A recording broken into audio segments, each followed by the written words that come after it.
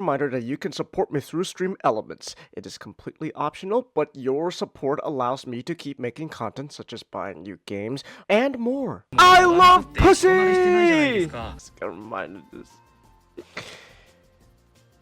Hot? What do you mean? You did not just say...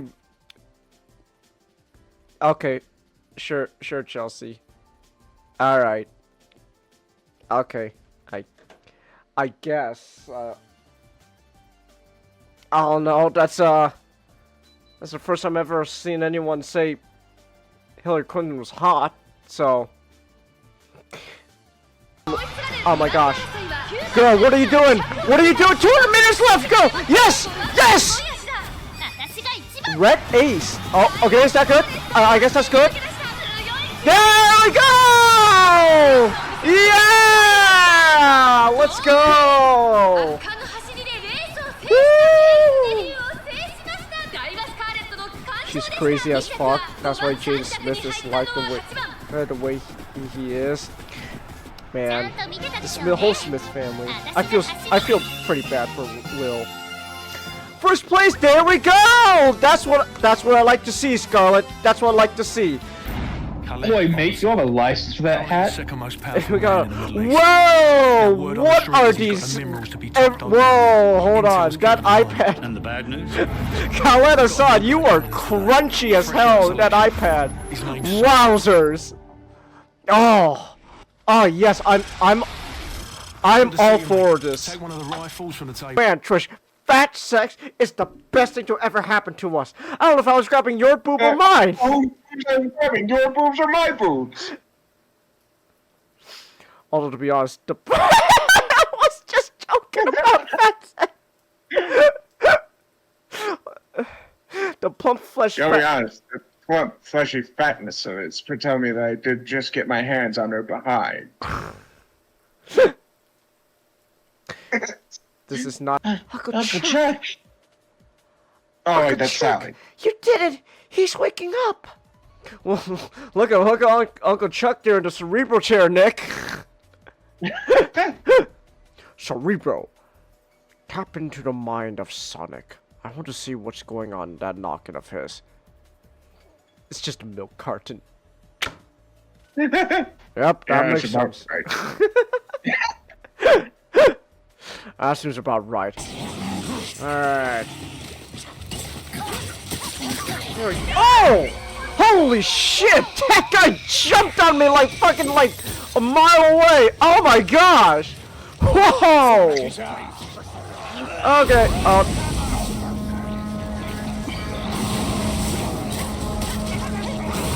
actually, will it let me leave? Seriously? Seriously? Oh. Okay. Yep, bye, Trish. Yep, bye, Trish. Yeah, you know what? Fuck this. Fuck everything. I'm not gonna come. No. I've had fucking enough. Alright.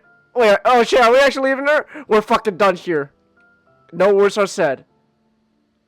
Is that it? Is that it? No words that day and not. Oh my gosh, that's just how it ends! that's great! That's just how it ends, Nick. It's just, nope, we're done. See ya. Alright, bye. Now, no worse that day and not the next. Oh, I can make this work. Hey, you want to see me reenact that time one of our kids fell off the building? That's Be advised, we have a confirmed nuclear threat. Confirmed nuclear threat. Teams are on site and attempting to disarm. I repeat, everyone hang on!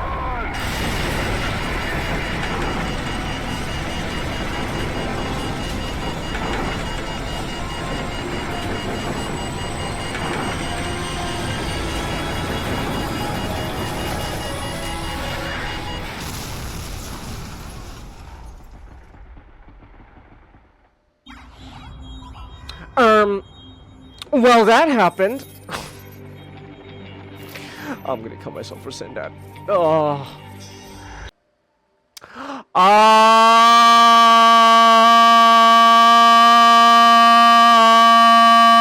Okay, never mind. I love this already. complete 180. Let's go. Let's go. Complete 180, Nick. Yeah. Gosh, I just don't understand my super distant cousin, Dad. Can't I just do the same thing to women but with guys? No. Come on. Hurry up! What I don't know! My God! Oh my gosh!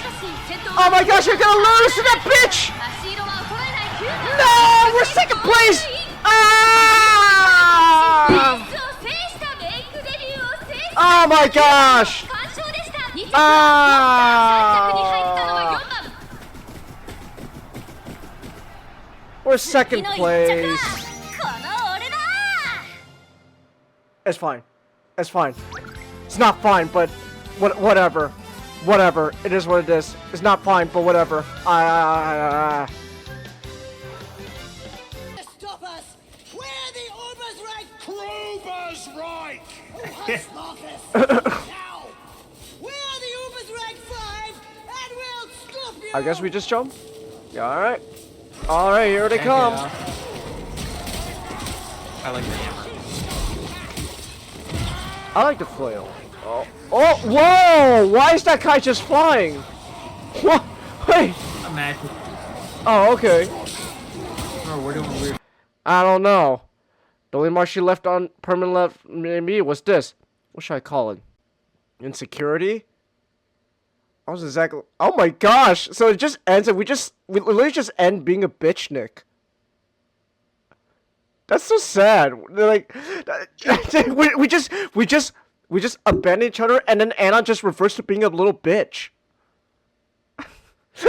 Oh man, I'm so insecure. I hate my life. Am I a bitch? I was actually the most open and social person to begin with, but after Trish was through with me, I couldn't really trust anyone again. I had this idea that every girl I met had some. Oh my gosh, we're an incel, Nick! Let's go! All right, disturbing content notice. Should I skip this mission? No, we're doing it. No. Because I said in the beginning, I feel this is actually legit integral to the entire game. Well, it's the most important aspect of the game. You know, it's like, Yeah. This is how the events get kicked off.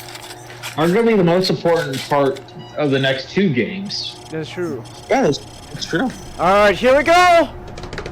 This is it, guys. This is it.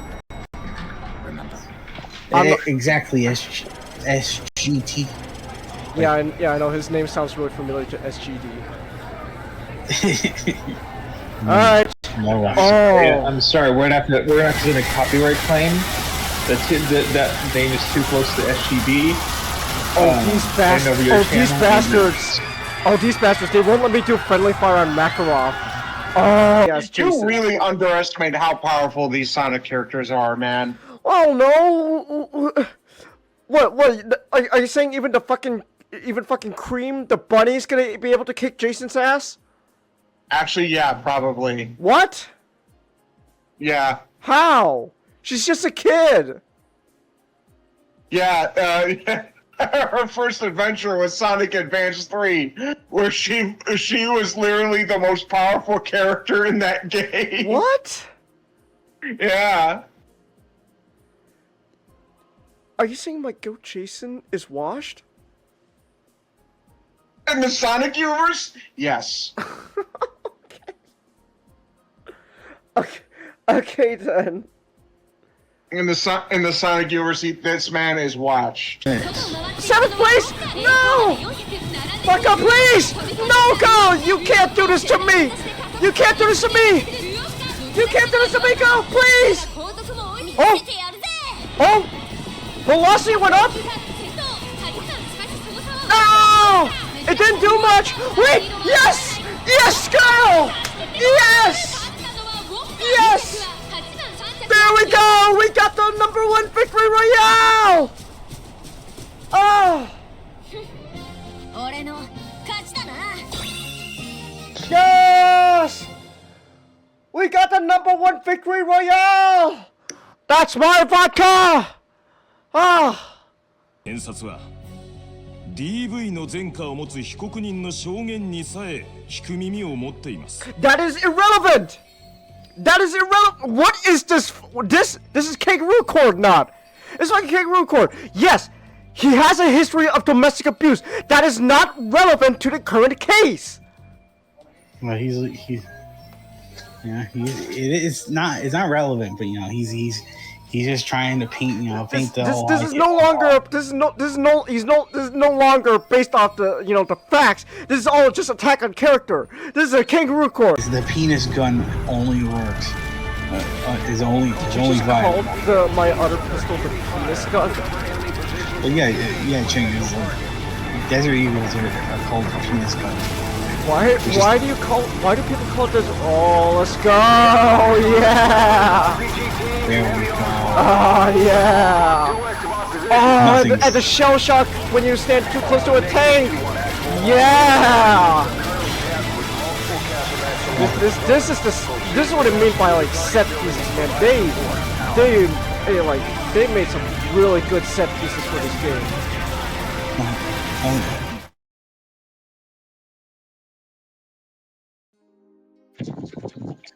Alright, here we go. I'm unmuted now. Like I said, kids are cool, chick. And I love mine. So, oh my goodness. I want to eventually play Metal Gear Rising, but I want to play Metal Gear Solid 4 first before. I really want to play Metal Gear Solid 4. So come on, Konami, Bandai, whoever's in charge, give me that new, Master Collection numero dos, so I can have Metal Gear Solid 4 officially, and I can play it. Cause I know it's a absolute pain in the ass to emulate. So I kind of would not want to deal with the pain in the ass emulation, and just play it officially. Just saying. Whoever's in charge, I'm assuming like it was like Konami or Bandai who released all the Master Collection. Metal Gear Solid Master Collection. Whoa, who was in charge of that? Konami. Come on, Konami. Come on, Konami. I want a new collection. Just saying. Either way, fucking Ray. Yeah, but I would still like an official way to play Metal Gear Solid 4. I still would like that. Alright. Anyways, let me check how we sound. And I have to say, from this is not personal experience talking NSA if you're listening, but MGS4 was a pain in the ass to emulate, and it was not successful. Alright, let me check how we sound. It was a pain in the ass to emulate, but there was no.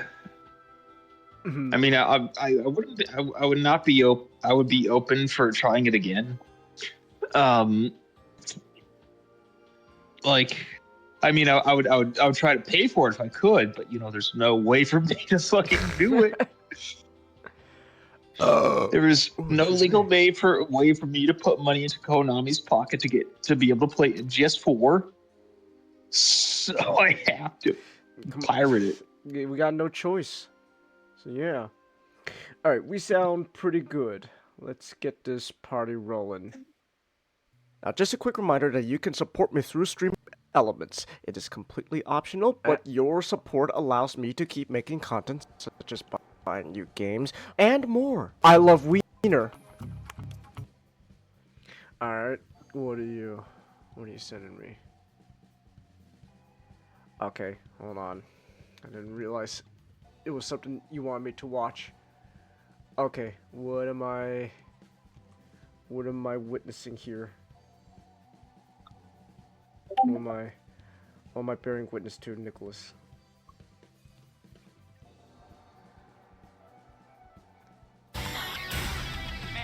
Okay, Transformers Devastation. Hold on. We got a Transformers Devastation video. You know what? I'll share with the class as well on stream. Might as well.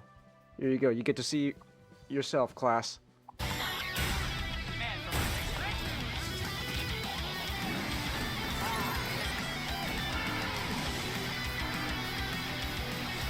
Hold on. Why is he beating up Wheeljack?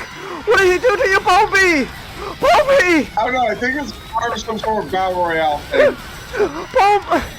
Bumblebee, wait, Bumblebee! Ah! Oh god! Oh, it hurts! Oh gosh! Oh my gosh! Please, B, stop! Oh my goodness! Oh, thank God! No! Oh my gosh! Please! I'm already dead! Please! Oh god! Come on! Say. Okay then. Oh my gosh, man! You just beating the shit out of him. What did Wheeljack do to you, Bumblebee? It's like, come on, Wheeljack. Say the words. Say I quit. Say it. I quit. I didn't hear you. What do you mean? Say the words. I quit. Say it. Wheeljack? Wheeljack? Uh-oh. Uh-oh. Oh my goodness. Alright. Hold on. Afraid Wheeljack has suffered permanent brain damage. Will Wheeljack be alright, Ratchet? He'll live. No. I was gonna say he'll live, but he'll be forever. No, what part of permanent brain damage did you not understand? Well, Nick, I was thinking, will he be okay? He'll live. He'll just be forever stuck in the chair. Wheeljack just rolls out of the Captain Pike chair. Just.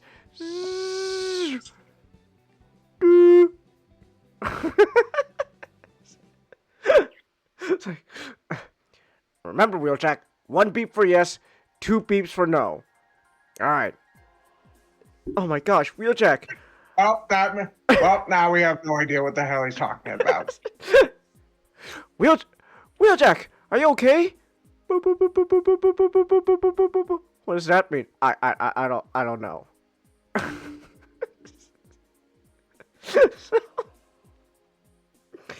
Oh my goodness.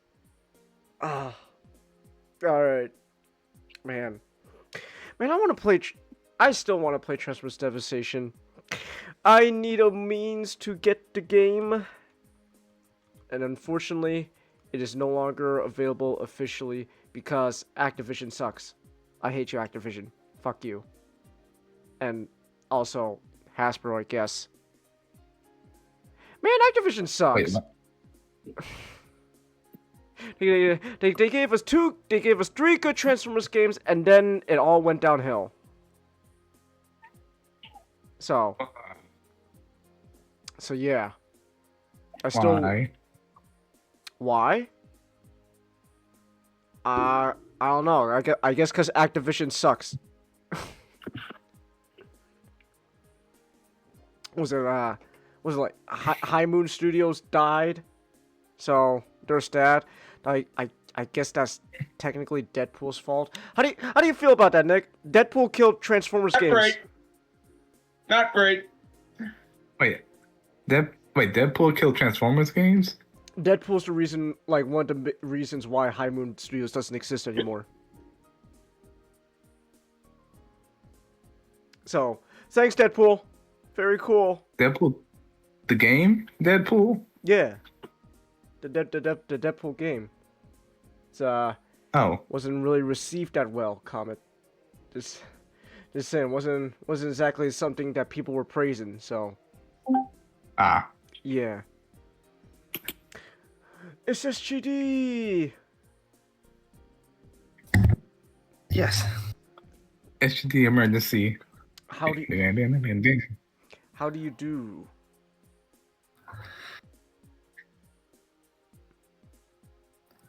Still sad about Kenji Watanabe's wife. Oh. What happened? I posted in Nihongo yesterday. She died of cancer a few days ago. No. Oh, that sucks. Damn. So Kenji talked about how a lot of the cancer was really bad, so she was getting in-home care. So a lot of the people caring for her were either from the Digimon generation or their kids liked Tamagotchi. So it made him glad he became a character designer. I see. Damn. That sucks. So he died 2 days before her birthday, so they got to hold a funeral on her birthday. I see. Yeah. Damn. But like Kenji Watanabe is like my favorite artist, and no one even comes close. And it's not because of Digimon stuff; it's because of everything he does, except for Tamagotchi. I like Tamagotchi, but like Tamagotchi is not really like where Kenji shines through. Oh, okay. Because Kenji likes to do really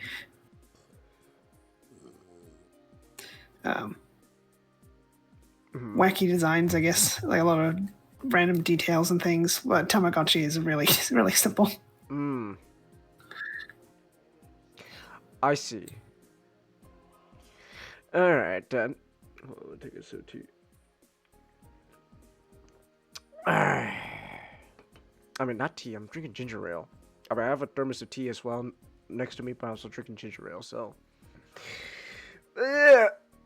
Oh my goodness. I am feeling really tired lately. I think it's because I've been dealing with some rash shit, and I don't know if it's like an allergic reaction or something.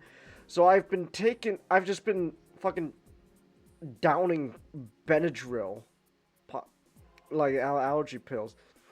I could like, which is probably not a good thing, but hey, you know what? The box on the box for the Benadryl says I can take maximum up to 6 in the span of 24 hours. Well, guess what?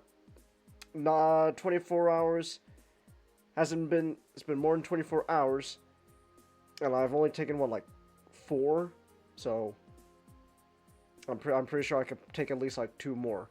So there's that. So yeah. So that's what I'm doing.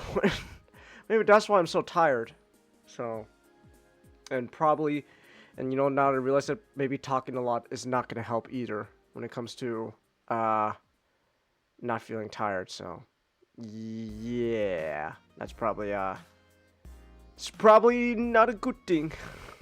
So oh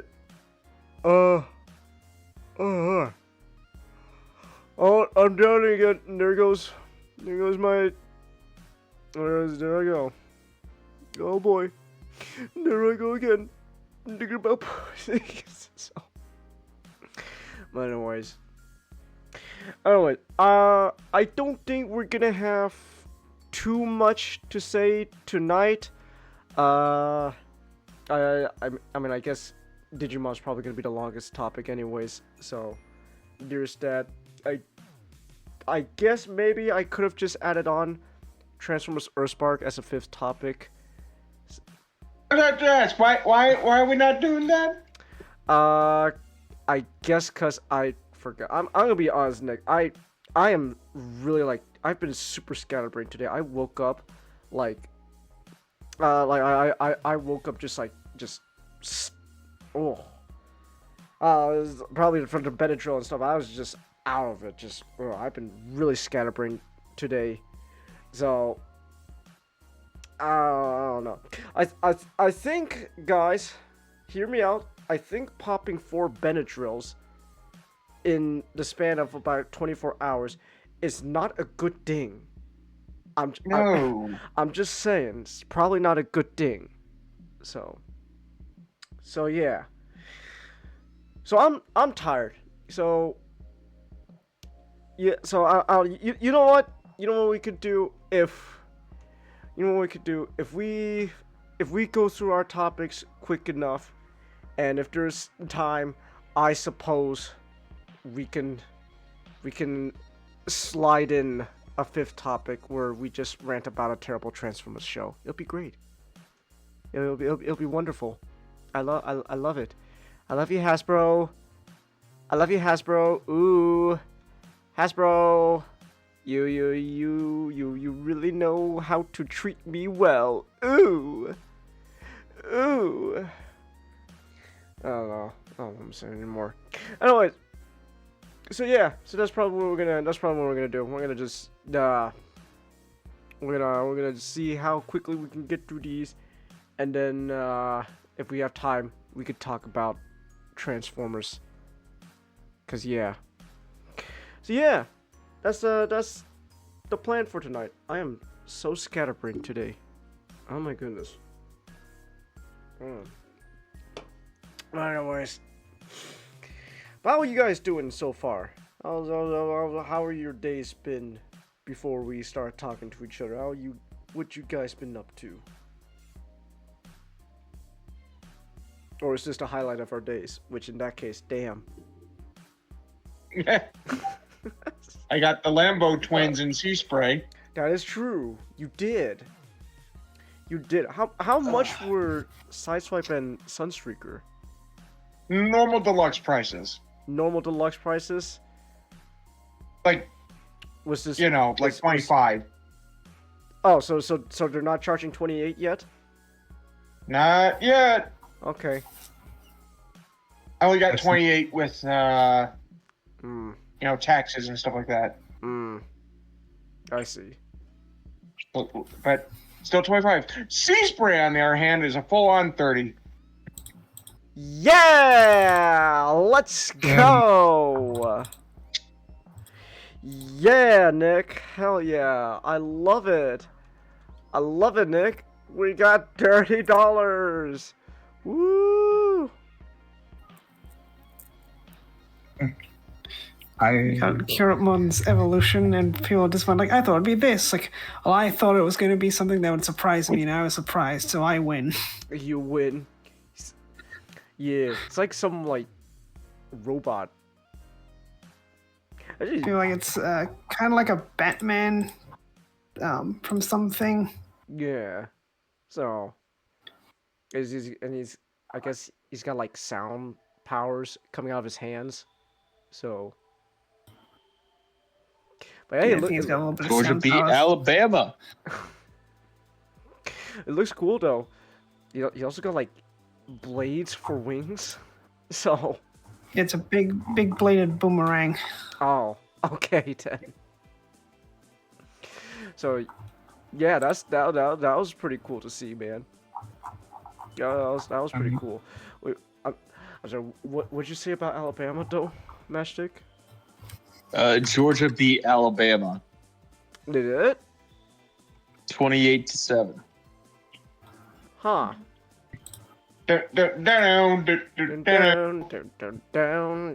College football. Oh, college football. I see. Yeah, Bulldogs versus 28-7. Ooh. Ooh, that's oh boy. That's man.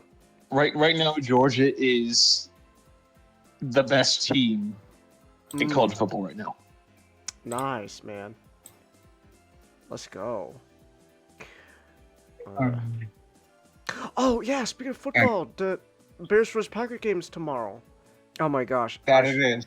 That it is. I can sleep in a bit though before I go see it, before I wake up to watch it. So there's that at least. Don't the Bears hate the Packers?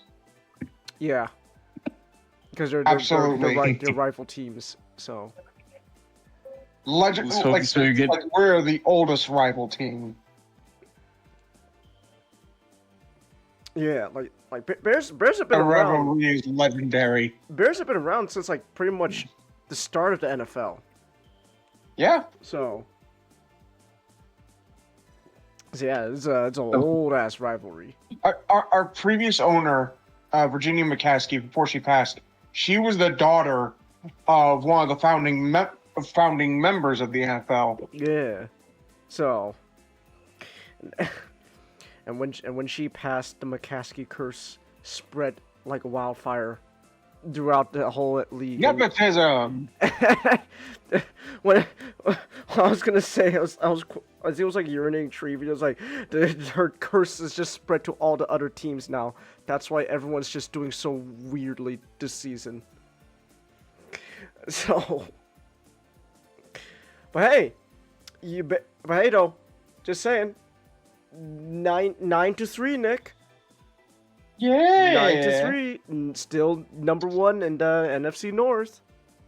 Yeah. Yeah. So nice. You can say something, comment? Yes, I saw the new Armada Sideways figure. Yeah. Yeah, I know about. Yeah, I know the new Armada Sideways figure.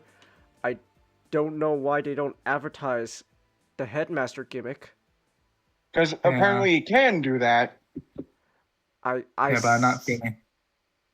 The only problem that I'm not feeling the feet of the legs. The feet? What about the feet? Yeah. I don't know. It seems kind of awkward looking. I mean, I guess. I mean, this is just pretty much sideways. Yeah. Oh, I don't know. I don't really mind the feet thing. It is what it is. I just hope. I just don't understand. If he can still do the Headmaster gimmick, why don't they advertise it? Cause like they showed that like oh my gosh, the Headmaster minicons can combine into like the little like rider dude for the motorcycle, but it's like they don't show them actually turning into the alternate heads for Sideways.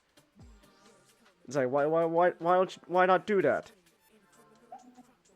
So I don't know. I also just realized, is he gonna have a faction switching gimmick? Because he's got he has because he got an Autobot symbol on his chest in the stock image. So I'm hoping. Yeah, it flips around. Okay, good. Okay, that's you see a Decepticon on logo in another one. Okay. Okay then. Yeah. But yeah, I just don't understand why they don't advertise like the one thing that everyone wants to get the figure for, that the Headmaster gimmick. Guys, it's like, yeah, like just show it already. People love it. People pay gangbusters for it. But I guess not. So. No. I kind of find it funny that the left one kind of reminds me of a gorilla. With. Well, that's how they kind of were with the original toys too. So. Yeah. I just noticed. Mm-hmm.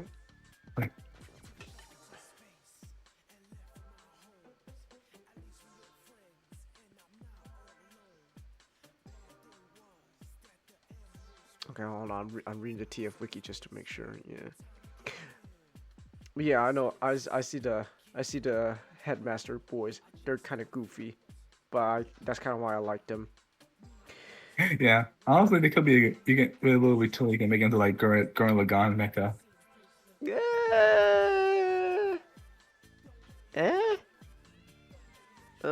Maybe. Maybe. I don't know. So. I don't know. I maybe they could do that. I don't know for certain. So. Yeah. But yeah, man. I don't know. I'm gonna be honest with how Transformers are at the moment and the price increase. I'm probably gonna prioritize getting the rest of the Beast Wars figures before any other figure. I need Quick Strike, and I need Quick Strike, and I need Big Convoy. I need those two to add to my Beast Wars collection.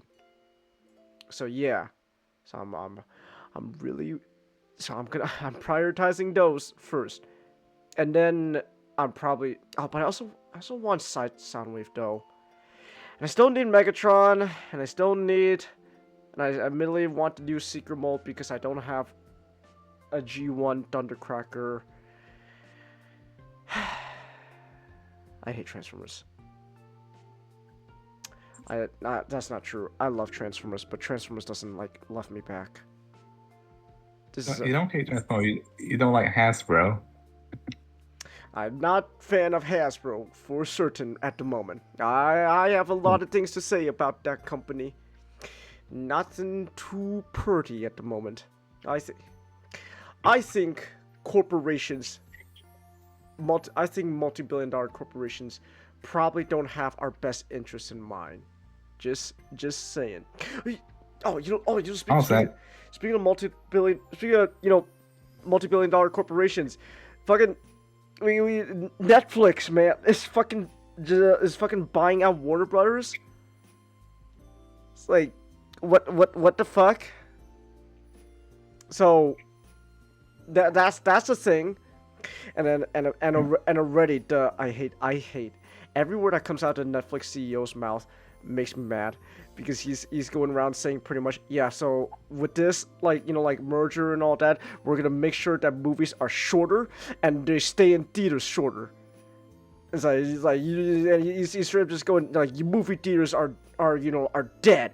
The future is now. It's like, I hate you. I hate you. The one good thing Netflix could do, they will not do, and that's free the Nemesis system. That's right. They own the Nemesis system now. They will if the deal goes through. What's the Nemesis system, Comet? It's like it's like I don't know the details more. It's like in the Shadow of Mordor games, you would have sort of enemies that are like your rival, and the game would adjust aspects of them depending on the player action. Oh. So like if you killed one in a certain way, the game would reflect that. Like they'd come back like, I'm not surprised, I'm not dead, and they'd have like a wound from like what method you killed them last time. So the games cannot cater an enemy character to fit the player's actions because they put a pattern on it. Which is really unfortunate. But it's one of those times like, wow, this sucks. But it's one of those times where patterns actually make sense because it is very unique and very iterative, and that's what is required for a pattern. Mm-hmm. Yeah. Okay. And it's locked away inside the vault. Speaking of corporation, I'm not a big fan of Bethesda at the moment. You're not a fan of what? Bethesda. What? Yeah. What hasn't Bethesda done to make people mad? What they do this time? I'm still mad about New Vegas. Okay. What about New Vegas? What happened? It was the 15th anniversary, and all they did was release a re-release and a box with an overpriced box set. I see. Thanks, Todd. Very, very cool, Todd. See, Comet, they didn't make New Vegas, so it means nothing to them. Also, New Vegas doesn't just work. Like, there's Bethesda jank, and then there's New Vegas. Like, it works. It's just all they had to do was remaster it. Heck, that's never gonna happen, Comet. Give it another 10 years. Oh, but yeah, just pull Oblivion, remake it. Then Shadow announce it, and everybody will buy it like gangbusters. Shadow announce it? Sorry, Shadow Drop. Shadow Drop. That's terrible. No. Alright. You don't want to Shadow Drop things. Bethesda wants to do more Shadow Drops. Oh my gosh, I hate that. But like the Elder Scrolls Oblivion's remake was a engine on top of another engine, so it's just a fancy remaster. So really, they could afford to Shadow Drop it because like they don't need to make that much money. Thanks, Bethesda. Very, very cool. Like that game was just shy of 20 years old, so it's like give it a few more years and maybe New Vegas will get something. Maybe.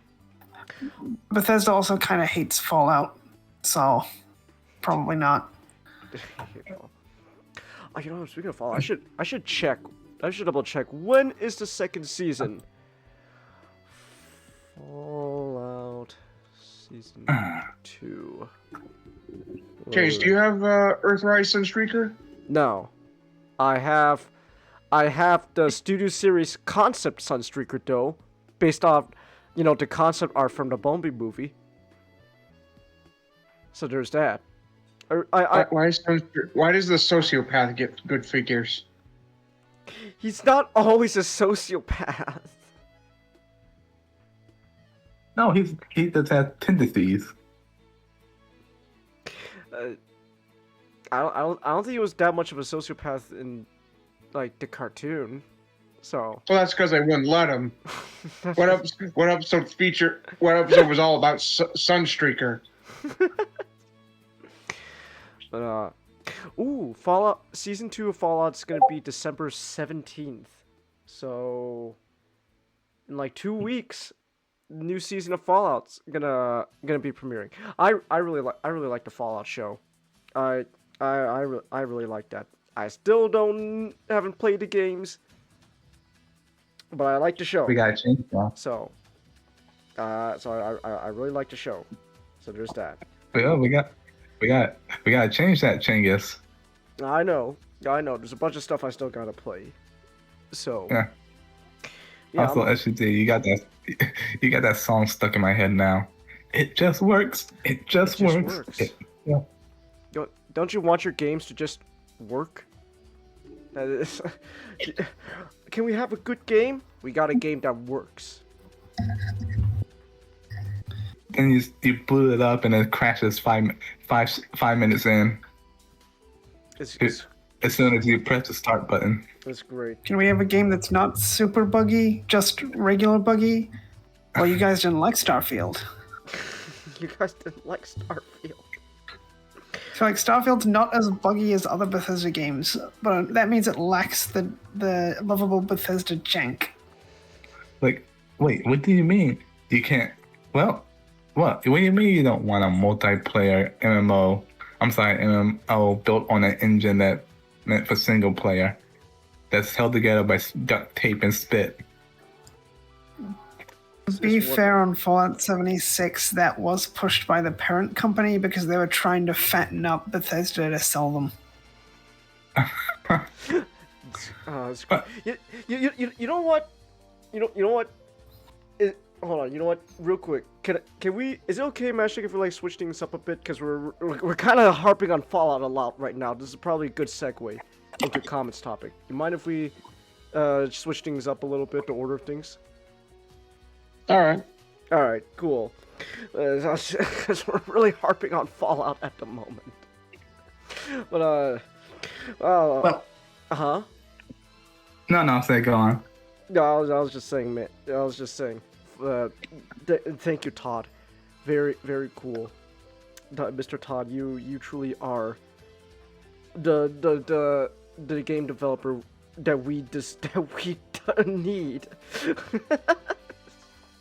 So, but not the one that we deserve, or something like that. I don't know. It's been a while since I've seen The Dark Knight. Yeah.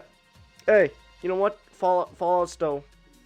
Either way, though, people still like Fallout. I like the show. I can't wait for season 2 to drop in like 2 weeks. So, yeah. So you know what? Speaking of Fallout, then, since we're switching this up, why don't we talk about your topic, Comet? Because apparently, people are so big into Fallout that they make fan films. What's the deal with this Operation Sunburst? What's going on here? Well, a little background for it. Operation Sunburst is set. Well, it was mentioned in New Vegas. Okay. Yeah, with Helios 1, which is a solar power plant in the region. That if you control that, in the wasteland, if you control that, you pretty much control getting leverage over the region because anything that produces electricity is pretty rare. Yeah. So. Yeah. I see. So Operation Sunburst this film is a prequel to New Vegas set during the NCR, New California Republic, and the Brotherhood of Steel War. Okay. Now, just for my benefit, explain those two terms to me like a complete buffoon. Who are the Brotherhood of Steel and who is the NCR? The New California Republic is they're trying to bring back democracy to the land. Oh, based on the old world government. Based on the old world government. I see. And started in Fallout. They started in Shady Sands in California, and they started spreading from the town of Shady Sands in California. Over the years, they started spreading. So they want to bring. So they want to bring back the old world order to America. Is that what's going on? Yes. Manifest destiny, baby. Well, hey man, on paper that sounds pretty good. So what's the catch? They're a little bit forceful. Forceful? I see. It's like they're willing to do it diplomatically, but they'll get it what they want. They'll get it eventually. I see. What about the Brotherhood of Steel? What's their deal? We must preserve technology, because technology destroyed the world, so we must lock it away. Oh, I see. Because the thing is, humans are stupid. They made a lot of mistakes, and humanity should never be allowed to make those same mistakes again. I see. By force. By force. I was gonna put a little humorous spin on it and say that all you outsiders are savages that can't even handle a last pistol. Oh, we're savages, huh? I see. And the Brotherhood of Steel has definitely been flanderized by Bethesda since they acquired the franchise. Yeah. Okay. And they must be in everything for some reason. I see. Alright then. So... Yeah. Which... Yeah, so that's Operation Sunburst is the initial operation where the NCR tried to capture the Helios 1 power plant from the Brotherhood of Steel. And what I like about this film, it just shows the both sides take it as competent and take advantage of their edge. The Brotherhood still has power armor, energy weapons, and more advanced technology. But the NCR has manpower. Manpower. Ooh. All right. And now that technology is not the most advanced, they have good old ballistics. Ballistics. I see. So, and oh, go ahead. Yeah. And I'm sorry. This I forgot this production is made by a YouTuber called Sodaz, Sodaz. Okay. Who also did some Halo fan animations, and he used to do 40K, but in GW, but then the fans got on him. They thought he sold out the GW. Oh, what? During that when the GW was on the cease and desist kick, when kind of fan projects. Huh. When they're trying to push Fallout Plus, 40. Anyway, Warhammer Plus. Okay. Yeah, man. Which in truth is more like you either bend it. It is, and when actually it's more like Bethesda was like you either bend the knee or we shut you down. Okay. So yeah, it was unfair. So he just stopped doing 40K and just focused on his Fallout. Fallout. Yeah. Okay. Now, does now like just like technically like what how does he make this stuff? Like, is this like a Blender animation? Does he use like? Yes. Okay. Yeah, he used existing models because I recognize a lot of the stuff from mods. Like the NCR Ranger model is from a mod with some modifications. Okay. I think. Wait, so like he uses he uses like in-game models? Yeah. Okay. Yeah. One thing. Yeah, so I like how throughout the film they use different tactics to keep wearing. Yeah, the bird start out strong, but they keep getting worn down because they start use human wave tactics, but not in like send everybody in all at once. What they do is they send a scouting wave. Hold on. There's wait a minute. Hold on. There's a great Futurama quote. Oh my gosh, what was it again? The kill limit. The robots had a kill limit. Exactly. Yes. They had to kill them. So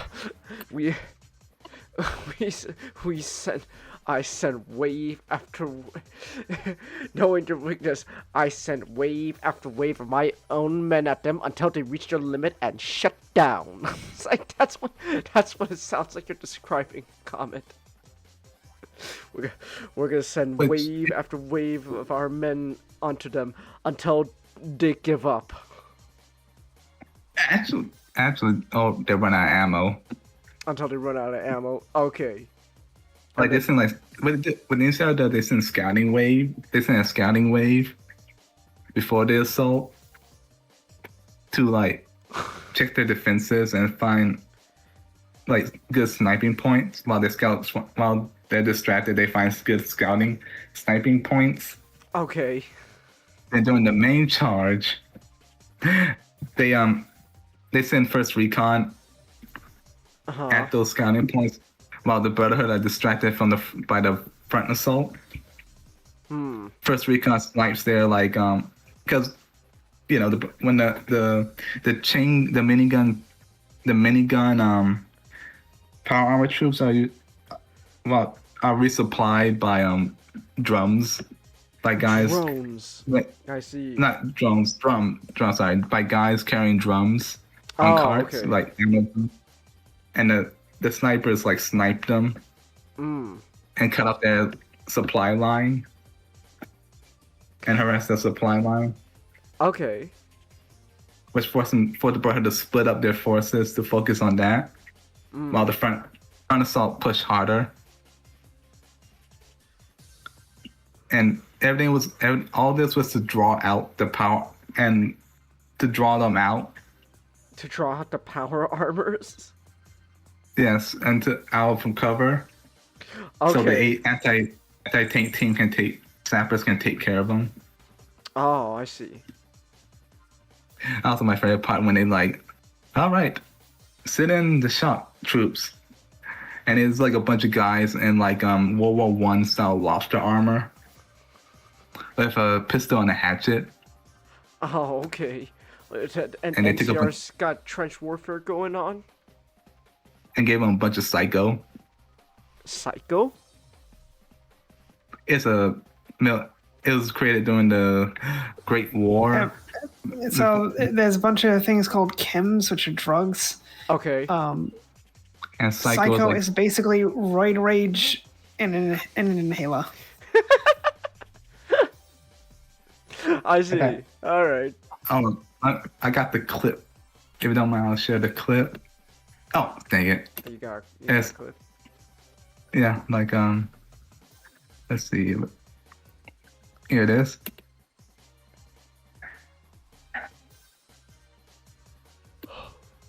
Yeah, it's my favorite scene from the movie. This is the work in progress clip. So it's not the final product. He just recently finished and put everything together. But this is like his one is. All right. They got flamethrowers. Oh my gosh.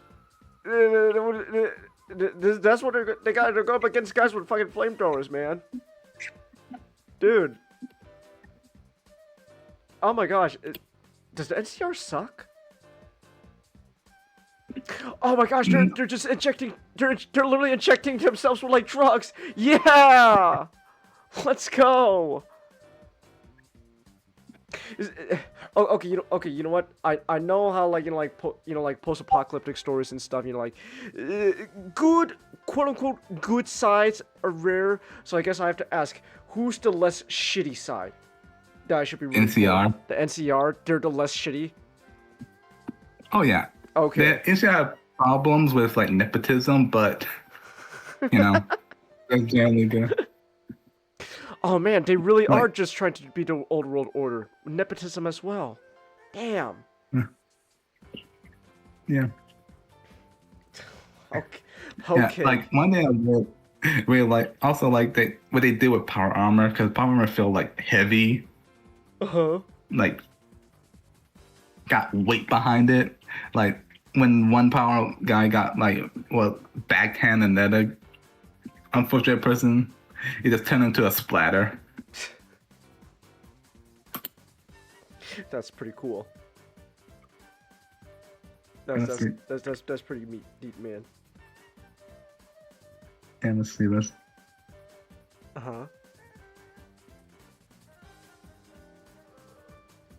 Oh, that's right. And then, also, like I said, this was made with love because he incorporated all the lore and equipment from the Fallout series. Okay. And studied tactics and actually made a really good film.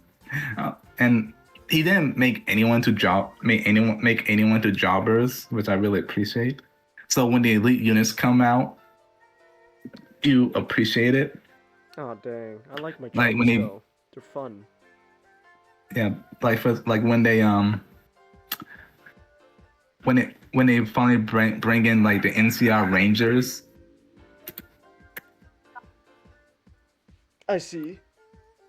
And the anti-material rifles, it really turned the tide. Anti-material rifles. That sounds amazing. What a great name for a weapon. Anti-material rifles. Well, does this just like disintegrate you if you get hit by it? Yeah, and the NCR Rangers are like aura farming in this. Anti-material rifles, I think, are supposed to be against like armor, like takes and stuff like that. Ah, okay. Yeah. I see. Oh, you got another. Let me double check that. You got another clip for me. Yeah, they're like generally it's like a massive sniper rifle, like massive 40 sniper rifle. Actually, that's more than a 50 cal. That's like 100. That's like 100 cal going on there. Oh my goodness! Damn, they got the whole. I see. Yeah, that's anti-material, right? Oh my gosh. Okay then. Man. God, wow. So I guess this wouldn't technically count much as like a spoiler because like this is like an event that happens like in the lore of like the games. Who wins this battle? The NCR. The NCR with heavy losses. So they really did just do the Zap Brannigan strategy and won that way. That's amazing. Now, when they enter the facility, the Brotherhood activated to cover their retreat. A squad that's left behind. It's fallen to the left behind, and when they about to go down, they activate the security system. Okay. And lock the inner facilities down. Oh, so they won the power plant, but they don't have access to it. Yes, and anyone in the inner that's got the assault team that entered the inner facility got trapped in and had to fight the security system. What's the security system? Assumably, everything's locked down. Sentries are sent out. Mr. Gutsy drone robots. That's pretty much the robots descending upon them. Oh, okay. Drone warfare. Let's go. And the reason. Now, what's funny, this also connected to the DLC, New Vegas DLC, Dead Money. Okay. Because this is how the elder at of this chapter, because Brotherhood's there's chapters of Brotherhood, different Brotherhoods deal with their own philosophy and such. Oh, their own take on the Codex. And this chapter is led by Elder Elijah. Now the reason why he came to this, Now the reason why he came to this planet is because he's trying to find the Sierra Madre. Okay. And you're gonna have to explain that to me, Comet, because I don't know what Sierra Madre is. It's part of the Dead Money DLC in New Vegas. It's pretty much a ghost hotel. A ghost hotel. It's like it's not a ghost resort, like a ghost town. It's Okay. Fallout shenanigans. Oh, okay. Technology going wrong. It was essentially the owner made a deal with Big Mountain because he's this shady company called Big Mountain. There's actually called Big Mountain. That's amazing.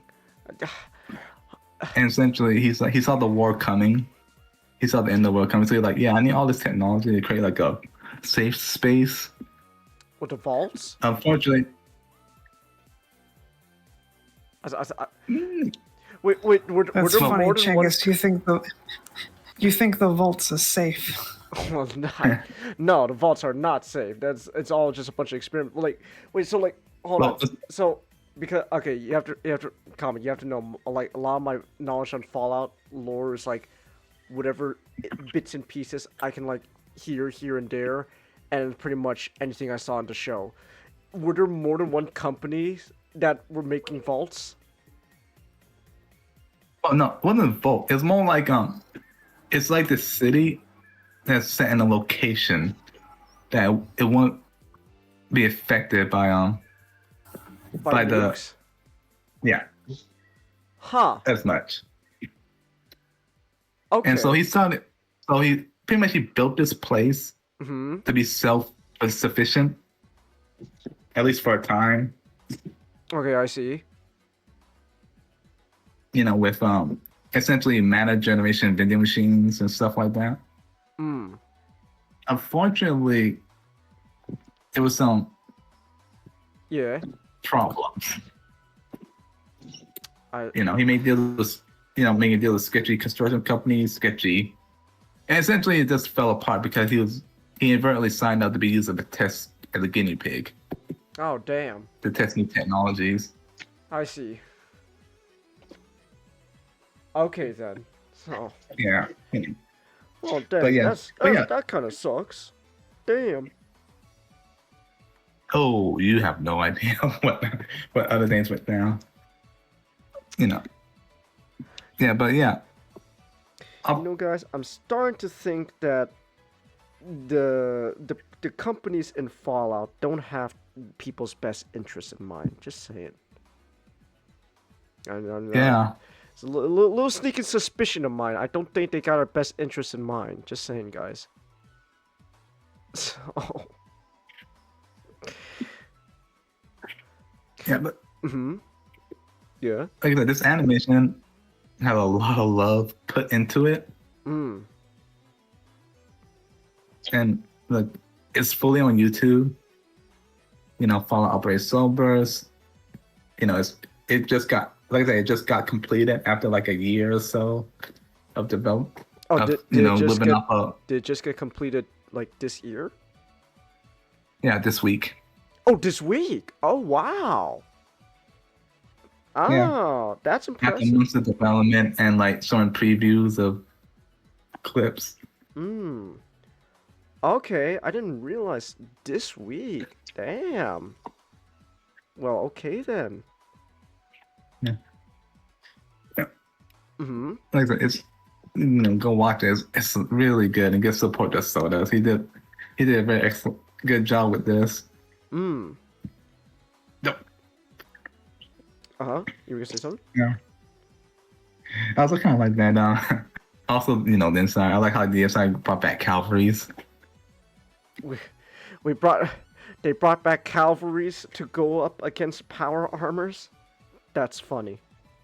Mutant horses. Well, their final assault. Mutant horses, of course.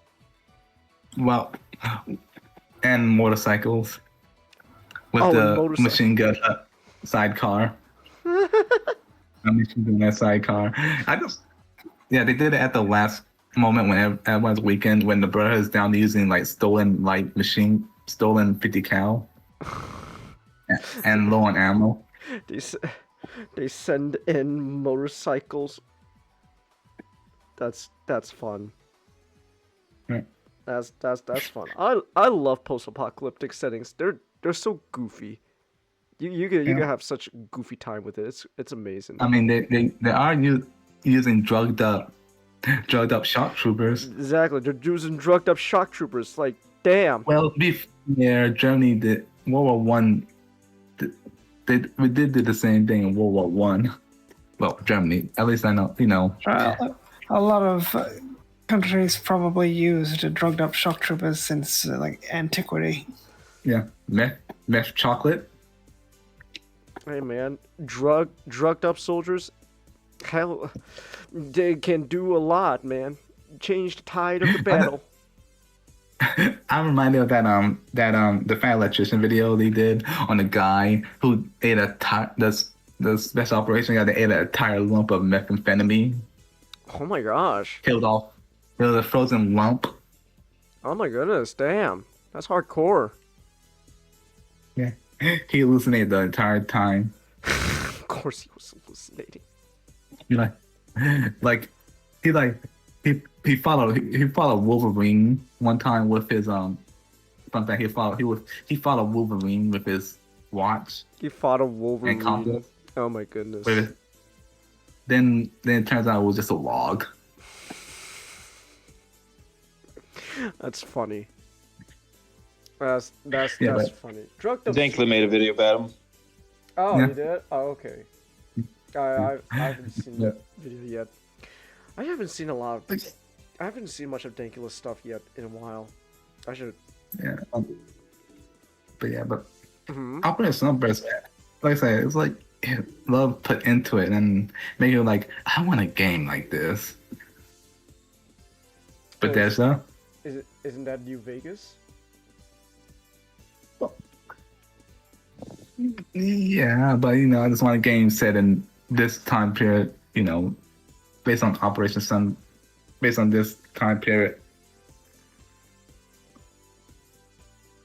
But wouldn't that be New Vegas though? Or am I on my mic? Or am I stupid? I'm probably stupid. You know what? Never ignore me, Kyle. I'm stupid. Oh, more like the large scale battle that's Oh. Sunburst. Oh, okay. You want like a large scale battle? I mean, but isn't the whole point of Fallout though? Like, it's more just like the individual player's journey through the wastelands. Yeah. But there's some, a couple of times they deviate it, like with Fallout Tactics and the game that was the fever dream that we're never going to mention. Oh, I see. Okay. Brotherhood of Steel. That's what it's called. Fallout Brotherhood of Steel. It's like, oof, that game. But anyway. That game is terrible. Yeah, very terrible. Oh no. Oh, that's actually here. Okay then.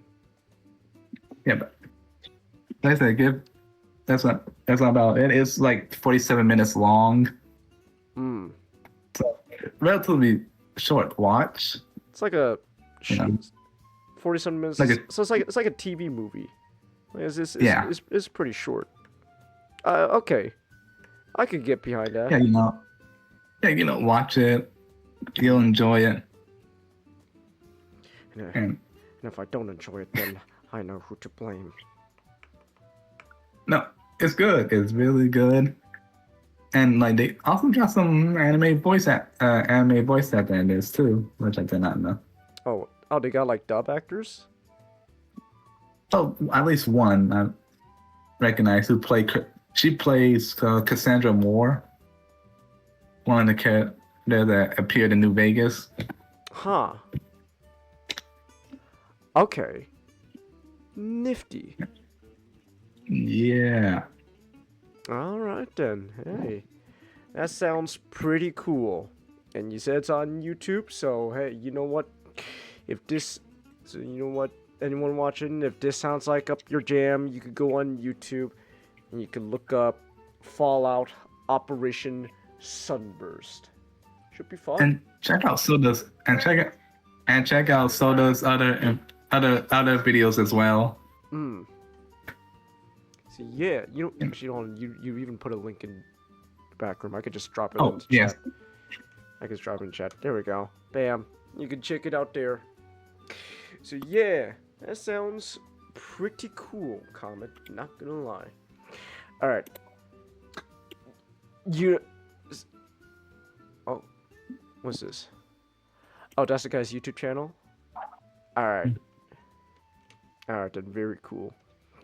All right. You know what else is cool? Having to use the restroom.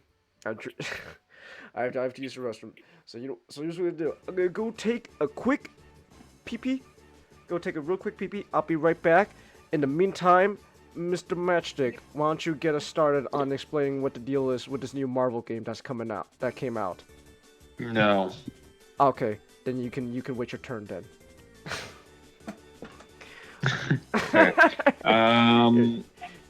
Here, you get started talking about Cosmic Invasion. I'll be right back. Well, just explain real quick. What's it all about? What are we dealing with? So, Marvel Cosmic Invasion is a beat 'em up, and a throwback to older games. I think there's an X-Men beat 'em up, Avengers beat 'em up, all that stuff from the '90s, like Battletoads. And it's putting several modern Marvel characters, specifically with the storyline from what it was called, Invasion? No, Invasion. Annihilation, I think it's called Annihilation, from sometime in the 2000s. Well, it was right around that era, like Civil War, Secret Invasion, Dark Reign, that era. It was sort of like the big story arc for the cosmic Marvel characters in that area. But it's a nihilist going in, being a dick. So the superheroes have to team up to save him. And you get to play 15 playable characters, which is Captain America, Iron Man, She-Hulk, Spider-Man, Wolverine, Storm, Phoenix. Let's see here. Rocket Raccoon, Nova, Silver Surfer, Phyla-Vell, Venom. Phyla-Vell is Quasar. Venom.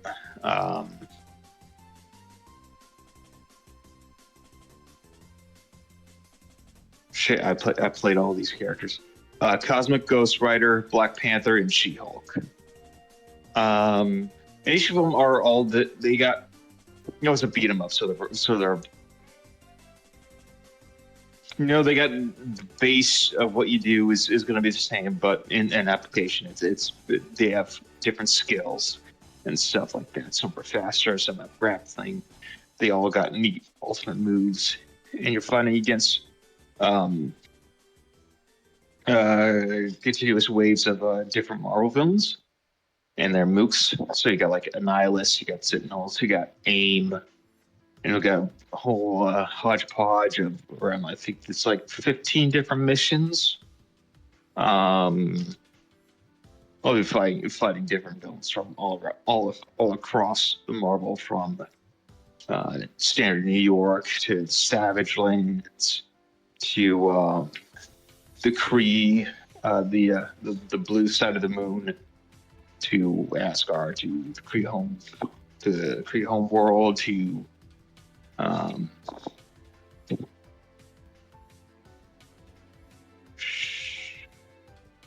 I'll Genosa, and it is very fun. This is not my first foray into beat 'em ups. That would have been the we did some stuff with Ninjato a while back with the Capcom beat 'em ups, but this sort of one. This is my second one, and it is very fun once you get into it. It's very short. It's $30. It's very good. And it's interesting as a first time because I kind of get the experience. I kind of get the idea that it's short and sweet. $30. You get about a few hours of gameplay, and you just go about your day, which is kind of what I'm planning on doing until we get the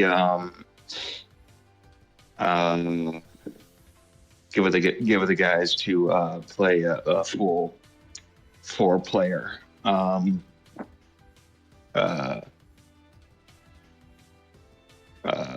playthrough.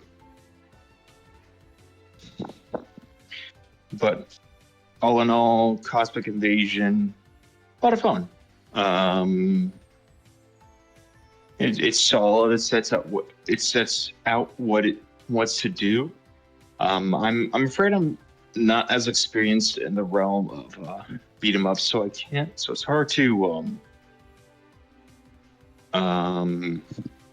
get a frame of reference to make judgment calls on this game. Though from what I played, I do like. I'm back. Why we get us all silent all of a sudden? What's going on? Hello?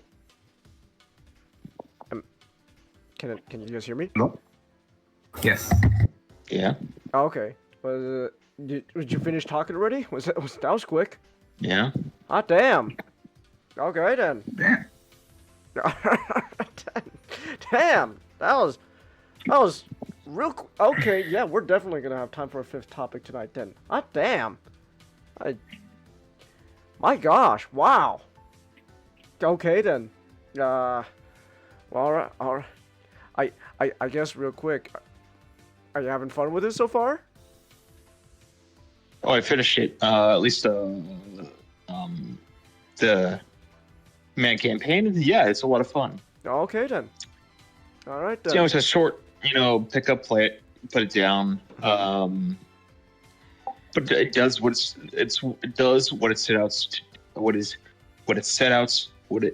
sets out to do very well. What it sets out to do. All right. Well, you know what?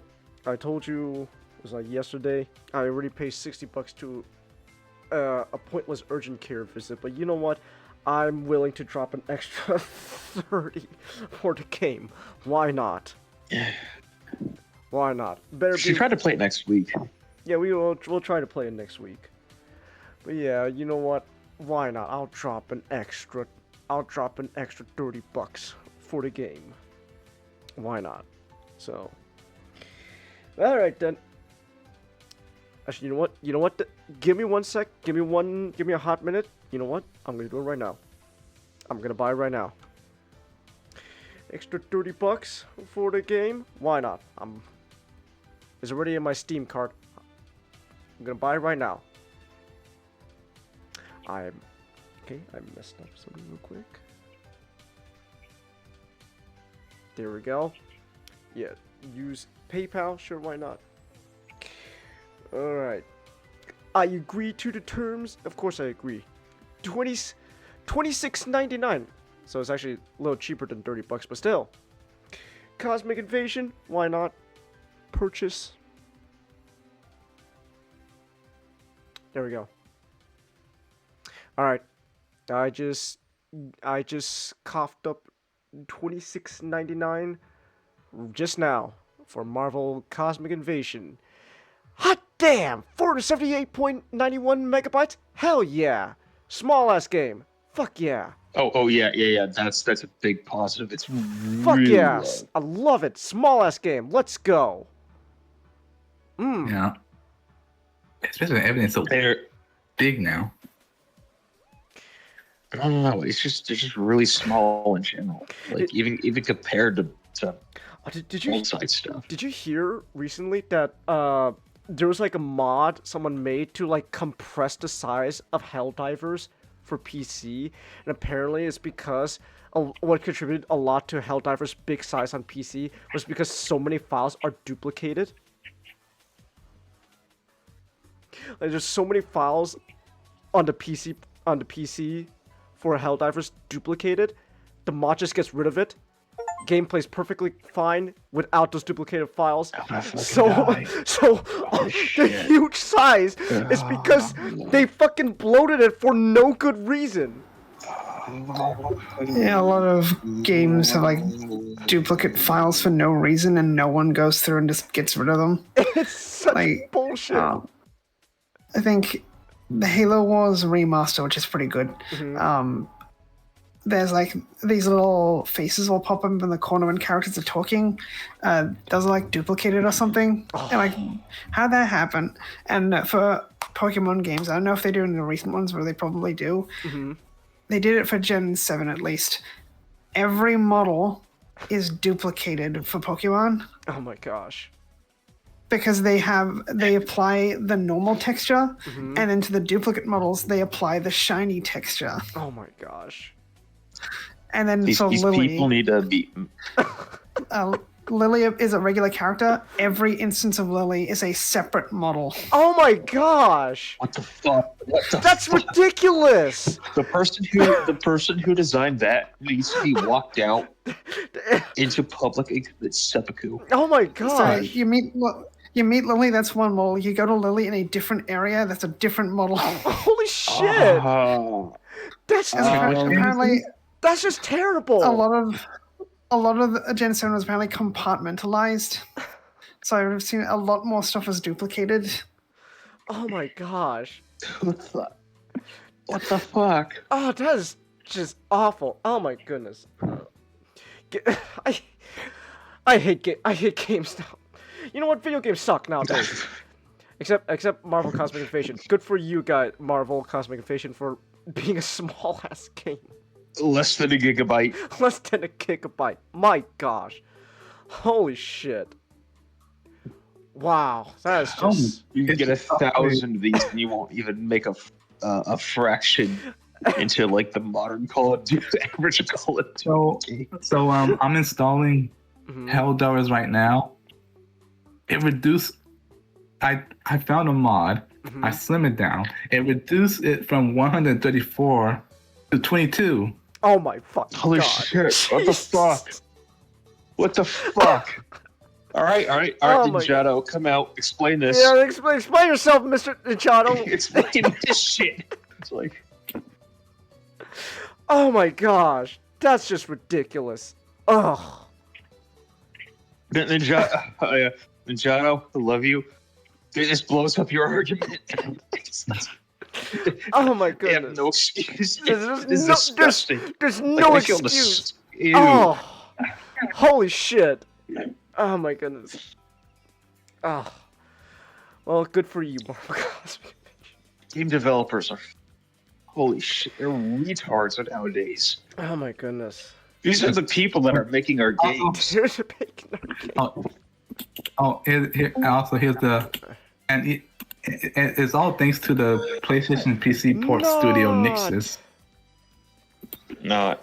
How do Here you it is. know not? Not. Did you hear about the people who made a mod for Helldivers that like reduced the size of the game to like 22 something gigabytes? Because majority of it was just duplicated files.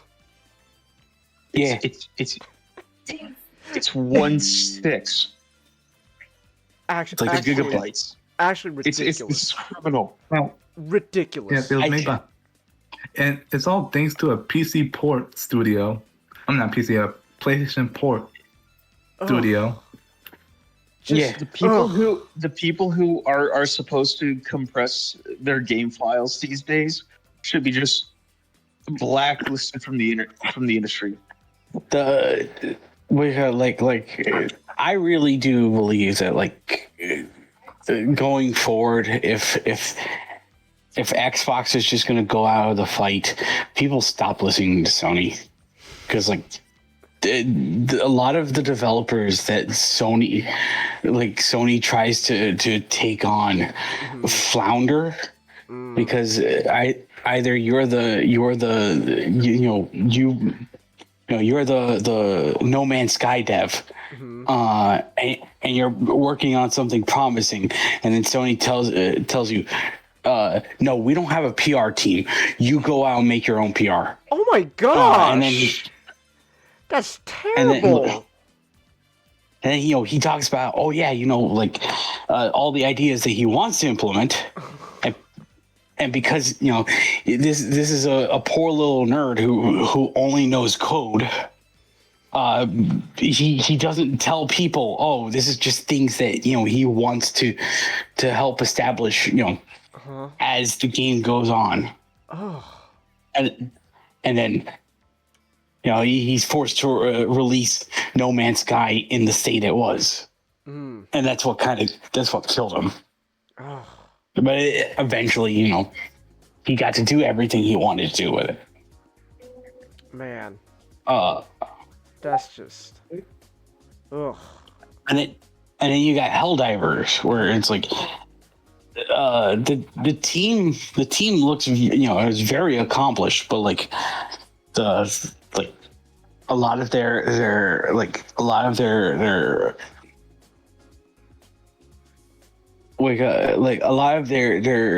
game balancing gets thrown out the window because Sony wants them to focus on esports on time, and they're too focused on the complaints of players who want to make a meta.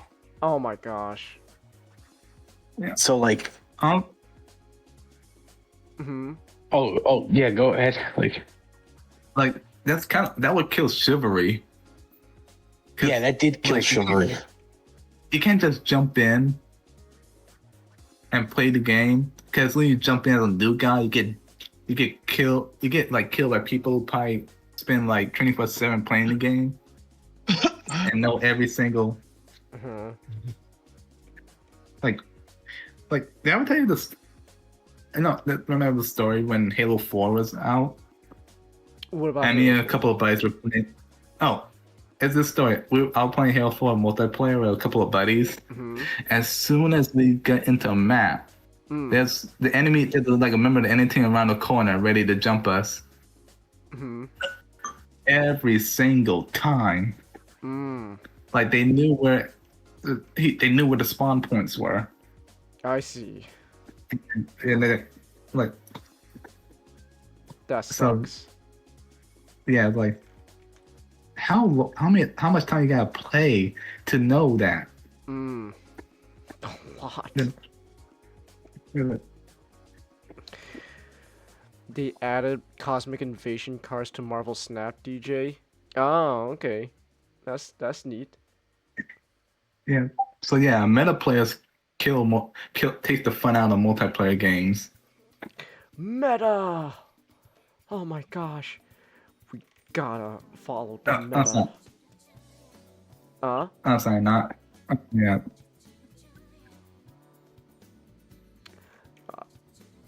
Because Helldivers is just a case of it's just one of those cases of just hey, the reason games just feel like 100 gigabytes is because they're being made for consoles first. Been to compile and compile and compress their files for PC. Because Rockstar said themselves the reason Red Dead Redemption 2 was 100 gigs was because was because 2K didn't give them the chance to Compress things. compress things because they already spent their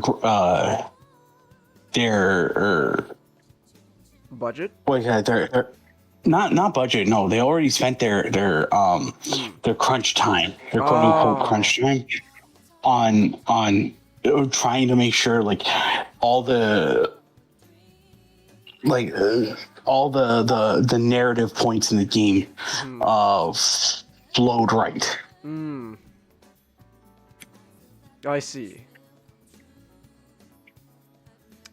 Damn. Thank you, corporations. Very cool. I love. You know. I'm starting to sense a trend tonight. Not. I think these multi-billion-dollar corporations don't have our best interests in mind. It's just saying. I could be wrong though. You know. Hey, maybe I could be wrong. Who knows? Yeah, you know, I heard rumors about Apple. I heard that they're making their own like secret underground vault. There's devoted to making the. You're gonna get the app. You're gonna get the Mac vault. Yes, the Mac vault, and it devoted to developing an Apple product that can read the terms and conditions of their contracts. You have to read the terms and conditions. No, you didn't read. You didn't read. Damn it! Why won't it read? Maybe it's hungry. Should I eat the cuttlefish? Here. Or should I eat the vanilla pastille? Cuttlefish and asparagus. Okay. Cuttlefish and asparagus it is. Eat the cuttlefish. Oh, cuttlefish, not to sitting around. Oh no, it's going to be a doozy. Hold on, Kyle. I believe in you. Hold on, Kyle. I believe in you.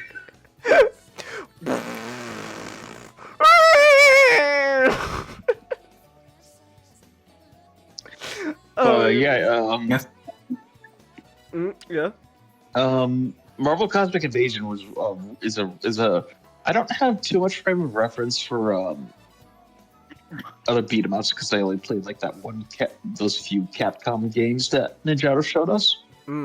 But this is a lot of fun. Yeah. It seems like there's a lot of characters to play as compared to other games. There's a lot of variety in levels and enemies. Yeah, it's good. Yeah. Nice. Oh, you from the demo I've played, I do own the game. You know, I've did purchase it when it purchased it when I did when I got paid on Tuesday. From what little I played with the demo with you guys, I did really enjoy it. You know, it's very much is aiming for that, Capcom, like beat 'em up, like in the same vein as like the Punisher game. I will say, like, if they are willing to kind of like expand the game, they are going to do DLCs. Yeah, I figured. All right. You know, this is a game that would benefit a lot from an expanded roster. Because you know, a lot of the characters it has right now in the starter are very promising. And I'm not gonna go say, oh, you know, there's a bunch of C-listers. Who's this Iron Man? Like anyone's gonna know who Iron Man is. Mm. I mean, it has a few C-listers like Phyla-Vell. Yeah. Mm. Phyla-Vell,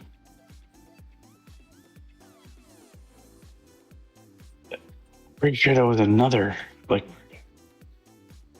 Cosmic Ghost Rider to some extent. yeah. But it'd just be nice to have you know, the Punisher or the like, what do you say? Gambit is in the game, right? No.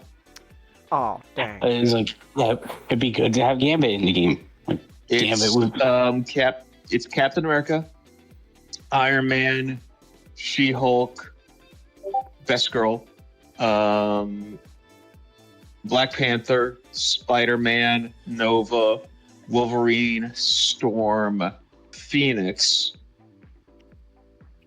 Rocket Raccoon, Venom, Phyla-Vell. She should have been called Quasar. Silver Surfer.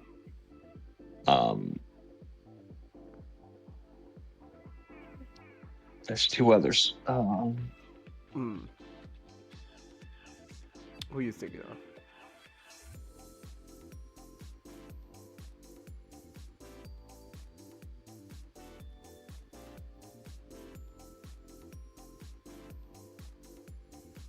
I'm gonna have to look it up.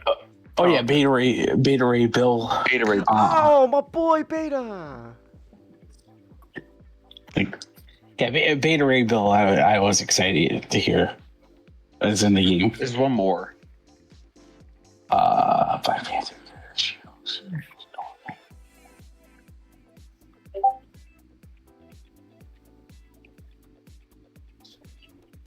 I think that was it. Like, unless you didn't mention the Cosmic Ghost Rider. Cosmic Ghost Rider, hell yeah. Let's go. All right, man.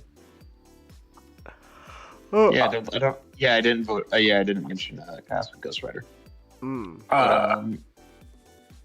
Yeah, the guys who did this also did Shredder's Revenge, yay! which is probably another game we should play at this point.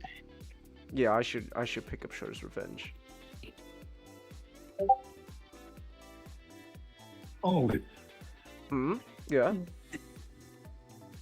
Oh no, I'm just saying it's downloading much faster. It's a small ass game, man. Of course it's gonna download faster, because we don't have to worry about fucking like hundreds of gigabytes of duplicated files to download, man. No, usually in the past, I'm just usually taking like all night to download. I usually just go to bed and let it download, but then my computer shuts off. It's I mean, when it's like not just like go to sleep mode, interrupting the download, and I gotta download all over again. Man. Hell yeah, let's go. Let's go. Bring back smaller games. Hell yeah. Bring back. Bring back compression. Bring back. Yeah, compression. we need to introduce WinRAR to the game. To the gaming industry. Exactly. We got to show them the beauties of WinRAR. But it's like, but hold up. Wait a minute. But this WinRAR thing is telling me I have to pay them something. No, you don't. Don't worry about it, buddy. Don't do it. Don't you do it! Game developer, don't you do it! But yeah. Wait. Huh? Does anything ever happen if you don't pay for it? No.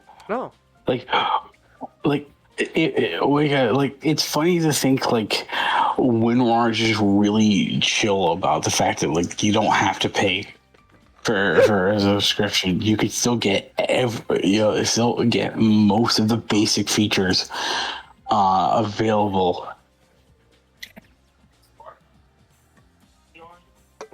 It's wonderful. I love you, Winrar. I don't know. What just a cover for the FBI? Every time you don't pay for it, they just take a little bit of the information. that's the price you pay instead of money to just take away your information. What? That's a terrible trade-off. Deal one comment. They already have so much information about us. What else is there to give them? What else do we even have to give them at this point? They know everything about us. Say, everyone say hi to your TSA agent right now. Just look at your cameras and just wave hi to them. Hi, TSA agent. How you guys doing? How you doing? No, You suck. no. I was making a joke like they just see what your kind of files you're opening using WinWar. Oh my god. Huh, what the fuck? Like, just some TSA agents like in a cubicle. Just what the fuck? His coworker's like, what's going on? This guy has so much porn. No. Is that TSA agent from South Park? I don't think I know that episode. I love that the Transportation Security Association is checking my computer for some reason. Exactly. I don't know. It's the government, man. Everyone's spying on us. You mean the NSA? The NSA. Thank you, NSA. Very, very cool. Saldus was right. Saldus was right. Well, you know what? You know what? If the government's gonna spy on me, they can at least watch me go through a very, I don't want to say bad show. Look, all right. Let's get. Hold on. What? Here's what? This is the guy I'm talking about. I guess. Okay, I don't think I watched that episode.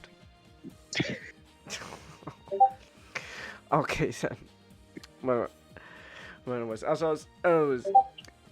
we can now talk about a show, a web show. All right, we're gonna be moving on now. I don't want to say this was necessarily bad, but like, I think, I don't know. Am I just too old? That's all right. No. Well, I don't know what the kids are into anyways. So this was this topic was a long time coming. I was paid, was it actually not $15, $20 about a month ago. So sorry about that. I did write down though the nice chatter who did pay the $20 to us. Whale Ping 7. That was their name. That was their username on Twitch. Whale Ping 7 requested that they paid review request that I would watch the web series Battle for Dream Island, specifically the 5th season, The Power of Two. Which wasn't even finished yet. Or maybe it is. I don't know. I don't know.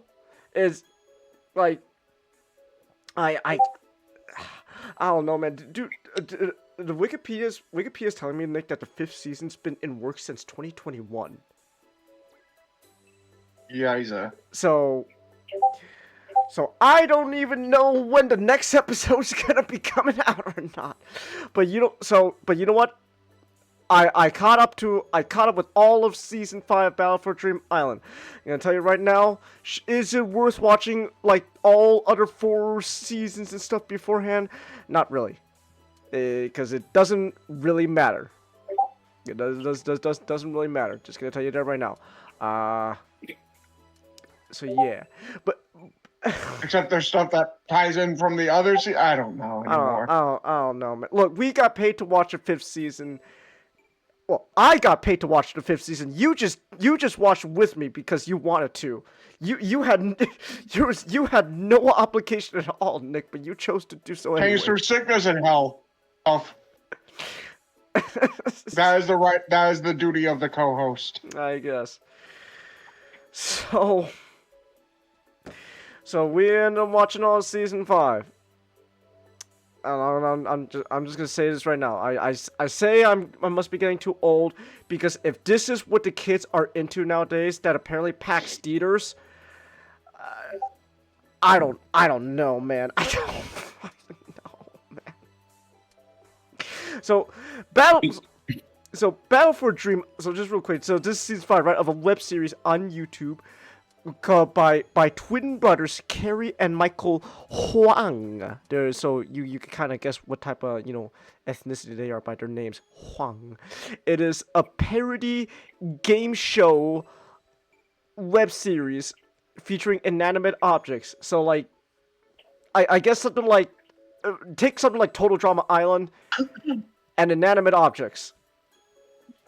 That's the. It is. Mm-hmm. It is a parody of a parody. Like, because Total Drama Island is a parody of Survivor. And this took inspiration from Total Drama Island. It's a parody of that. It's a parody of a parodyception going on here. So, there's that. Imagine Total Drama must be proud at the point where they can be parody themselves. A parody of themselves.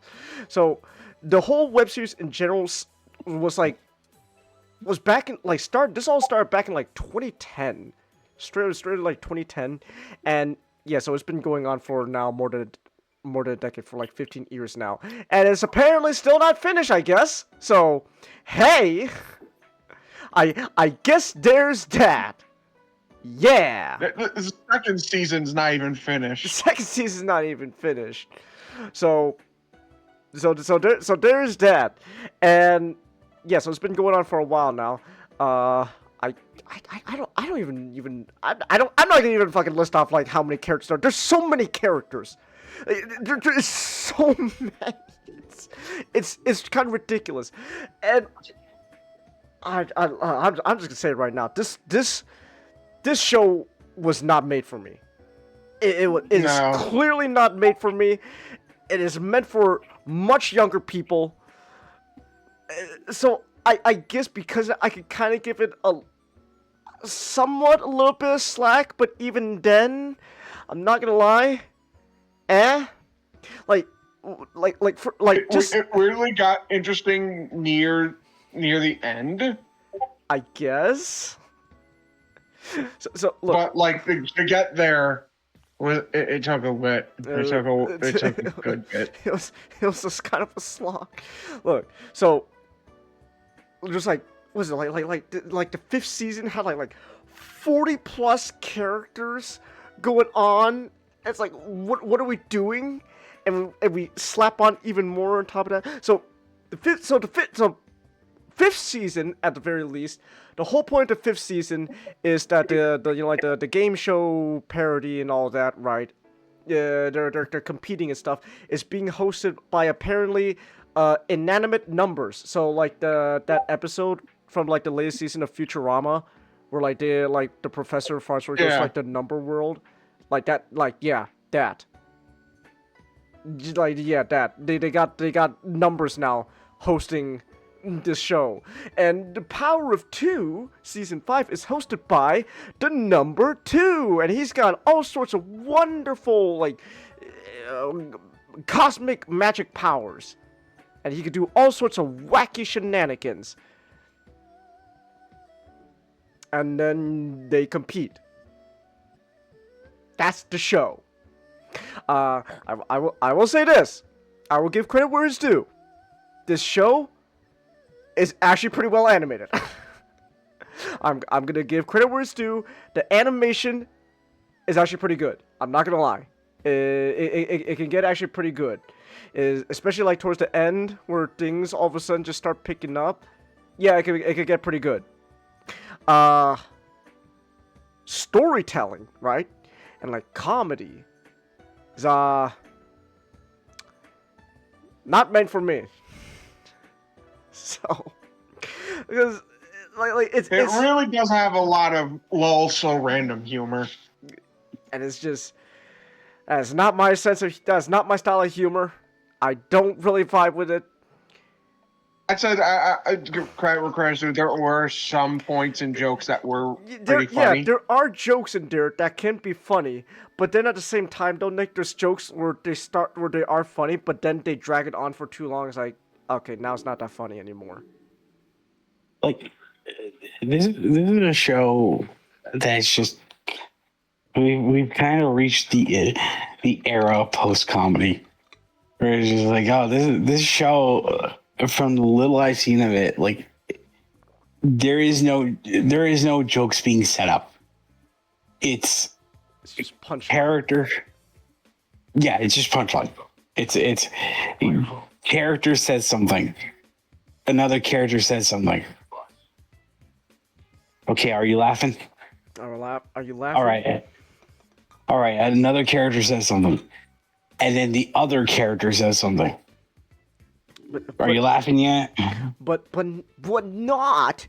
Some of the characters have funny voices, like the one I'm doing right now. That's funny, right? Like, this is also a show that kind of suffers from being it suffers from being a web series. Like I understand to to kids, like they really don't really care about like the difference of quality when it comes to equipment and audio. But like you hear the audio of like half these people, like half the half like the characters, and all of them are not like you could tell like none of them not none of them, but like not a lot of them are using professional setups. No, like, this feels like someone recording out of their basement. You go into their closet and then start doing funny voices. So, but it shows there is something. Yeah, the show is animated well. You could tell, from so many years, the two brothers have, their YouTube is Jack and Jellyfy. If the viewers want to learn more about them. You could tell like they've certainly honed their craft, but with that, there's a lot of other things around it's just kind of like that's been left to static. They got like whole like teams behind the production of this stuff. They got like multiple writers and animators and all that. Like this is like they're organized and like I can't bash this too much because I can tell like there's a lot of effort put behind this. Like organization is not a problem. Yeah. Like I'm not saying that we did criticize the audio. Mm-hmm. And it's like, but the audio is a problem that a lot of people on the internet haven't really figured out yet. We've just kind of,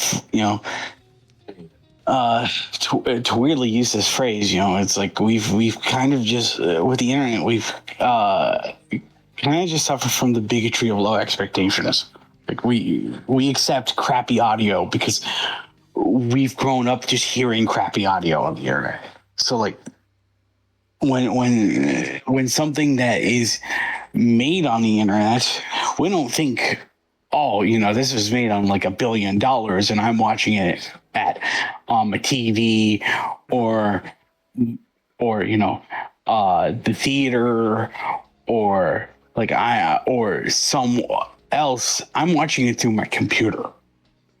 I'm watching it through YouTube, where the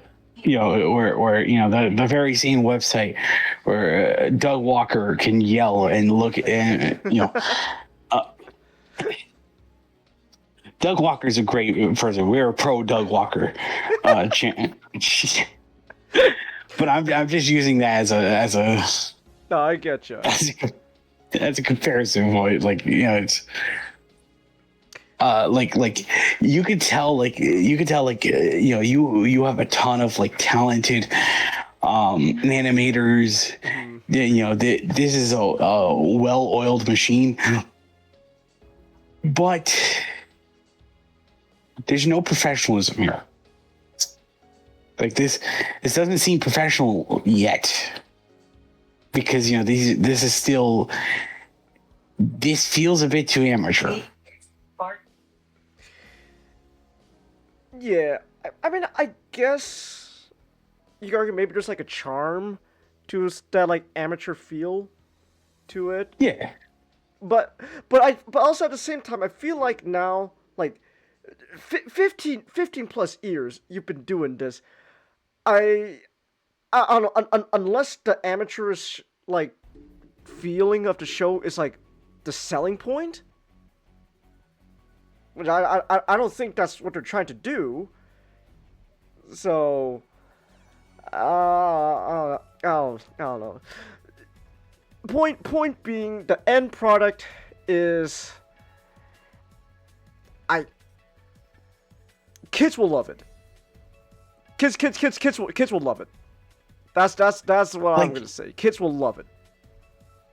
It's impressive just hearing this got onto theaters. And that's a very impressive thing to hear. Because oh yeah, this is a global thing.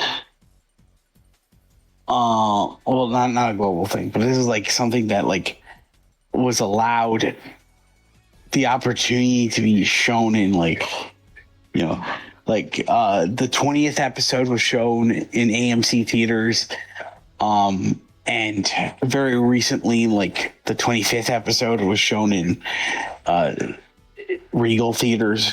So it's that sounds impressive. Mm-hmm. My doctor prescribed results. But actually kind of going into it, kind of realize that it's kind of a low bar for a lot of YouTubers to kind of start making just start making content that theaters would want to show. Dude Perfect is made something for theaters. I don't know what it is about, because I don't really watch Dude Perfect, but they made something for theaters. So there's no barrier of entry there. Mm-hmm. I'm not gonna as much as I can be old man yells at cloud about this. It's why are the children enjoying the things that I've enjoyed? It's when I was younger, I enjoyed things like Homestar Runner. I find Homestar Runner really funny, but I can imagine anyone who watches Homestar Runner now looks at it and just feel what the fuck is this? What are you watching? It's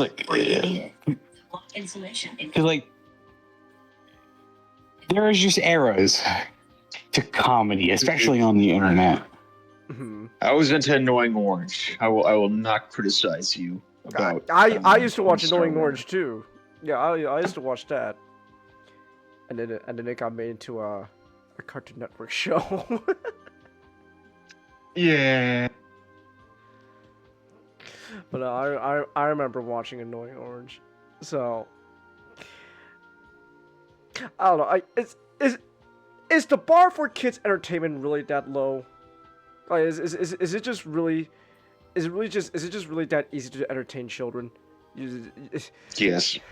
I want to say this because like near like the second like half, like you kind of see it like try to get more serious. Right, which admittedly does make this what we're watching a bit more compelling. But it's like, where did this come from? Yeah. It's like, whoa, where did this come from? Why? Okay, I guess we're doing this now. All right. Like, when I was the little bits I'm watching with you guys, like they're starting, like every other line I kind of hear from them when they're not talking about like who didn't get the most votes than other. They're just talking about like death, and I'm like, what? Like the concept of death. What is going on here? Like, this is like, well, oh my gosh, like. Okay, I do remember this. One of the inanimate objects was like a fucking pencil, and apparently there's like some like trauma abuse subplot going on with them. And it's like, whoa, where did this come from? There is better ways to do sort of mature plot lines for kids shows. This is not it. It's like, whoa, we're dealing with fucking like abuse and trauma now. Whoa, where did this come from? So, I mean, like if you wanna have a show about inanimate objects going through trauma and abuse, more power to you. But that's not necessarily a bad thing. I just think it's just kind of funny in the grand. Jarring when when the first like half was just pure lol, so random. And like, and the thing is like this like some of the more like I guess serious stuff. It's not like it's just like I don't want to say it's just comes in out of nowhere. Like I there's some build up to it, but it's like it just feels it just feels like a juxtaposition. Yeah. It's like, whoa! Like you have like going like the number one killing their one friend and trying to fix it by stealing their the other number aliens' powers, causing the end of the world, and the other is a fucking competition to see who can fix a bridge. Exactly. It's like.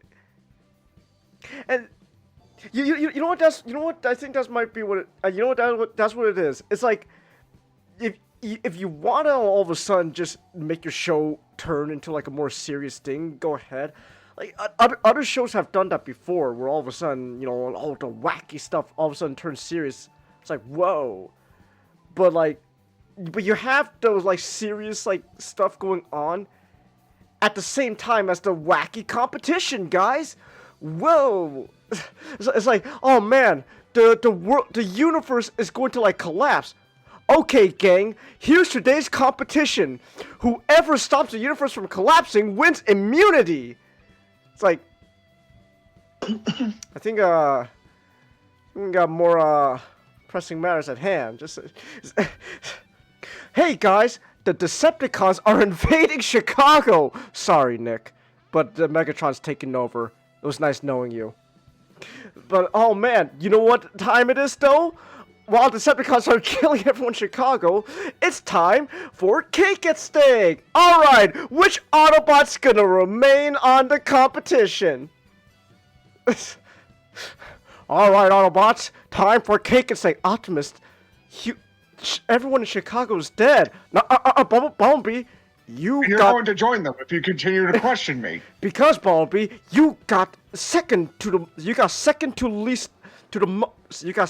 least amount of votes. So you're safe for now, Bumblebee. What are you talking about? So Optimus stopped taking his medication.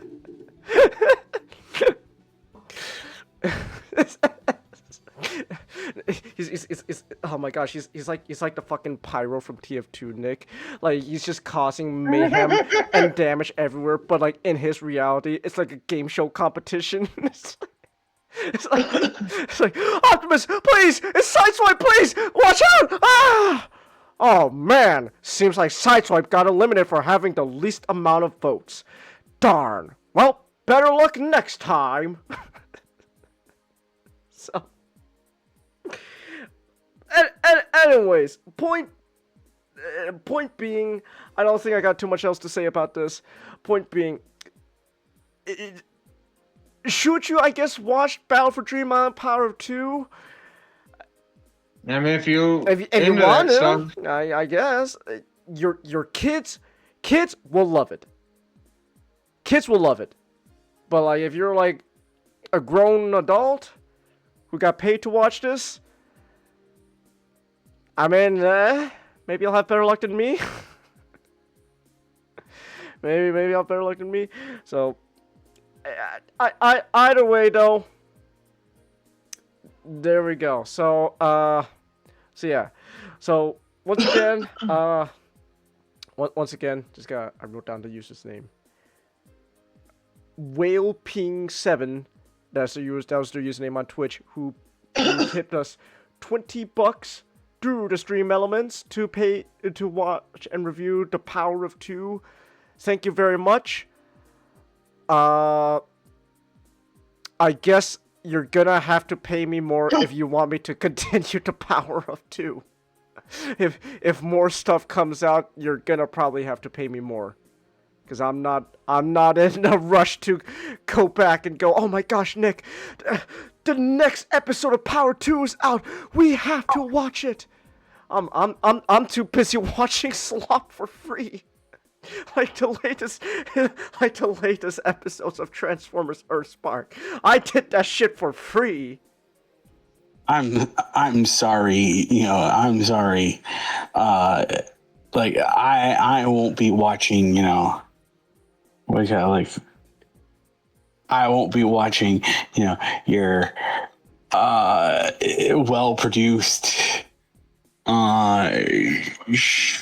show that is obviously not for me. That is obviously for very young children. I'm going to watch this poorly produced show for very young children because it has characters I recognize. Exactly.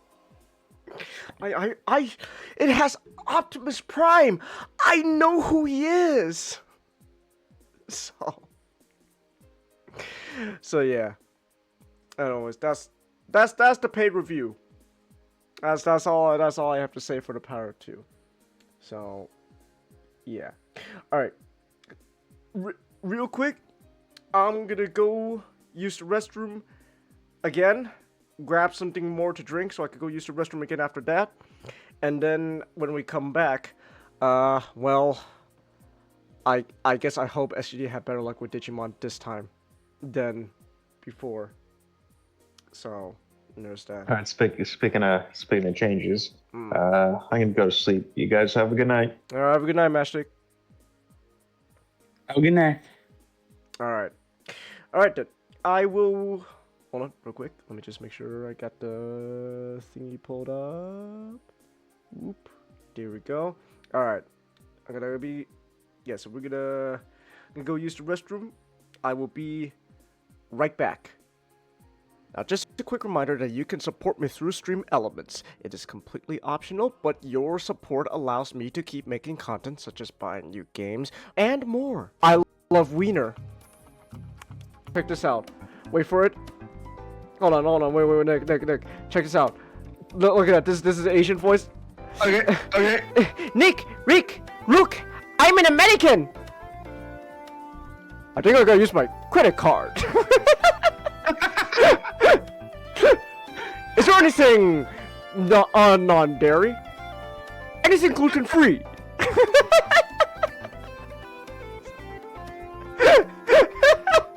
Oh, count my man.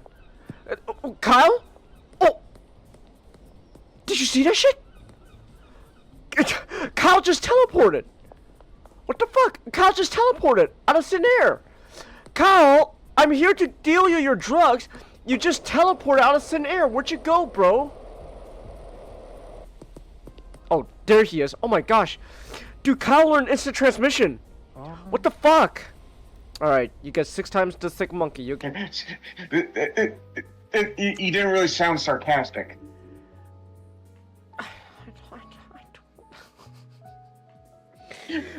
Nick, don't ask me to put an effort into a thing that I don't like. Okay? Unfortunately, Nick, I'm not Hugo Weaving, where even me half-assing sounds genuinely good.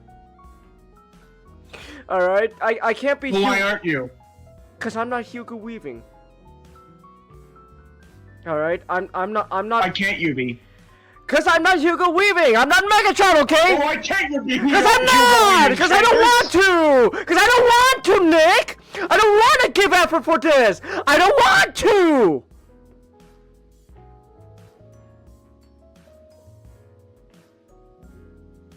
I hate Ken so much.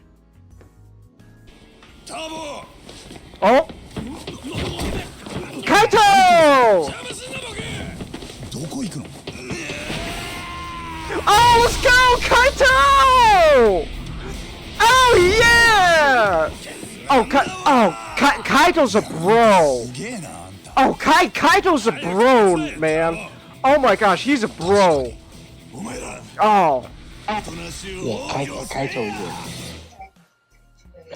Yeah, let's go. Oh my gosh, I get to fight alongside him? Oh, he's a bro. Oh, Kaito's a bro. Oh, I love him. Alright. Oh, look at you, Murasa. You get a cool ass intro with your sword and all that. But man, you're nothing compared to my bro, Kaito. Look at him! Kaito! Alright, well, we can do that as well. Wait! Did it happen already? No! No! No! It did not! No! It happened already? So soon? Oh my god! Nick! Oh! I thought you'd Is it never me? ask. Did they... We've got intrusion alerts. Did lighting they up on increase multiple decks. Cortana's bus size in this game? Our best bet to figure out who's boarding us is the observation deck. Am, 4 am, floors am, up. am I crazy, guys? I swear, they... Wouldn't bet on it. I don't like Mr. Penders, Nick. Dawn breaks quiet. Okay, there's gonna be a lot.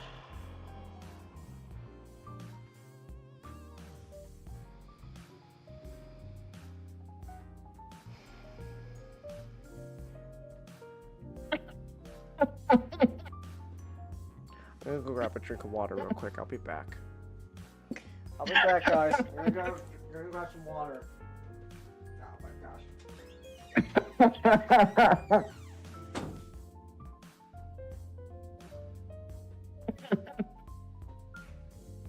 You can't fucking escape them. You can't escape them.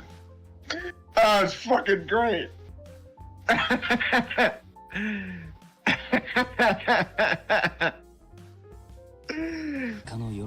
December 3rd. あのヤクザが事件を起こした日なんでしょ？間違いないのか？うん。俺は今 Gosh, he has so much. 弁護人に雇われて事件を調べて。I'm sorry, but like the host there, I know it's a CG but like I could just tell, dude's got like just tons of makeup on his face. Gosh. No. He's an actual. Oh, he is? He is an actual host that like the RGG guys. Oh my gosh, why is his face so soft?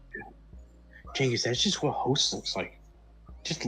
They all look like, you know, But look at my boy Yuya though. That's a man's host right there. And this guy though, his face is so soft. he's built different. You just built different. Wait, what the fuck is this? The Dark Falcon? What the hell is a Dark Falcon? That's probably for okay, Chance. Lego Rebuild the Galaxy. Oh, I see. I see Darth Jar Jar. Okay. Yeah. Okay. Why is Vader white? Why are you white? Because he's good. Because he's good now. Also, oh my gosh, Chance, you just can't ask people why they're white. Hey, that Darth Vader AI in Fortnite is saying white people are cool, man. So, dang, oh my god, oh shit. No, Reed! Oh my gosh! Ow. Around the same time, several police cars arrive. Officers making their way through the crowd just as Reed did a moment ago. And what if Reed's so fucking high he didn't even the bullet didn't even register to him? Well, Nick, if that happens, then at least you can say he went out painlessly. No, but I mean like.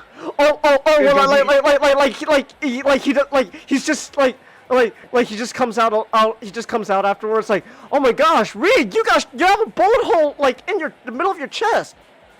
I do. Like he just like puts his finger through it. Ow. Ow. I think it hurts.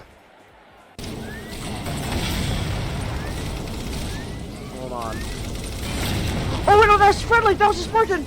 Oh, whoops. I blew up a warthog by accident. It was the Covenant. That wasn't me. That wasn't me. It was the Covenant. Don't worry about it. It wasn't me, guys. Don't worry. I'm on your side. Don't worry. And just when I was doing so well. Let's go, Steve. Mom's waiting. Oh my gosh. What is this? Oh my gosh! What the fuck is this, Nick? What is this? This is so weird! This is like a poltergeist. Oh my god, what, is this fucking Sonic Ring? No, kids! Kyle's such a bro. Oh, there's Hamura.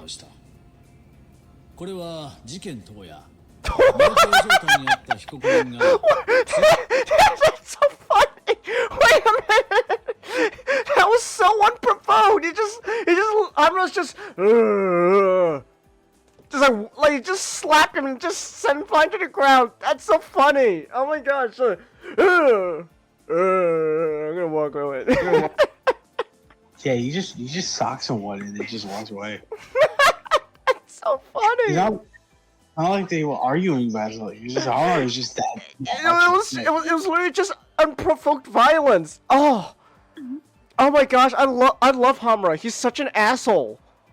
Oh my goodness. So funny. On the bright side. Oh! Yeah, Nick! It happened! You called it! Yeah! You called it, Nick! Oh! That's... Yes! Oh my gosh, Reed! You have a gunshot in your arm! I do? Puts his finger in the hole. Ow! Oh, that hurts. Oh gosh. That's what Fang was doing to everyone? Oh, gee. Boop.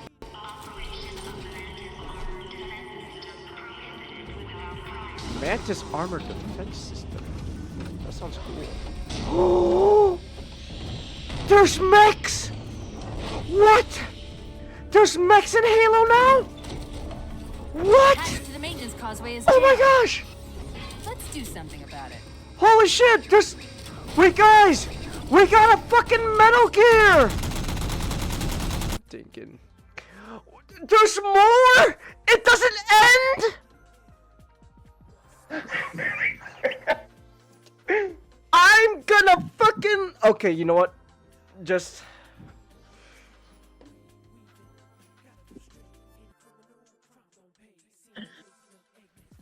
Alright. I'm back.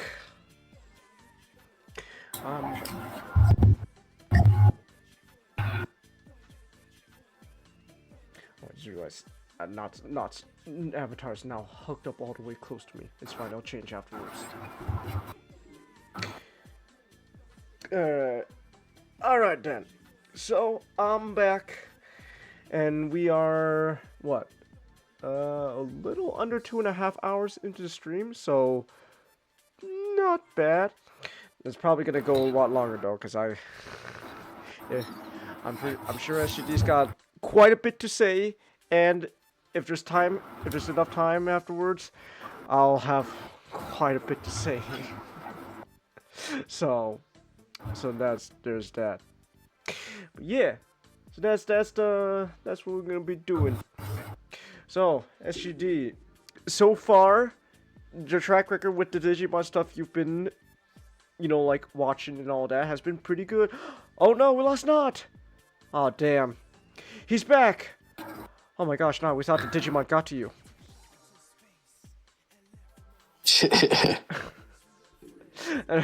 Anyways, the Digimon stuff you've been, you've been consuming SGD has been pretty good. So you're back to Liberators. Is it still good or no? It's been a rough patch for the past few months. It's been rough. I think we're finally coming out of it. All right. So yeah, I think last time I talked about it, it was like 4 months of content, so I don't feel so bad waiting another 4 months. So it's been a hot minute ever since we talked about Liberators. Let's catch up. What's the last thing that happened?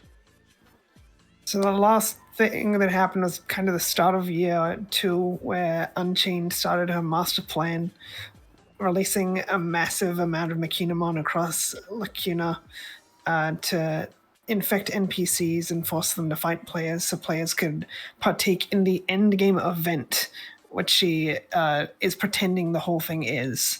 All right. So that she can get enough player data, as in the data that makes up the player avatars, to continue her plan. And so, of course, the debug team split up, and Close ran off because Unchained needed her for something. And then she went kind of crazy for some reason, so Arissa had to put a stop to that. Meanwhile, the novel cast went to Cross Connectica to find Cool Boy, who was kind of kidnapped by Unchained. And so far, Winner encountered a village of plant Digimon and protected them from Unchained's NPCs, while Altea was protected by the Guardians of Delphamon. I see. And that's basically everything that happened up until for the first chunk of year 2, up until we are now. All right. The last thing memory for it. But yeah, year 2. Like, I think last time I talked about it, I talked up to so from a big novel drop up until just before another big novel drop. So focusing on stuff like Zenith and Yuki meeting Mirai, who we were finally introduced to after over a year. And of course, Zenith became Zeno as part of the big ploy covering up Unchained's real plan. But to start with, the big novel drop we got was more Mirai stuff. All right. And it's mostly just her calling up Owen because they knew each other. And it gets kind of weird, like, okay, everyone knows everyone. It's kind of annoying. All right. Where, like, I see people saying, like, it's not so bad because we can infer Owen's family knew Shoto's family, and Shoto's family are close with the Kinosakis.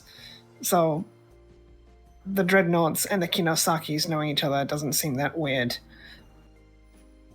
But it's sometime after Owen left to go back to his home country from Japan, but also a few years before Liberator starts. And Mirai's back in Japan and not visiting her family because that's her entire character. It doesn't add anything to her from the first chapter she was introduced in, where in the first chapter she feels bad because her family's really accomplished. And so she feels the pressure. Like, they don't pressure her, it's just she herself feels pressured being in that environment, so she doesn't feel like she can live up to their expectations. So she just travels. And so she's just talking with Owen, but Owen's not really in the mood to talk. And then he suggests she goes and gets a job working it for Digimon Liberator. And so she does.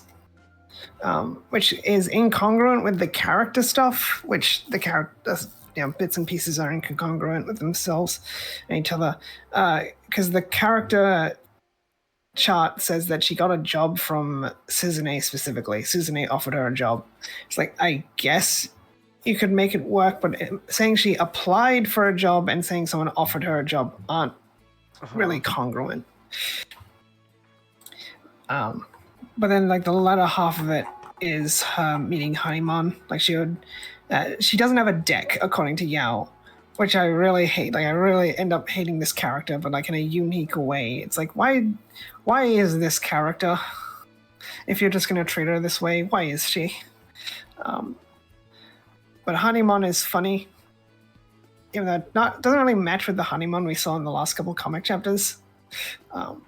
But Yao would just travel around Lacuna being the girl who finds bugs. And then she bumped into Honeyman in a bamboo shoot as a reference to the Tale of the Bamboo Cutter. Because that's what Honeyman's line references. And the Honeyman says, like, human, are you the one who will be my master? Your master? Your reaction is concerning. This fills me with dread for the future. But it is what it is. Due to my radiant aura, it is becoming impossible to stay hidden any longer. Oh my god, you're the cutest thing ever. What? I fail to grasp this concept, but so long as the glory of my radiance is conveyed, that'll do. Human, carry me. Okay. So Honeymon's fun. Like, this doesn't feel like the Honeymon is giving Arissa a pep talk, but I guess it's more accurate to the character profile that says she's kind of stuck up. But that's how she met Honeymon. She just found her in a bamboo shoot. But she still didn't. Mirai still didn't make a deck. Oh, I see. Like a character profile is literally just deck ? Because Yao says she doesn't have one. Because her thing is just puppets, so she's Orisa support. I don't think they understood how broken puppets are going to be when they decided they were going to give 2 characters cards to support the puppet deck. And then the second one is Owen.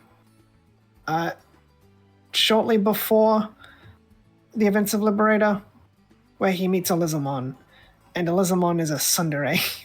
Oh, okay. Like, she knows all about Owen, like, really admires him because he's so awesome, but then he loses to Zenith in the World Championship. And then she starts like, oh, he's not so cool anymore. But why do I feel so bad? And it's Owen sort of gaining Elizamon's trust. And then the two end up becoming partners. Like, it's more fun than a lot of the novel chapters recently. And also confirms that Owen was the first of the cast to get 2 partners. Because he already has his Agumon, who's an actual Digimon and not just a card he plays. Which was already revealed, I think, at the end of year 1. Then it goes on back to the debug team in Cross Connecticut in the present. And Yuki runs into a Rebellion at a portion of Cross Connecticut not controlled by the Guardians. So we're informed that the Guardians don't have total jurisdiction over Cross Connecticut. They only control a small part of it. And a lot of them don't actually like the Guardians. And for the place she's in, the feeling is mutual because it's a machine place full of machine Digimon, and they like to throw a big noisy festival every year, so loud the Guardians can hear it all the way from their fortress. I see. And Yuki also bumps into 2 Digimon, being Turbomon and Maneuvermon. And with Turbomon and Maneuvermon, we hit 1,250 and 1,251 Digimon in the Digimon Encyclopedia. And as of today, we're up to 1,271 with plenty more on the way. Especially with it being December, So we have all those Shambalamons coming in the next couple weeks. But of course, Turbomon and Maneuvermon are the Machinamon Beast evolutions, with Turbomon being the Digimon teased all the way back at the start of Year 2 with Cool Boy. So they're based on, I guess, a race car and a fighter jet. So they're animals that look like a race car and a fighter jet. Turbomon's kind of goofy, and it's also a reference to another toy product.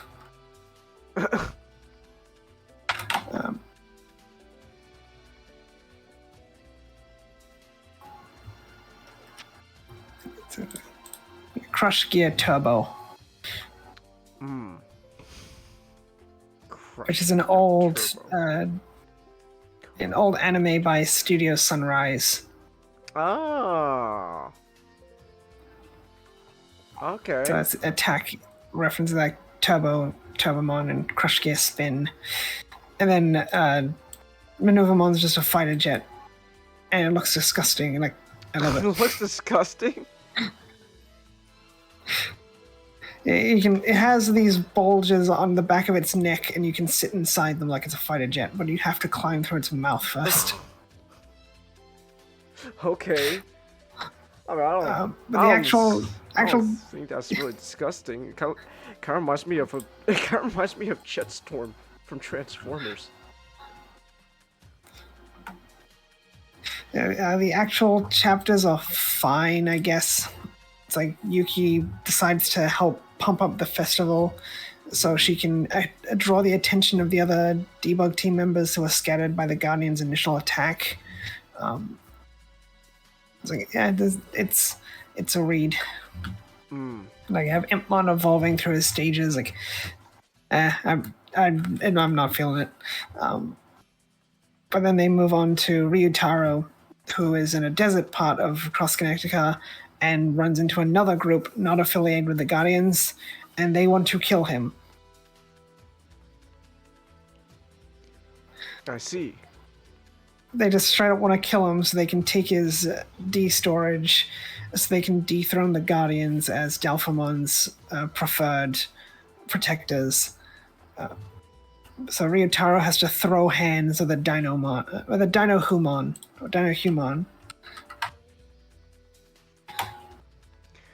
He's a reptile man with big swords.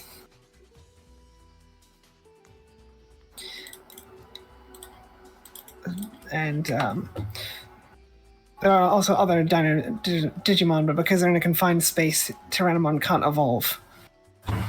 But then we get a flashback to sometime after Ryutaro's introductory chapter, where he fought Dokusan, the Luchamon deck player. And he managed to snag his details before he got banned from the game for trying to steal other people's accounts. So they've been playing the physical card game over webcam. Because Dokusan's Japanese and Ryutaro's American. And Dokusan refuses to play his Luchamon card, or Luchamon fall down mode card, because he believes it doesn't respect him anymore. Because Luchamon's the demon lord of pride.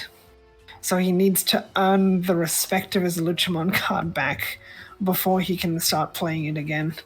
I see. But then it flashbacks to the present, and Ryutaro manages to evolve Dynamon, and then the fighting ends, and they realize, like, hey, this human is pretty cool, actually. And they sort of explain, like, yeah, a lot of disasters have been happening around Cross Connecticut for whatever reason. So, like, earthquakes and, like, natural disasters, like, the place is falling apart. And they go to Suzune, who's off in a snowy place with Hayuki Daramon. And she runs into a village of ice Digimon. And they help her out, and then it's like, all right, now go on, get.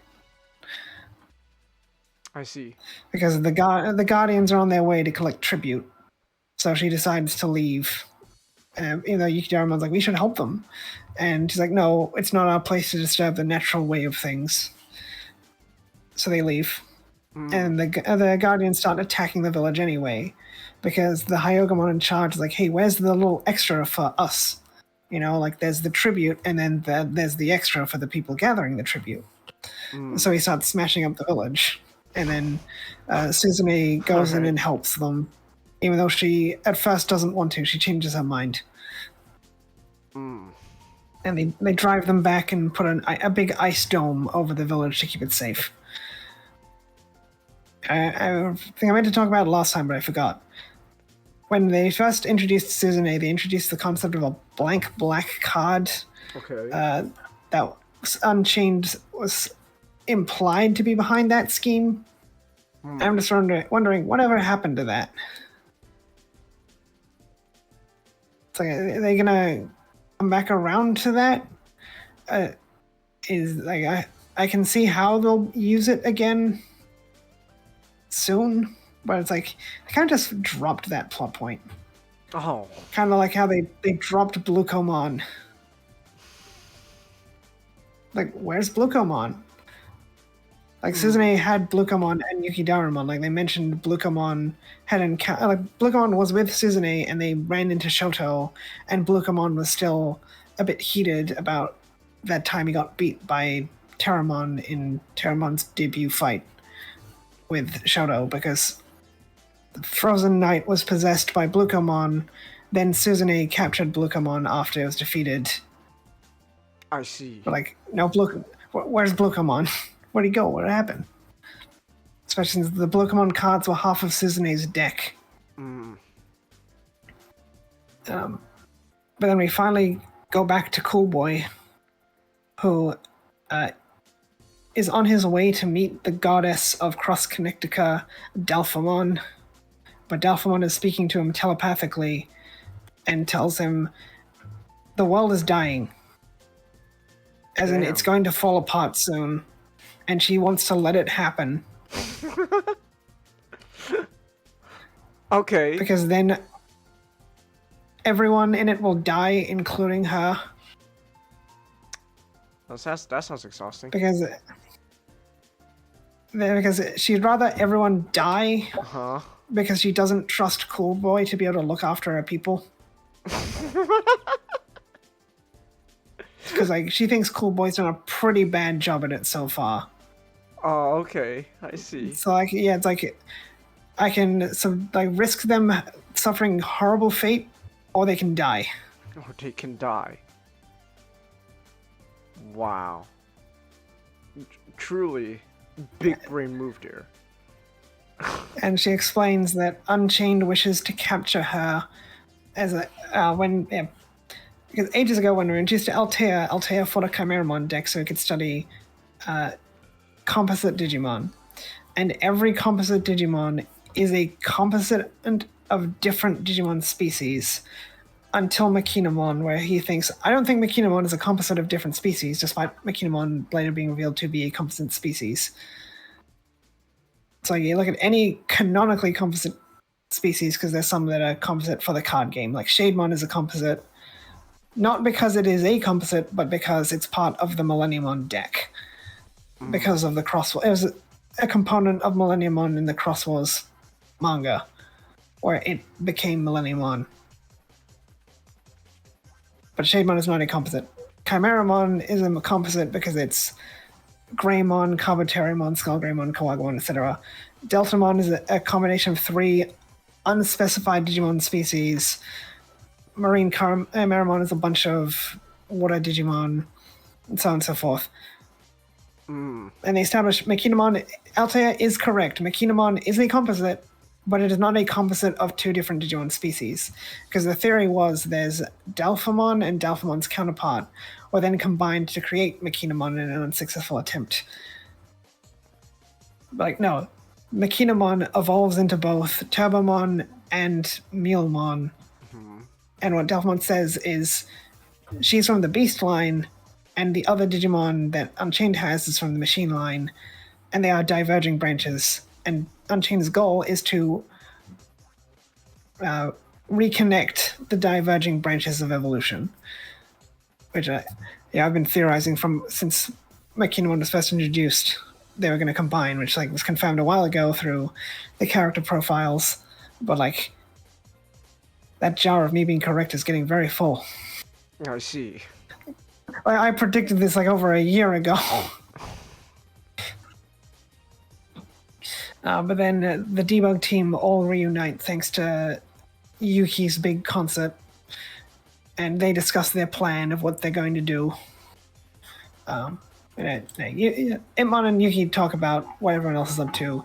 Then Altea, who's still in the capture of the Guardians, is teaching a bunch of Digimon jokes when Mistymon shows up, and has a private discussion with Altea, saying that he needs him to join him to stand against the debug team. But Altea refuses to do it because they are his friends. And then someone's like, okay, then I'll kill you. And he was like, you can't kill me, you need me alive. Also, you're too nice to kill me. And he starts just psychologically picking apart Mistymon. You're actually a really nice guy because you're doing this and this and this. You're bearing the weight of this burden upon your shoulders and you feel really responsible for it. And even though you can't handle it, all this. And he decides, I will join you if you can beat me in a card game. And Mistymon's like, I don't have cards. And if you use that D storage, I won't be able to play because I'll be trapped in a card game that I can't play because for whatever reason, if a Digimon fights a D storage, they don't get cards like a player does. So he just uses Coolboy's D storage, and Altea helps simulate the cards in Coolboy's deck. And Coolboy uses X-Antibody Royal Knights. And we don't see the actual match take place. But then the debug team finally reunites, discuss their plan, and while Coolboy meets Delphamon in person, and Delphamon's like, I don't trust you, but I might trust you if I see how the debug team acts in the following events as they go to confront Mistymon and the Guardians. And it's when she explains the whole thing with Unchained and whatnot. And then because the debug team confront Mistymon, and Mistymon immediately just says hey, let's not fight. Let's not fight. I see. So Altea pretends to be a villain, but then Mistymon's like, yeah, guys, we don't want to be enemies. Let's be cool. We do get a look at Delphamon, even though she hasn't been added to the encyclopedia yet. We just get the artwork. And she's a big monster.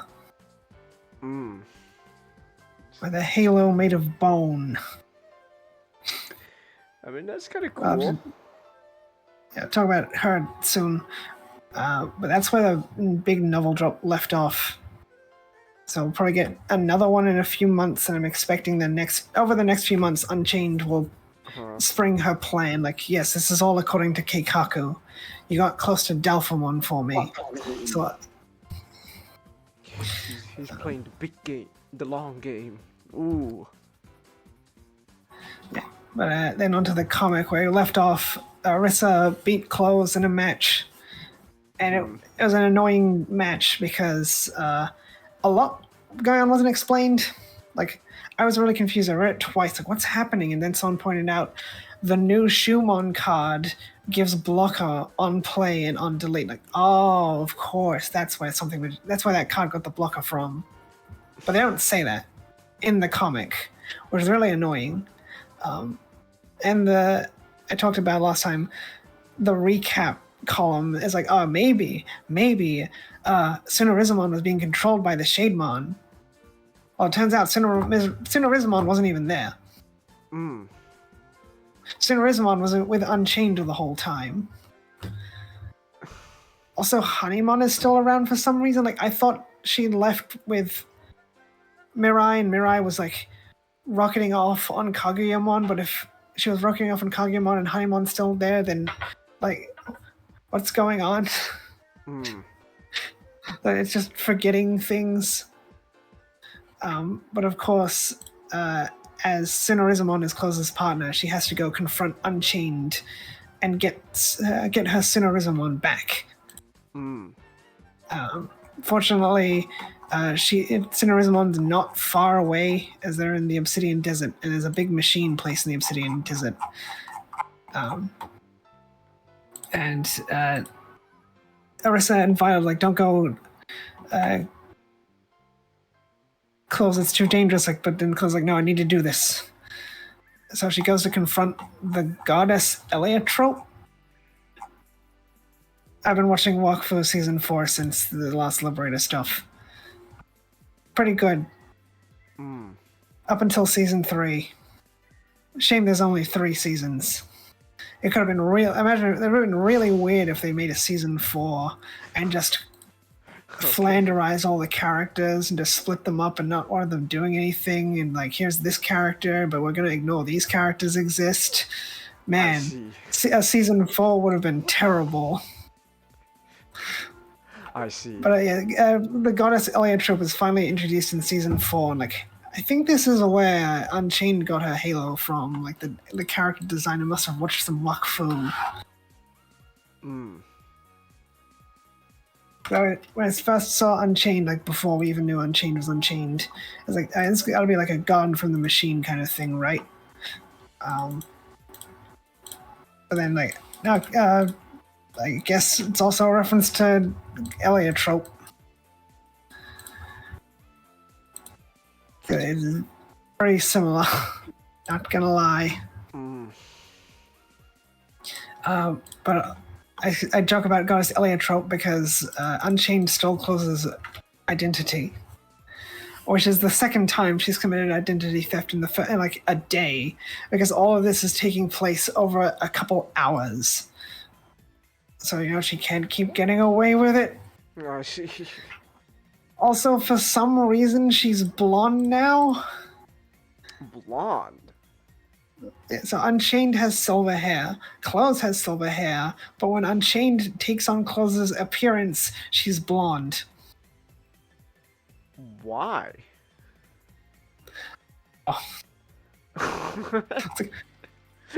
What's going on here? Okay. Why? And people... No, go ahead.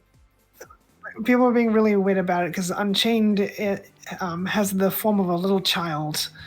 So they even point Unchained has a very androgynous appearance. And is Unchained non-binary? No. They explicitly say Unchained. Are you a boy or a girl? I can confirm I am one of those.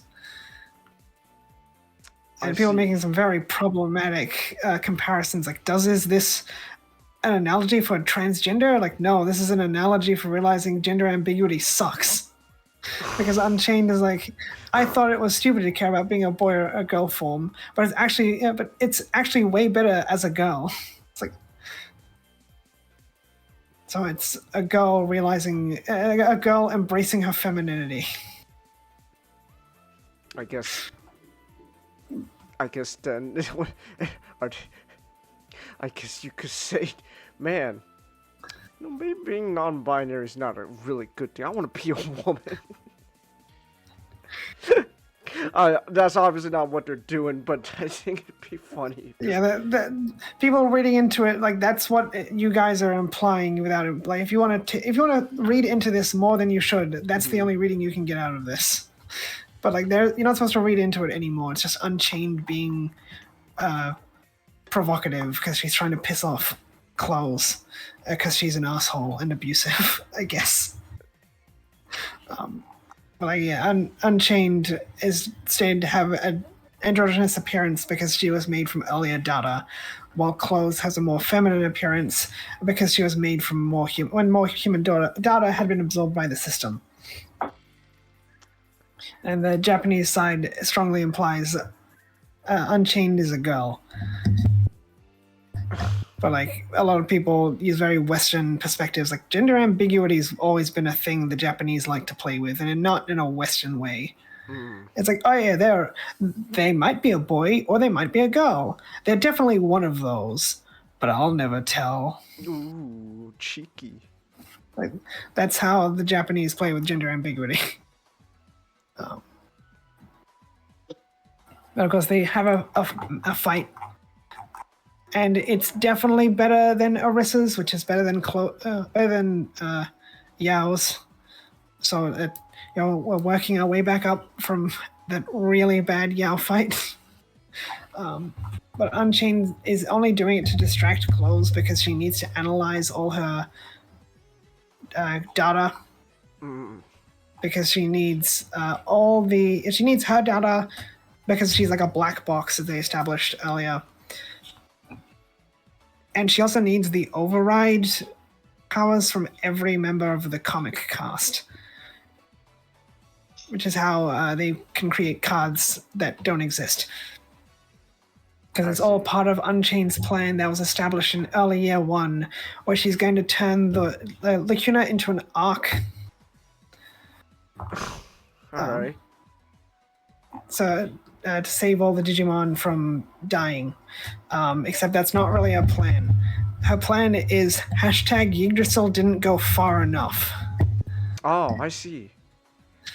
Somehow she has the big brain plan of killing 100. Yggdrasil's plan was, I'm going to kill 99% of the population, or 100% of the population will die. Unchained's plan is, I'm going to kill 100% of the population, because less Digimon will die that way. I see. That's this big doesn't brain make any thinking. sense. I was like, Unchained had a really good characterization in her first novel stuff, because she knows what she's going to do is wrong, but she knows the ends from her perspective, the ends justify the means, because it's Cool Boy's plan is going to kill less Digimon in the short term, but more in the long term, and her plan is going to kill more Digimon in the long term, but save more Digimon in the short term, but save more in the long term.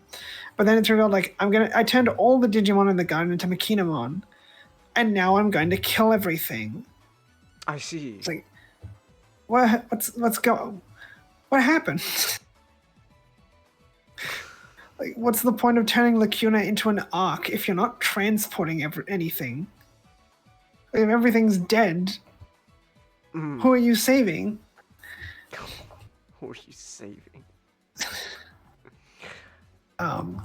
Because they do a fight, and it's pretty good, but then Close plays her unique emblem, which she doesn't use Override to get, to swap Sunnarizumon to her side of the field, and they establish in the column, this is not a canon thing the card does outside of Liberator. So essentially Close cheated. Like, they state, this is not in effect in the card game. And I'm like, why would you say that? Like, you don't need to say that. You don't need to say, like, oh yeah, she does this thing unique to this story, but you can't do it with the actual card. Like, just say that she managed to wake up Sunnarizumon, so then Sunnarizumon transferred from Unchained's D-storage to her D-storage. It's like, just do that. Don't freaking gaslight us. And so his character cheated. But anyway, Close fights an Abaddamon deck because of the villain set that had come out recently. And Unchained says that she met Nagamon in the Void. And be like, did something bad happen to the digital world? Like, no, Nagamon doesn't live in the digital world. It lives in between spaces of reality. Because its whole thing is erasing digital worlds. Like, well, why would you find it in the digital world if it erases digital world? This doesn't make any sense. Of course, Close also uses a level 7 card, which everyone's getting, without Override. It's like, okay, what was the whole thing of the crystals that help Digimon evolve if only one character is going to use them? And the level 7 for Pyramidamon, it also evolves from Pyramidamon as opposed to Ariamon and Nyabutmon, who evolved from level 5s, which you can do on the cards, but they're level 7s. They can, of course, evolve from level 6s. And it's called Magnetic Dramon. And a lot of people are confused because, like, why would a mineral go to magnet powers? And I'm just thinking, like, magnetite and whatnot. Huh. But but also I realized the biggest rock of them all has a magnetic field. The Earth. The Earth. It's like, it's still pretty much more or less on theme for her deck. I think it's pretty cool. I'd be like, now this is a level 7. Like, I don't agree. Could be like, this is like an alternate level 6 for Sunarizumon, I guess. Like, I don't see that either. Like, its 2 extra heads are kind of like have Landramon's teeth, but like, it's kind of like they're just using level 7 as an excuse to just make brand new Digimon that aren't really connected. Which I don't mind. I like it when Digimons are random because you can connect things to different things. Like they did a lot of that with Pendulum Z, and another level 7 we have to talk about later. I see. But then, of course, Unchained wins. And just to undercut things even more, Unchained got enough of Close's data, even though she didn't get all of it, that she could fill up the rest with some stuff she snagged from Cool Boy. I see. Okay. So, Close won the fight, but technically she didn't beat Unchained, even though she won. It's like, oh, okay. I see. That's nice. Well, you do get a nice moment with Sunarizumon talking, of course, you know, the obligatory pep talk, but it's different for Sunarizumon because like, he talks to Claus like, I feel like a dad to you, and I feel like my little girl is growing up without me. Alright. Because she's become, like, she's improved so much since meeting like Orisa and Violet and everyone else. It's like, this is nice. I like this. And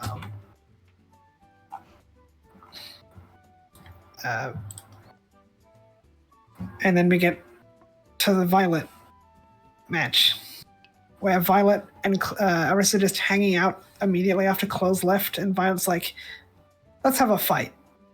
Let's have a fight. Okay. Because, God forbid, we actually do anything important in these chapters.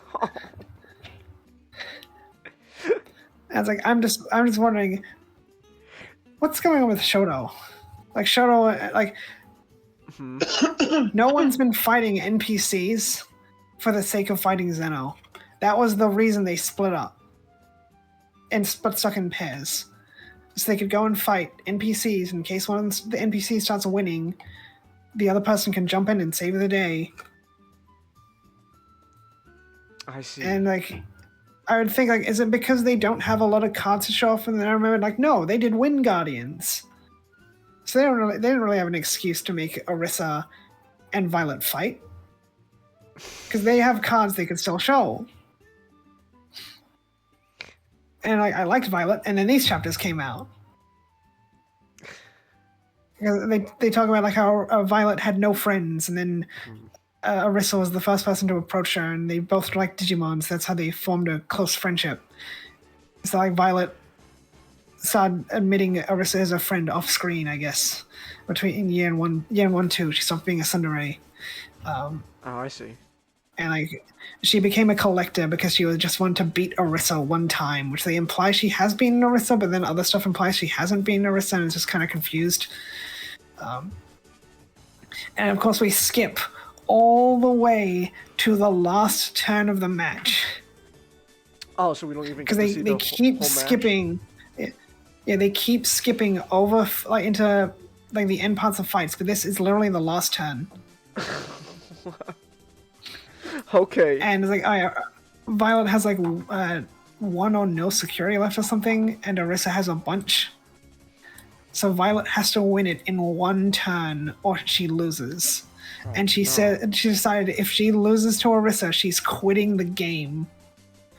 and just going to support people on the sidelines. Like, that doesn't make any sense. Like, yeah, I'm going to stop helping, but I'm going to help, just not in the best way I can. Because she still is traumatized by the Black Imperial Digimon fight, where she almost won until Imperial Digimon pulled out a gun and shot her. It didn't actually do that, but that's basically what happened. It's like, you're super. It's like the scene from Indiana Jones with the super skilled swords guy, and then he just shoots him. Like, it literally cheated. It literally overrouted its own cards to play cards to hard counter her deck. And it's like, I'm not a very good player because my opponent cheated. Like, okay. And then Orisa gives her a pep talk, like, I can tell you're hurting. Like, oh, that would be nice if you let us, the audience, see that. Nice you didn't skip 99% of the duel and just tell us how these characters are feeling. They get no feelings. It's like, you're like this. Like, we don't get to see that because they skipped over all that.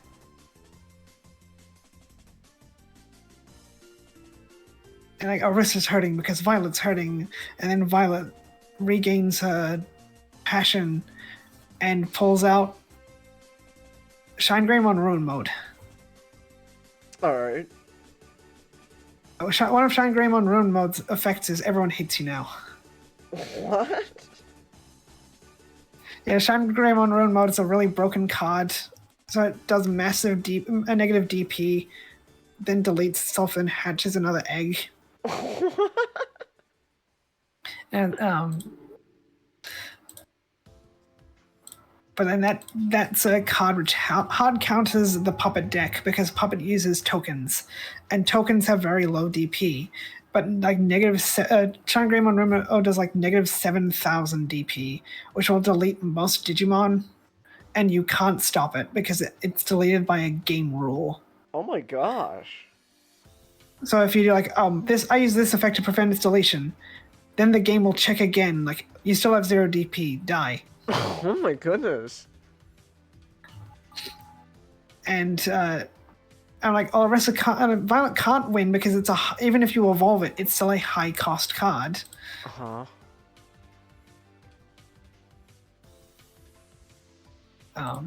Because to do the thing, you need to, it's when digivolving and on deletion until the end of your opponent's next turn, all of your opponent's Digimon gets a negative 5,000 DP. So you digivolve into it. It applies negative 5,000 DP to all of your opponent's Digimon. Then you attack, which deletes itself and one of your opponent's Digimon. So you can pick any Digimon and delete it. Then you gain 1 security. Then if you have a tamer, you hatch another egg into your breeding area. And then its on deletion effect activates, doing another negative 5,000 DP. So if you do it on the same turn, that's negative 10,000 DP, which can kill not every card in the game, but the majority of the cards in the game will die to negative 10,000 DP. But it's a 5 cost evolution. Or a 4 from Shine Greymon, which she doesn't have. It's like, oh, that's it. The Violet can't win. Like, no, there's no way she's gonna have 5 memory. Well, she has 8 memory, you see. Because Orisa hard played an 8 cost Pandamon. I was like, well, I get this is a story, but no one's gonna do that. And if you ever do that, you will lose, and you deserve to lose. Like, if you play an actual match of the card game and you hard play an 8 cost, you might as well just quit. Might as well just surrender. But because of the 8 play cost she had, she can do this and that and this and this and that and this and this and that, and she does this and she has memory boost and whatnot, and she just beats Orisa in 1 turn, and she like does all these things. And like she pulls out an old Chimeramon, which is a Joggerus between 2 level 4 cards, and it's like, wow, this is really nice in a vacuum. But then you remember, like, she just happened to have these cards in her deck. It wasn't like she prepared her deck specifically to combat Orisa, and she was feeling really demotivated after losing to Imperial Digimon Black. But she just happens to have cards to counter Orisa in her deck. And the problem is, these cards don't counteract what happened to it with Imperial Digimon Black. Because she's still relying on the Ghost decks of playing Digimon by effects. That's why she has the Chimeramon, because Chimeramon can progress from 2 level 4 Digimon, which she plays out after Execute. It's like, yes, it's realistic to have random cards in your deck, but they don't thematically fit the Ghost deck. Like Chimeramon and Shine Greymon aren't Ghost cards, and they don't, like, Shine Greymon Ruin Mode fits with Execute because it deletes itself. But they're not, but they don't synergize with the Ghost deck. At least when Shoto had Medieval Dukemon, it's still a Vortex Warrior, like Zephagamon and Grand Galemon, and then Zephagamon's Ace card specifically can evolve from Vortex Warriors at level 6 because of that. But like, it's just, I don't know. Fine chapter in a vacuum. And in the end, Violet tells Orisa, like, she needs to hear from Orisa that they're friends, and Orisa's like, yeah, we're friends. Like, I just need to hear that from you. Like, this is sweet, but like, I'm really annoyed. Like, what happened to the plot? And they smack her in the face, like, oh yeah, Shoto just beat enough NPCs to go fight Zeno. Oh. Okay. We also got Val also did not use Override to get her unique emblem or her level 7. But I remember Close's emblem is called Gravel Hearts, and then for Violet's called Soul Banquet. We know Shoto's is going to be called like Vortex Guardian or something, because Orisa's with Fable Waltz like a starter deck.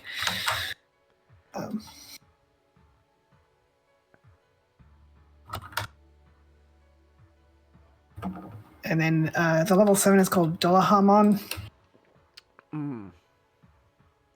which looks more Digimon-y than Necromon, but it doesn't really feel like, oh, this is clearly a level 7 Necromon. Like, not really. This is very much its own thing.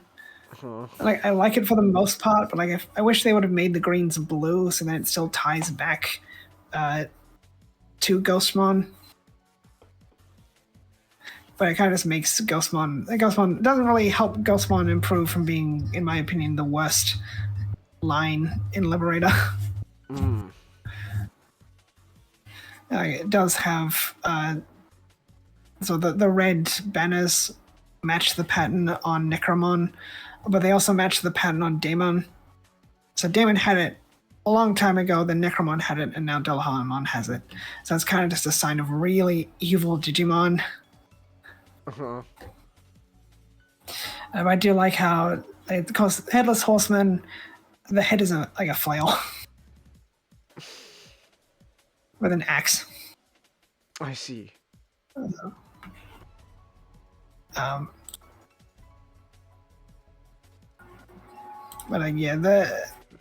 the duel itself, like, only one turn, like, it is satisfying to see combos.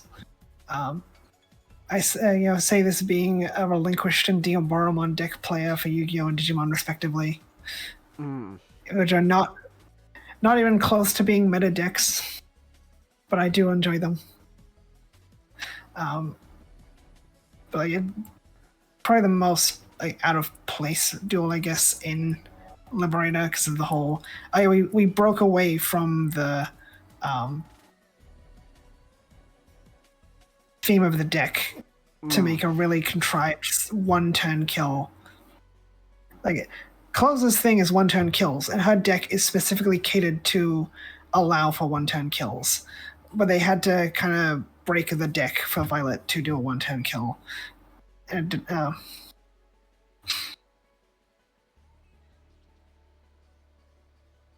and they're somebody, oh, Violet's the collector. Like, Violet's the collector because she has a bunch of separate decks. Like, her first deck was the Three Musketeers. Her second deck she uses is the Ghost deck. There's no overlap between those two decks. It's like, I don't really buy it as an excuse. But then on to chapter 19, where it finally starts getting fun again. Because we see Shoto just blowing up a Mugen Dramon. It's like, oh, I guess we did see someone fight a Mugen Dramon, even though we never saw anyone fight even one NPC for the purpose of going up against Zeno. They did it all off screen. The word of the day. And of course, Shoto has enough points with Owen to go and fight Zeno, so he rushes ahead without Owen, and Zeno is really excited because Owen is finally going to show up and they'll be able to have their rematch after their unsatisfying match at the World Tournament. And then, of course, he's really disappointed because this noob shows up. And Shoto's like, stop calling me a noob. N-O-O-B. Noob. You're a noob. Stop calling me noob. No. Like no. N-O. In noob. Noob. And he's just constantly talking down to Shoto, like, no, I don't want to fight you. Like, I refuse to fight you because you are not worth my time, noob. Okay. Jeez. And then it's like, knock it off, Zenith. Like, it's Zeno, respect the world building. Alright. Respect the world building in the way I do not respect you, noob. Okay. And Shoto's like, yeah, well, I trained with Zenith. I trained with Owen Zenith. I'm like, oh, well, now you have my attention. And that gets him very excited. So then he kicks his ass off screen. Oh. And then Owen shows up just in time to see Zenith proudly standing over Shoto with his boot on top of him. Okay, then. As he's just clutching Terramon's egg because something really weird happened, like what Elizamon was talking about all the way at the beginning of year one. Of course, we didn't see any of that stuff happening on screen between that time because off screen. Because Elizamon talked about like the ace form is hurting Terramon. Terramon's like, don't worry about it. Like, you should talk to Shoto about it. Like, I told you not to worry about it. And then this is the second time it's come up in like over half a year. Oh, okay. Which is very narratively unsatisfying. But Zenith just says that he couldn't handle the overflow, which is the mechanic that when your ace Digimon is defeated or leaves the field, you lose memory. But then Unchained shows up and just whisks Shoto away after Zenith starts talking about, like, yeah, this is a survival of the fittest world, loser. Only the strong survive. And then Zenith is too busy focused on Owen, so he doesn't care that Shoto was kind of whisked away because he finally gets the match he always wanted. Oh, okay. And then Zenith, Unchained starts talking to Shoto, like, oh, that your partner, Terramon, I knew him first. And I was like, are you just trying to make fun of me? Like, no, I'm just letting you know I knew Terramon way back when. That's all I'm saying here. So Unchained does this little flirty chin grab, like, no, don't do it, Unchained, you're a minor. Oh, you look like a minor. You're not supposed to do flirty things. But then she's sort of explaining her plan about how she wants to kill everything. Okay. But then Machamon's also with Shoto, so Shoto's not alone. Unchained Tongue knew Terramon, but then they got separated in a storm when Terramon was still Yokomon. But that's when she met Metatramon, which is Makinamon's other level 6, being the machine evolution.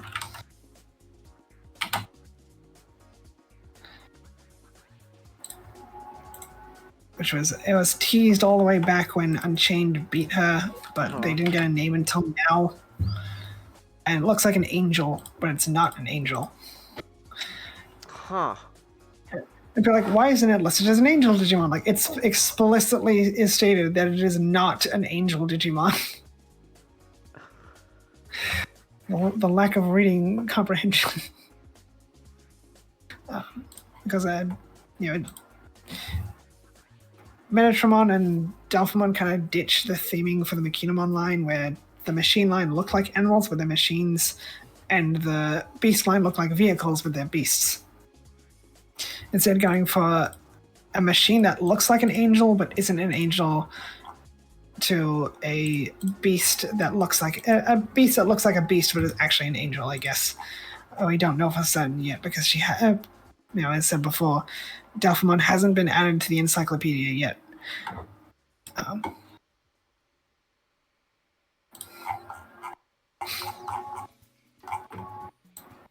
Then, of course, Shoto feels really bad about what happened, and there's nothing he can do. And that's kind of where it left him off for now in the void, where he's just getting a front row seat to what's going on with Owen and Zenith and everything else. I see. I'm expecting the next couple of comic chapters will probably be him getting out of the void. Because with the Chain of Liberator coming out in March, I expect that, the story will be over by... The story, I think, will be over by April at the latest, but the actual story will be over by March, and then any April chapters will probably just be, like a so long, everybody, let's have fun some other time, kind of like a goodbye chapters. Okay. But then we go into Owen and Zeno fighting, and get a backstory to when Zenith was younger. He was really good at video games, so much that he could go pro, so all his friends kind of left him. Because, hey, we got our futures to worry about, we can't go pro like you. So he ended up alone and really good at video games. And he just kept beating everyone, and the only time he'd find enjoyment is when people could challenge him. So he was really excited to fight Owen at the World Championship. But then he did fight Owen, and it was underwhelming. And the reason for that was Owen was too focused on how disappointed he was that Shoto did not partake in the tournament. Because that was the promise they made as children, that together they would face off in the world stage. I see. So Zenith decides to recreate the match they had at the tournament just before he beat Owen, so we actually have an excuse as to why they skipped most of the battle, because they're recreating a battle that already happened. And so it's the same battle, just Owen has new cards, specifically his Elizamon cards.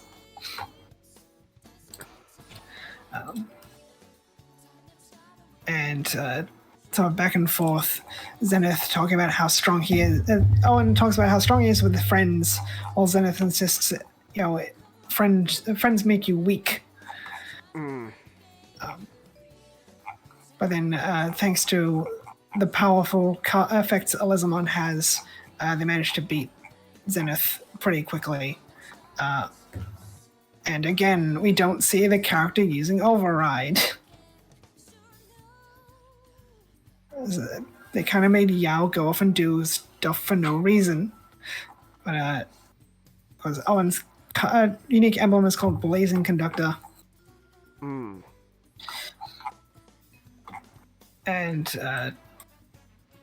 the back and forth between Zenith and Owen is funny. because Zenith's like, you play that card, then you'll run out of memory. It'll be my turn, and then you'll lose. And like, I'm not gonna just hand you the turn. And then he's like, I'm gonna do this, this, and this. And then it's like, but then your turn will be over, and it'll be my turn, and you'll lose. Like, mother effer, I just told you. Like I said, for most of it, Zenith's just fangirling out. He's a boy.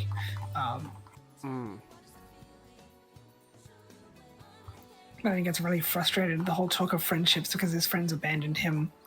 But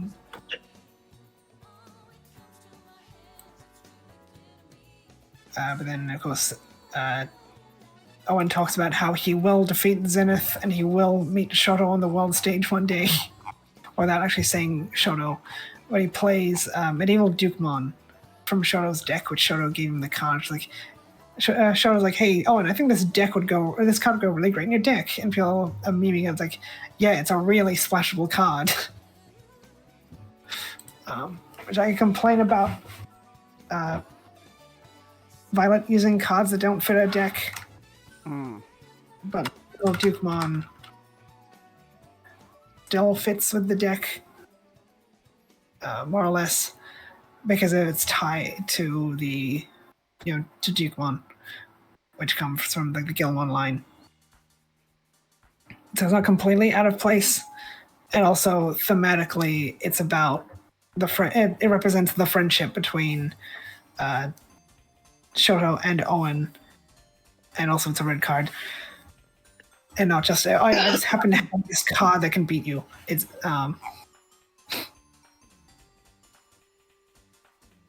because the effect being, the effect is absolutely broken and people really hate the card. Ever since it came out. So it's, when this card would be played by resting 2 Digimon, reduce the play cost by 4, so you can play it for 7. And when it says, it doesn't specify your Digimon, so if your opponent has 2 Digimon, you can rest both of those and play a card for yourself. Then it has Alliance and Vortex. So Alliance spends one of your Digimon to gain its DP plus 1 security check, and then Vortex allows it to attack the end of the turn. So you can play it end your turn and still get to attack with it. And then if you evolve it instead, you can rest 1 Digimon, so including one of your opponent's Digimon. Then you may destroy one of your opponent's Digimon with 8,000 or lower DP. Then for each rested Digimon, increase it by 3,000. So that's already 11,000, not including anything else. So it could kill almost. It could. Most cases, it's going to be able to delete anything in the game, barring effects. And then also it has an effect that when Digimon are played, you may activate one of its evolving effects. So you could play it and then activate its unevolving effect. Then if anyone plays anything, you still activate its unevolving effect. So it's just a really annoying card.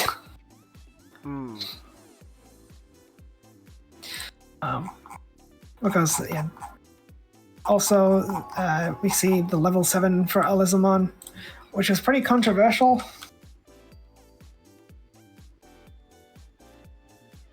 It's called Styrakomon. Yeah, Styrakomon. And it looks nothing like the Elizamon line. It's the most out there level 7, but that's why I like it so much, because it would be a much better level 6 to Triceramon. Because it's Iron Man crossed with a Triceratops. Oh, it looks kind of cool. It also reminds me of Dinohumon. And people like, it's also kind of it's kind of similar to Wargreymon. And people were pointing out, like, way back when there was this art for Digital Monster, and it was Greymon fighting Monochromon. Then Greymon got Metal Greymon and Wargreymon, and Monochromon got Triceramon, and now it's got Styrakomon if you want to do it. It's also got a really tiny face in the beak on its helmet. And people point out, like, it still kind of connects to Elizamon because it has a frill, like Elizamon has a frill. Like, if you want to make that connection, it's fine, but I think people need to understand a lot of these level 7s are not designed to be level 7s for their decks. And people also need to understand Owens is the least thematically connected deck It's just, oh yeah, they're dragonkin, but half the line are reptiles. So Lizamon is a reptile, Dimetramon is a reptile, then Lemiamon and Medusamon are dragonkin, and then the other side of it is Agumon to Cyclomon to Cyberdramon to Wargreymon, which is a mess of a line, but they had to make dragonkin work somehow. Okay. Oh, then of course, you know, for a franchise that has had women working outside the franchise and a lot of female characters inside the franchise, there's a lot of sexism in this fan base, I guess. Because I feel like this is not a feminine design. Like, this can't be a female design. It's like, why? Like, I guess because it doesn't have boobs. So it's gender bent, you see. Because a reptile doesn't have boobs. Sorry, Piomon. I guess they should have thrown you out of the girls' bath with Gomamon. Also you, Palmon, because neither of you have boobs. In fact, Piomon never gets boobs.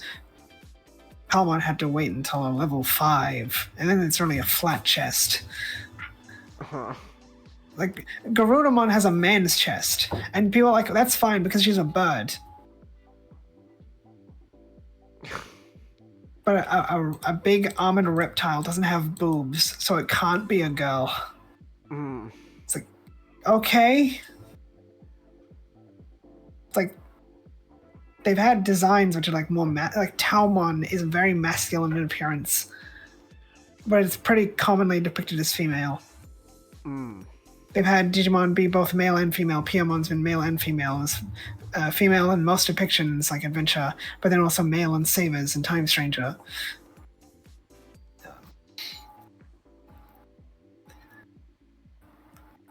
Like, it's just a weird thing for people to get all uppity about.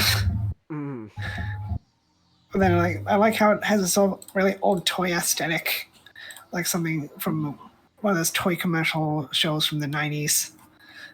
Or 80s and 90s.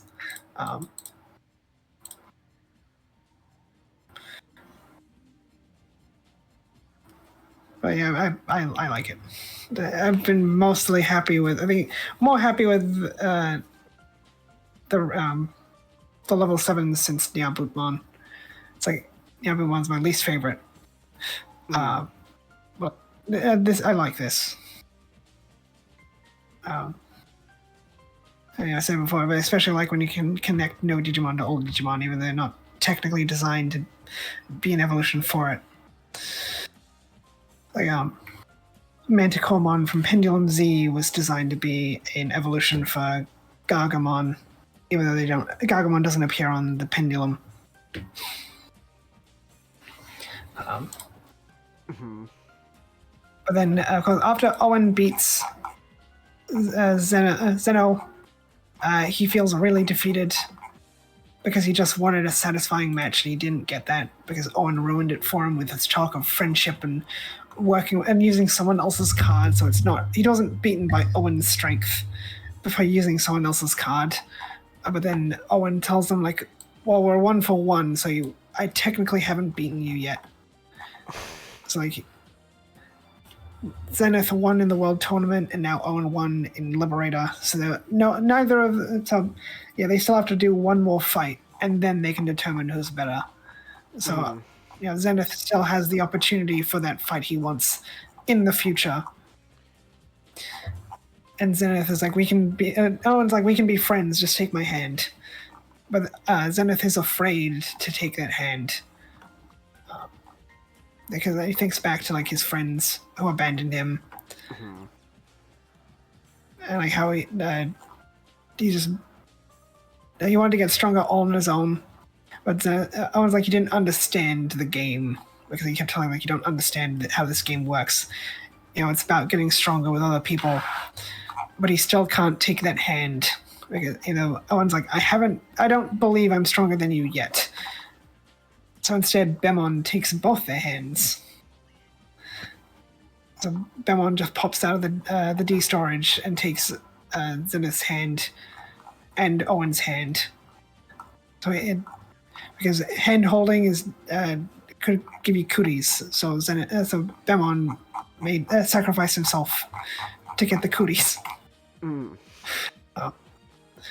But it reminds like Bemon's a good boy, like they did in the last novel chunk. Like Bemon was witness to Unchained's plans. Like, I don't agree with this, but I'm going to go along with it because Zenith is my partner and I will support him. And of course, we get flashes to what all the other characters are doing. So, Arissa, Violet, and Close meet back up in Amethyst City. Yao and Mirai are just chilling, I guess, where Yao found that chest because Mirai's not allowed to be, and neither of them are allowed to do anything useful. And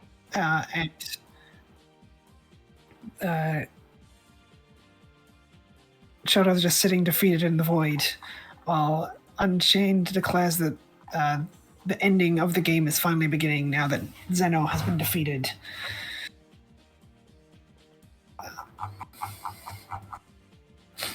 And we're of course expecting this to end in the next few months. Probably this month's chapters will be about Shoto regaining his confidence and breaking free of the void. I guess chapter 1. First chapters of January will probably be not a fight between Shoto and Unchained, or like maybe the second half will be, and the first half, and then I was thinking for a while Bemon was going to fuse with Lacuna as a means to like undercut Unchained, but I think maybe he might fuse with Cross Connectica, especially like the whole theme of Zenith learning to trust other people and form friendships again, and like, oh yeah, his Digimon fuses with a place that's literally called Cross Connectia. Especially since we've all been hoping Bemon would get a level 7, because it'd be really annoying if Bemon just exists in this and doesn't get a level 7. It would have been nice if the novel cast got something. Like, feel like, well, they get level 7s? Like, probably not. Like, it would have been nice if they got alternate level 6s instead. Because they could dump them that on them all at once. Like Impmon's line takes from the Megidramon line. Of course, Megidramon is the Gilmon line, but swap Gilmon out with Impmon. But then there's also Dukemon, so Megidramon and Dukemon are both Gilmon evolutions, so you could do a punk rock Dukemon for Impmon or something. Do a Space Godzilla or some other Godzilla variant for Tyrannomon. And a Beehive for Fun Beamon, a Mothership for Espamon. I don't know. I don't see it happening. It would be nice though. The novel cast are all getting cards in Dawn of Liberator, which is out in February. Okay. That's also when we'll be getting their unique emblems. And they'll also have all the Machinamon line and stuff in it. Expecting the novel stuff, Unchained's going to spring a plan and they're going to capture Delphamon and combine Delphamon with Metatramon, and then we'll see whatever that level 7 will be.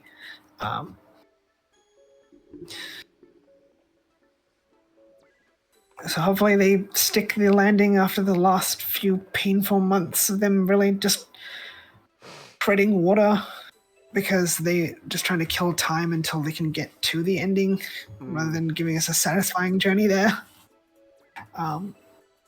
Card game stuff has been not too interesting for me.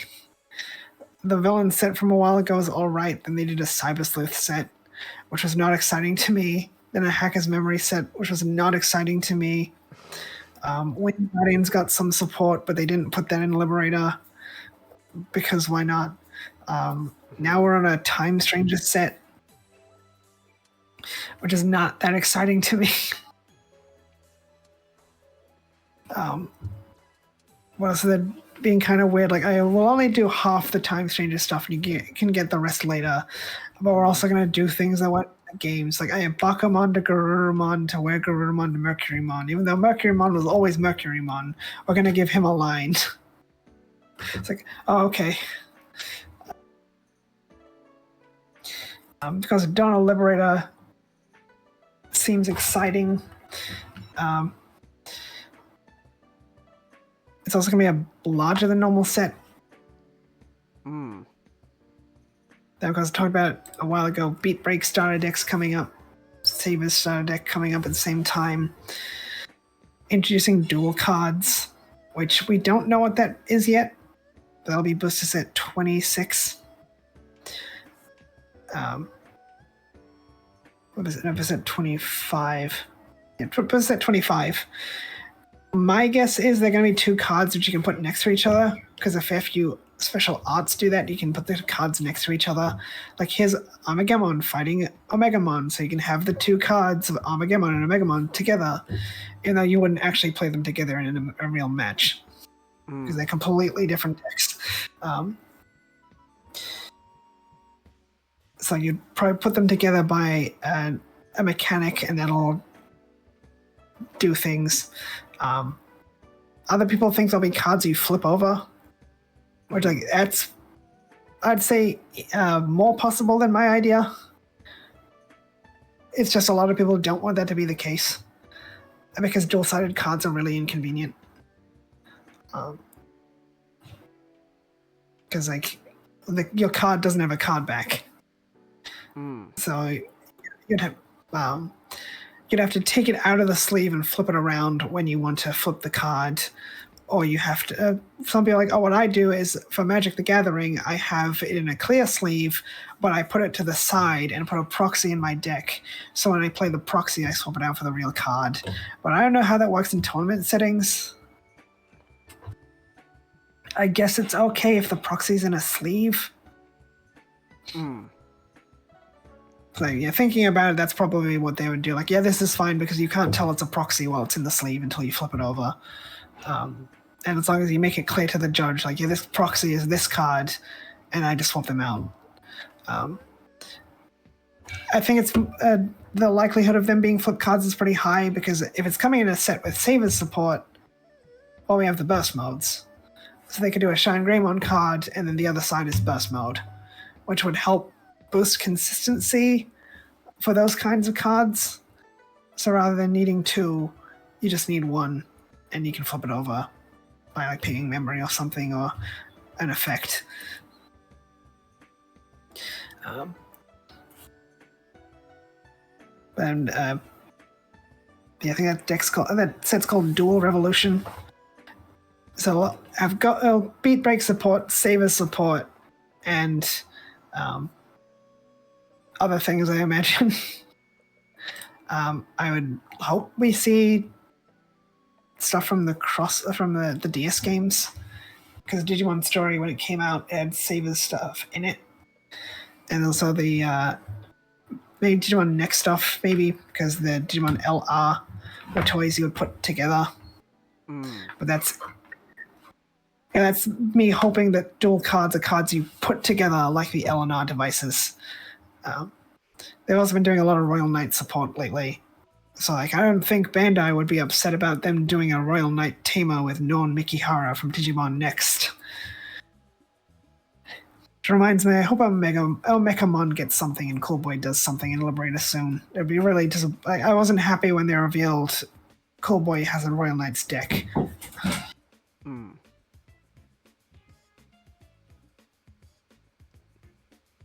Oh, hold on. This should do something. You just deafened. Alright, let's give him a minute. Let's give him a hot minute.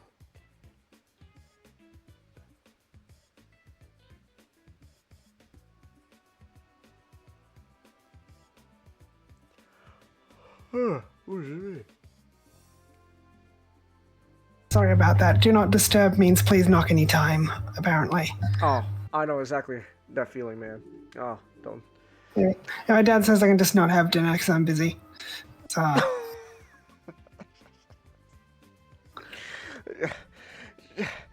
are you sure you're not Asian? I think I'll take him up on his offer, because I don't eat most of the food he cooks anyway. Oh, okay. Damn. I'm not gonna lie. That's just something my dad would say. It's just you're busy, so I guess you don't have to have dinner. It's like, okay, I'll just have it later. Yeah, I'm hopeful. We'll get Digimon next stuff, which is mostly just Savers stuff anyway. Because I think the only Savers line that wasn't represented in that was the Lilamon line.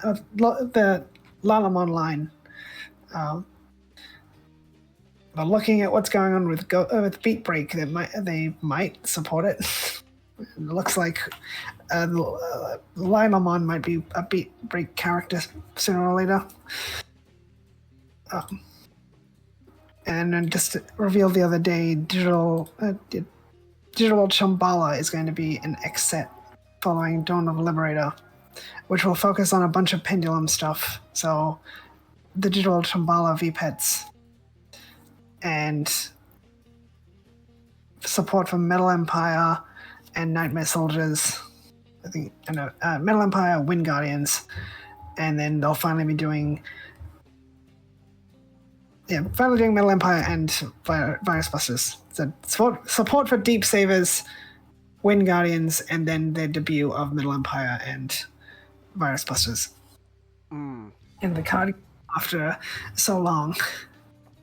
Because Virus Busters and Metal Empire are kind of left in a tough spot.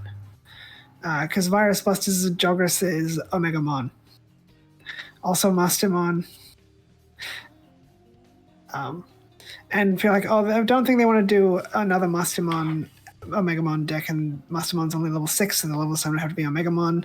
But then they have Proximamon.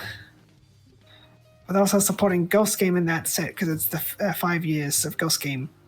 So be like, maybe they'll support Ghost Game and Virus Busters? Probably not. But then Metal Empire's Jogress was Chaosdramon, which in the card game is only a level 6. It's and their level 7 is Omegamon. Because Metal Empire got the unfortunate position of having to do anime rep back when it initially came.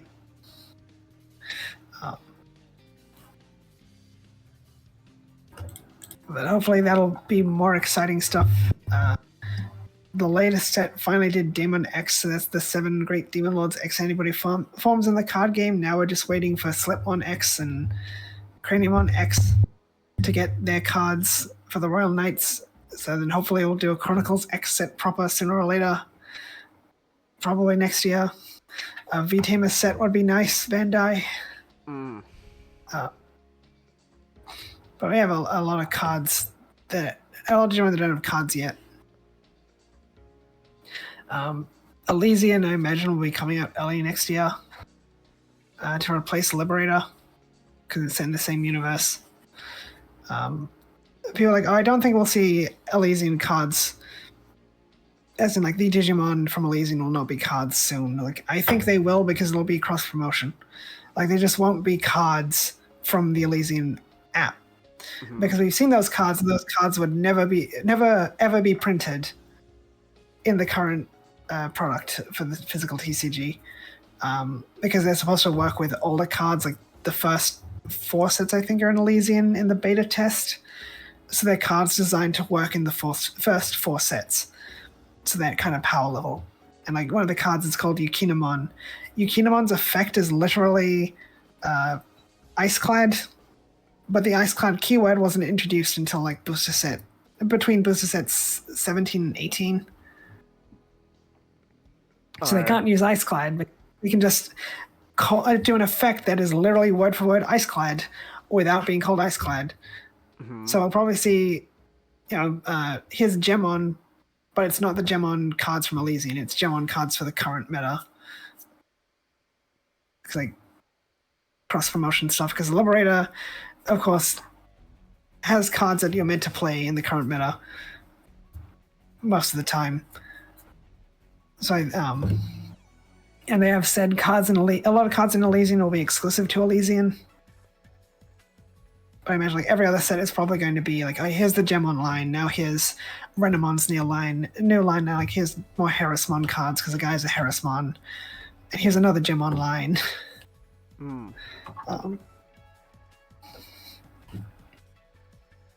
like I guess more stuff to look forward to with the card game. You sound so excited about that.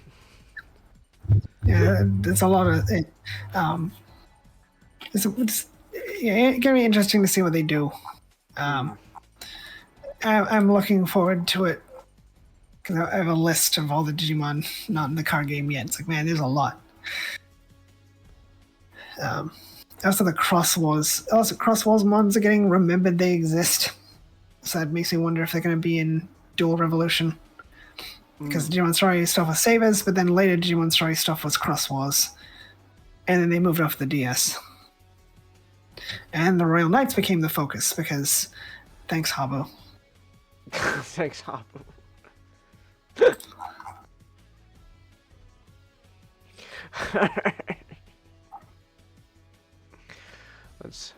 That's wonderful. I feel like every time we talk about Digimon, he's like your boogeyman. He just comes into the conversation one way or another. Yeah, I was listening to Hara P and the director of Time Stranger talk about the game, and like the director was like, I would write side quests, and then someone would come to me the next day and say, we have to scrap all those side quests because the location they were meant to be in no longer exists. And then Hara P chimed in and it's like, I was surprised to see those kinds of decisions being made in a game that had such a long development. And like, thanks, Habu, because Hara came in very late in development. And like, this is the reason why it had such a long development. Like, and those decisions were being made. Like, they were rushing development after like all these years. Like, Habu wasn't doing his job. He wasn't doing his job. Just add another thing onto the pile of reasons why Habu probably got kicked. It's great. He just shows up, and you get. I think it's honestly funny though, to be honest, that he just seems to pop up in a conversation every time you talk about Digimon, and it's just nothing but bad things to say about him. I'm guessing Hara P showing up to the studio making Time Strange was that meme with the guy coming in with pizzas and everything's on fire. I was like, what is going on here? That's amazing. Thank you, Habu. Very cool. Because like, when I got around to talking about Time Stranger, it's not a game that feels like it's been development for 10 years. Especially not in regards to the story. I see. Alright. Man. Well, alright.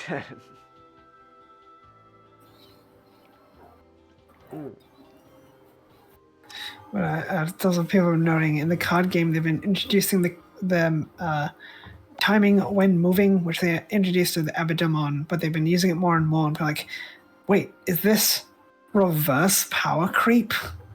Ooh. Oh my. Because you gotta play something to breed. When you put something in breeding, it can't activate effects, so you miss out on evolution and on play. But now they've done it so like instead of start of main, when your main phase starts, you move things from breeding if you can.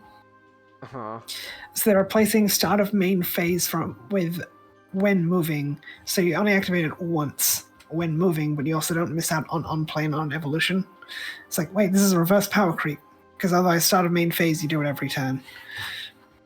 I see. But yeah, next time I talk about Liberator will probably be the last time, because I'm anticipating it'll end next year. I feel like maybe they could do a new cast, like with new decks. Like, I think that's what Elysian's supposed to be, though. It's like Elysian will probably regularly introduce some new characters and new decks, especially since I was theorizing Gemon would get a color for this, get a deck for the 6 main colors, and data mining. Data mining of the beta shows that it's getting a green deck. It has a red deck to start, then we'll get a green deck, so I imagine we'll get the other ones. Because we know Gemon to start with is red. There's a Renamon in blue. There's a guy with a Harrismon in yellow. So I can imagine we'll get a lot of decks because it'll probably be like Re-Arise where every couple of like months or so they'll update the game. Like here's more story content with a new character and new decks, but unlike Re-Arise, they'll probably just drop the whole line all at once, like they have been doing with the comic. You know, people complain like, why are they dropping everything at the comic all at once? Like, because they can't not do that. You expect them to play the game without a level 6. It's like, oh, like, you just play the card game without using a level 6. You're asking to lose. It's just silly. I see. All right. Well, yeah, I think we're out of the worst of it with Liberator. We're out of the worst of it? Alright. Year 1 was pretty strong all the way through, but then we went for a really rough patch with year 2. You think we're gonna have a strong ending then? I'm not sure about the ending itself, but I think the lead up to the ending is going to be much better. Okay.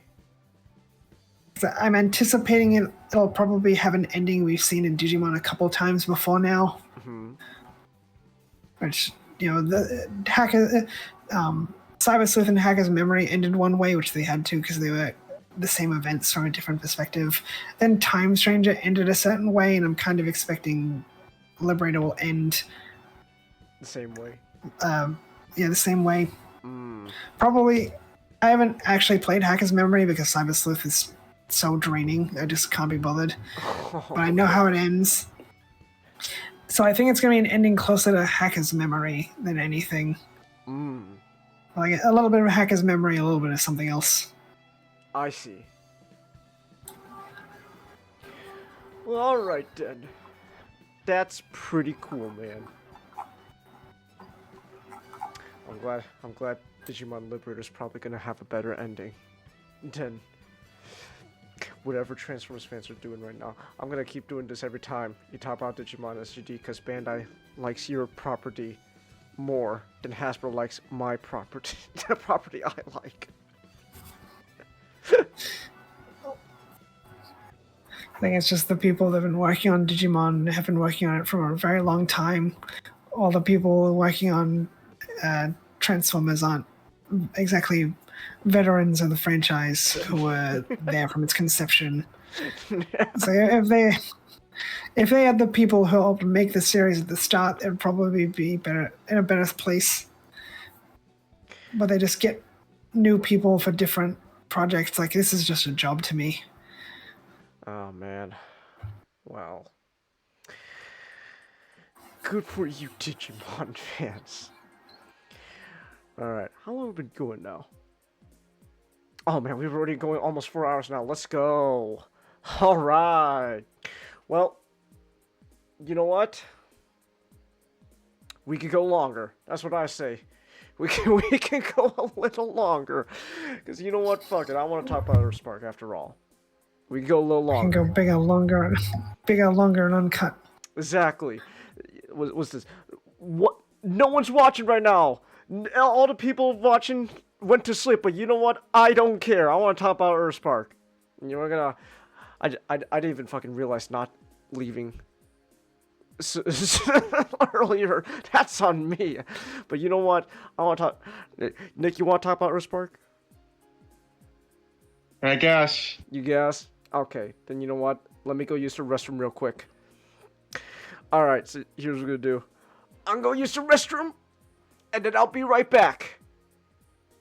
Now, just a quick reminder that you can support me through Stream Elements. It is completely optional, but your support allows me to keep making content such as buying new games and more. I love pussy! Just got reminded of this. Hot? What do you mean? You did not just say... Okay. Sure, Chelsea. Alright. Okay. I guess, I don't know, that's the first time I've ever seen anyone say Hillary Clinton was hot, so... Oh my gosh. Girl, what are you doing? What are you doing? 200 minutes left, go! Yes! Yes! Red Ace. Oh, okay, is that good? I guess that's good. There we go! Yeah! Let's go! Woo! She's crazy as fuck. That's why Jaden Smith is like the way he is. Man, the whole Smith family. I feel pretty bad for Lil. First place, there we go! That's what I like to see, Scarlet. That's what I like to see. Boy, mate, you have a license for that hat? We got. Whoa! What are these? Whoa! Hold on. That iPad. And the bad news. Khaled Assad, you are crunchy as hell. That iPad. Wowzers! Oh. Oh yes, I'm all for this. Man, Trish. Fat sex is the best thing to ever happen to us. I don't know if I was grabbing your boob or mine. Oh, I'm grabbing your boobs or my boobs. Although to be honest, I was just joking about fat sex. The plump flesh. To be honest, the plump fleshy fatness of it's for telling me that I did just get my hands on her behind. This is not Uncle Chuck. Oh wait, that's Sally. You did it! He's waking up! Well, look at Uncle Chuck there in the Cerebro chair, Nick. Cerebro. Tap into the mind of Sonic. I want to see what's going on in that noggin of his. It's just a milk carton. Yep, that makes sense. Right. That seems about right. Alright. Oh! Holy shit! That guy jumped on me like fucking like a mile away! Oh my gosh! Whoa! Okay,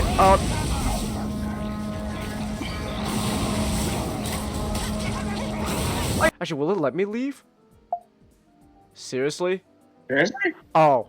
Okay. Yep, bye, Trish. Yep, bye, Trish. Yeah, you know what? Fuck this. Fuck everything. I'm not gonna come. No. I've had fucking enough. Alright. Wait, oh shit, are we actually leaving her? We're fucking done here. No words are said. Is that it? Is that it? No words that day and not. Oh my gosh, that's just how it ends! that's great! That's just how it ends, Nick. It's just, nope, we're done. See ya. Alright, bye. Now, no worse that day and not the next. Oh, I can make this work. Hey, you want to see me reenact that time one of our kids fell off the building? That's Be advised, we have a confirmed nuclear threat. Confirmed nuclear threat. Teams are on site and attempting to disarm. I repeat, everyone hang on!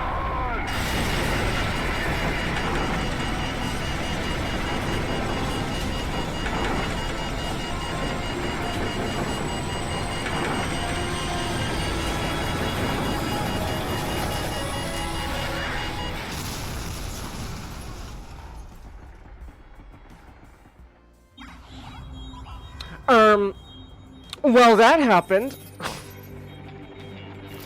I'm gonna kill myself for saying that. Oh.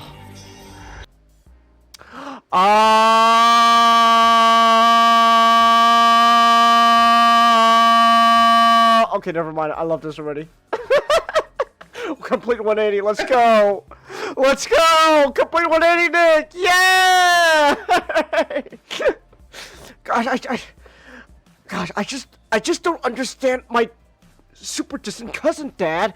Can't I just do the same thing to women but with guys? No. Come on. Hurry up! We're not doing no! My God! Oh my gosh! Oh my gosh! You're gonna lose to that bitch! No! We're second place! Ah!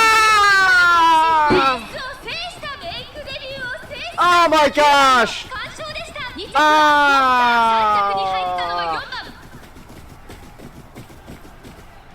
We're second place.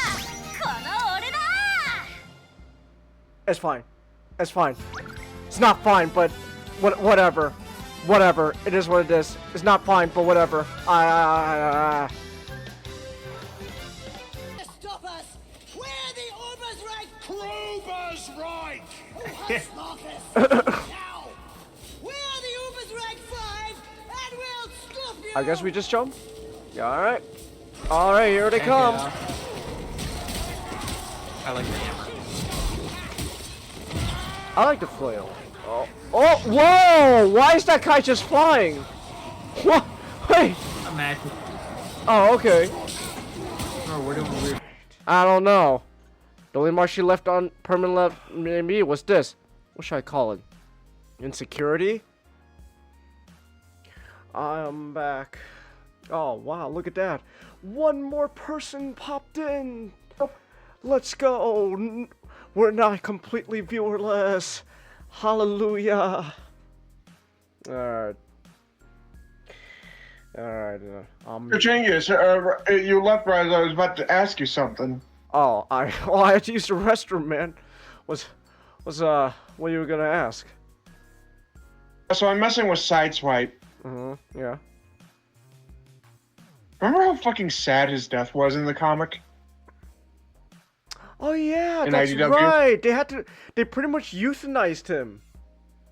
Cause they let him have like one like they were able to like say his goodbyes through him to like the Matrix machine in his mind, and then they had to euthanize him because like there was no way they could save him.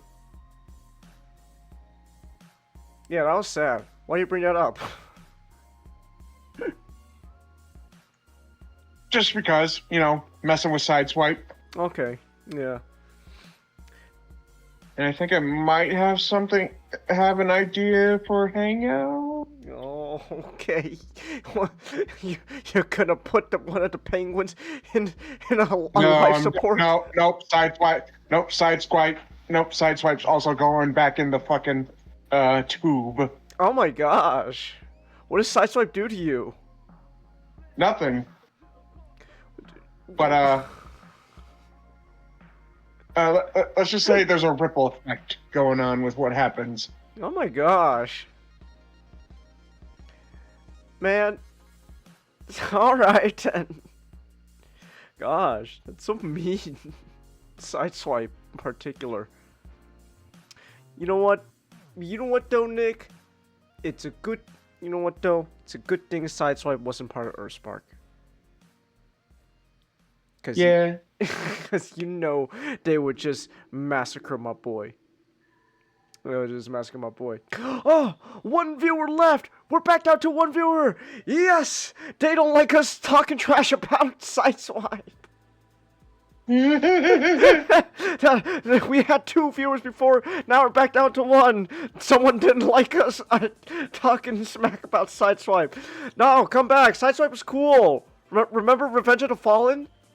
He didn't really have a character, but he sure had a lot of hype moments. So there was that. I mean, I'm just gonna say it, man. He didn't have much of a character, but that like quick 30-second bit with him and Sideways in Revenge of the Fallen did huge for Sideswipe in general. Just saying. did huge for him.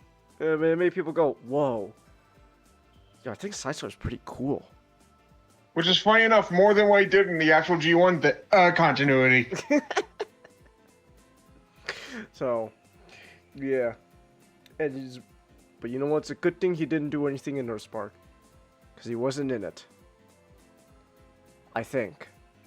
It might have been like one of the flashbacks, I don't know. I don't fucking know. Yay, Nick! Aren't you... We're done with the show, Nick. We have finished Transformers Earthspark. This is a show that has been airing since, 2022, right? So 3 years now? Well, actually 4 years if we're including 2022. So, 4 years. And what do we have? What do we have to show for those 4 years? Absolutely Well, no. Nothing. Well, no, I don't want to say nothing. Chance. There's something. I expected nothing, and I was still let down. You were still let down. Oh my goodness! But yay! We got the finale to Transformers Earthspark, Nick, and it was a two-part. It was a two-parter. We got two 40-minute specials, quote unquote movies. You know, like you're like TV movies. So like 40-something minute specials. So we watched was essentially the equivalent of 4 episodes, which is more than. Which, you know what? To be fair, more than G1. G1 season 4 was what, like 3 episodes? It was the So it's more than G1. So I'll give it that. But now for 4 seasons. You know what's the funny part though, Nick? Technically, season 2, 3, and 4 are all considered. Technically, well, not technically. They're all considered. They're considered technically 3 separate seasons, but they're all supposed to be, all season 2. They just split up season 2 into 2 more seasons. And that's why we got season 3 and 4. What I don't know, man. They did this just. Everything went downhill. Obviously, it's safe to say after everything went downhill with season 2, but the finale of season 1. But I digress. Yeah. So yeah, season 2, awful. Season 3, awful. It's actually been quite awful. Season 4, have we improved? Not even close. In fact, we got worse. Okay, we got. I didn't even realize we could get worse, but we did. It's actually amazing, man. We somehow got worse. It's almost like a work of art in itself, man. The fact that it got worse somehow.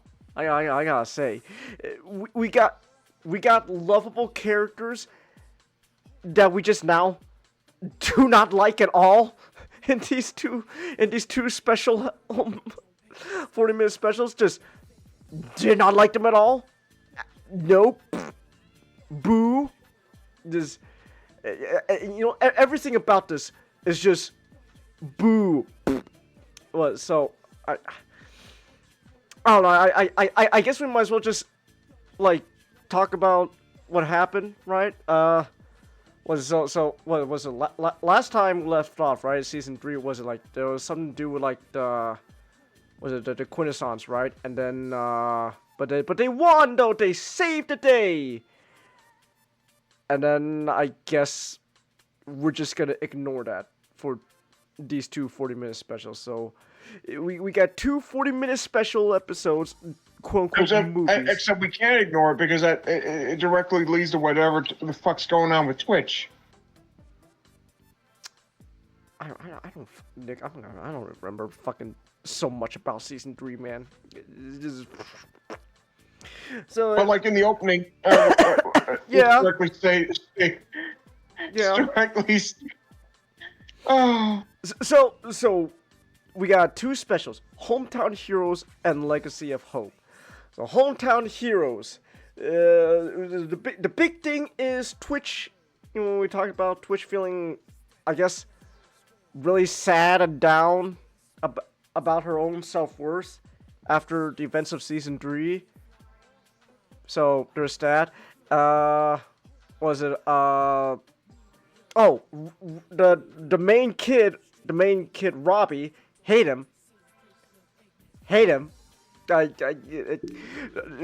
fucking motherfucker should have just taken the. He should have just taken the beating, man. Oh man, I'm being bullied. Oh, I gotta use my powers. Just take the beating. Just fucking take the beating, man. I swear. Get your head in the toilet for a swirly and get it over with. Chase, I'm gonna tell you something about this episode that's gonna piss you off. You probably already know about it. The whole point of this episode is purely just to open that fucking space bridge. It was Nothing else mattered. Nothing else mattered. Not entirely true, Nick, because we get the start of a character arc with Robbie, Twitch, and Drash. It's not good, but there's that. So, at least I don't. At least I don't dislike Mo. I don't dislike Mo either. She was probably, she was pretty good. And Although I liked her season 1 design still better though. No. Yeah. Oh, the dad though, Alex, still best human character, hands down. Oh my gosh, Alex is great. I still remember, Nick. We were watching dude, what the fuck is? We were rooting for him, man. We were rooting for him. He almost won. But I remember, Nick. Last night, it's Alex, I love you, buddy, but what the fuck are you gonna do against? What the fuck are you gonna do? You're just a human, and it's and you're like, but Changus, he almost won the obstacle course. Oh, you got a good point. On second thought, Nick, you're onto something. So. This guy could have been the MVP. He could have saved everyone if they all just let him do his work. I know. So you know what? Alex is still a hands down best human character in the show. But Robbie is going through. Changus. I told you about the cosplayer dressed as Alex from the convention I went to, right? Yes. We were both pretty much agreeing. Yeah, no, season 2 onwards just fucking sucked, but Alex was still great. Alex was the MVP. I loved Alex, man. He was great. So, but Robbie is apparently going through a whole thing where he is I guess abusing his powers because he got the fuck ass cyber sleeves, Nick. The cyber sleeves, the Ember Stone. Ooh. So he's got that going on. He's using his powers for have fun and all that, but he's also I guess destroying property and there's it's really messy what they're trying to do, but basically there's long story short, they were trying to build up this whole thing where Robbie feels useless without his without his cyber sleeve thing, which Nick is supposed to mirror what's going on with Twitch, because she's feeling useless.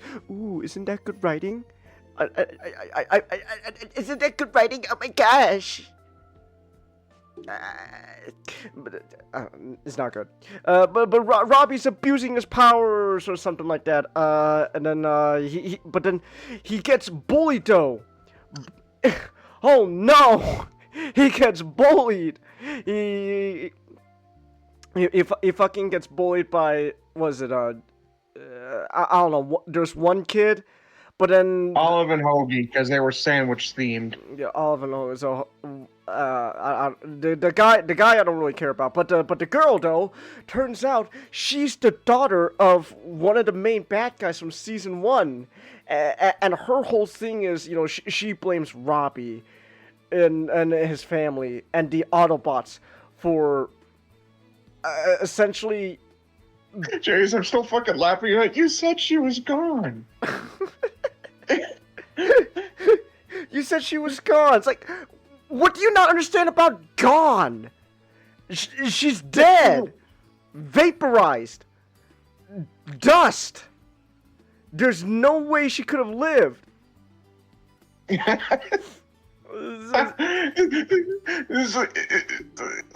bitch really couldn't put together that when he said that he meant dead. So, but she never thought her mom was dead, and so she's going out of her way to harass Robbie and his family because they're the real bad guys. Bitch, your mom was evil. She tried to commit genocide. Go fuck yourself. So, but yeah, so there's Wait, she does not come back after this. She does not come back after this. No, but Olive and Hoagie though are secretly being manipulated by Mandroid! He's Whoa! fucking alive. I mean, he's a head in a jar, but yeah, he's alive. and he's manipulating them into helping him rebuild the space bridge so he could enact his evil plan. And Nick, I don't know about you, but hold on. I wrote this down. I wrote this down because of what Not said.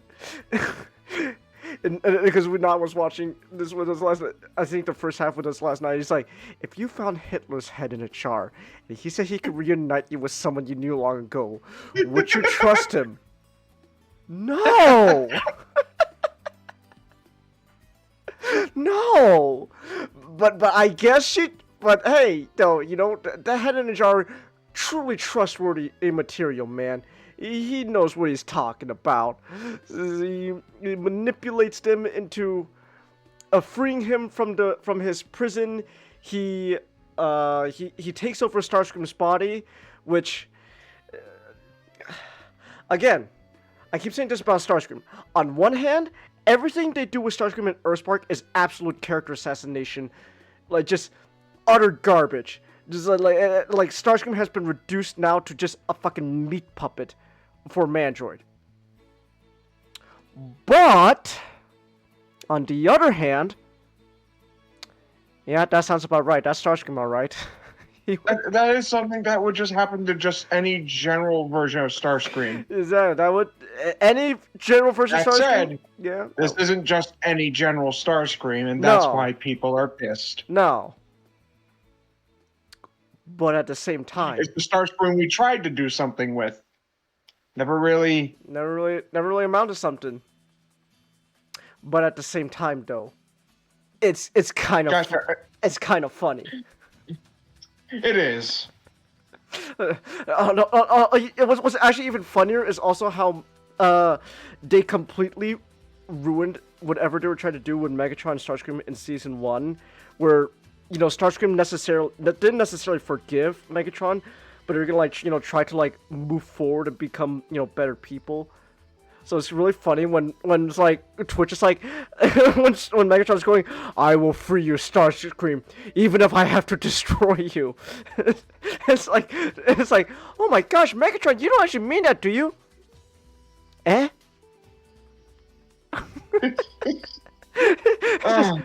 It's like everyone just forgot what happened in season 1. Because Nick, all the season 1 writers got replaced. They're just gone. Wait. Holy shit, Chase. I might be fucking remembering something about season 1. Oh, okay. Wasn't there an episode where Robbie felt useless because his power sleeve wasn't working? I think that was Mo. I mean, still. I don't know, man. But no, like the same idea where it was like without. Yeah.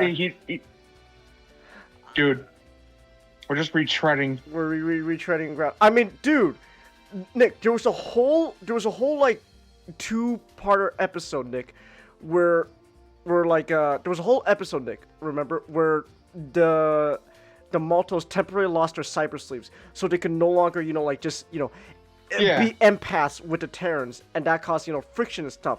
And I was like, dude, Nick, this is a really good opportunity to for them to grow, to learn how to, become, a better family without the need of, silly cyber sleeves. They don't need to be empaths to be a quote-unquote perfect family. And then they got it back.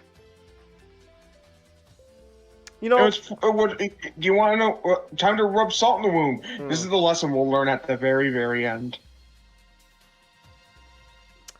At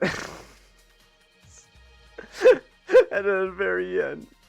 Oh my goodness. But yeah, but anyways, Mandroid, he's possessing Starscream, rebuilds the space bridge, and then he's gonna use it to send his army of spider robots to destroy Cybertron.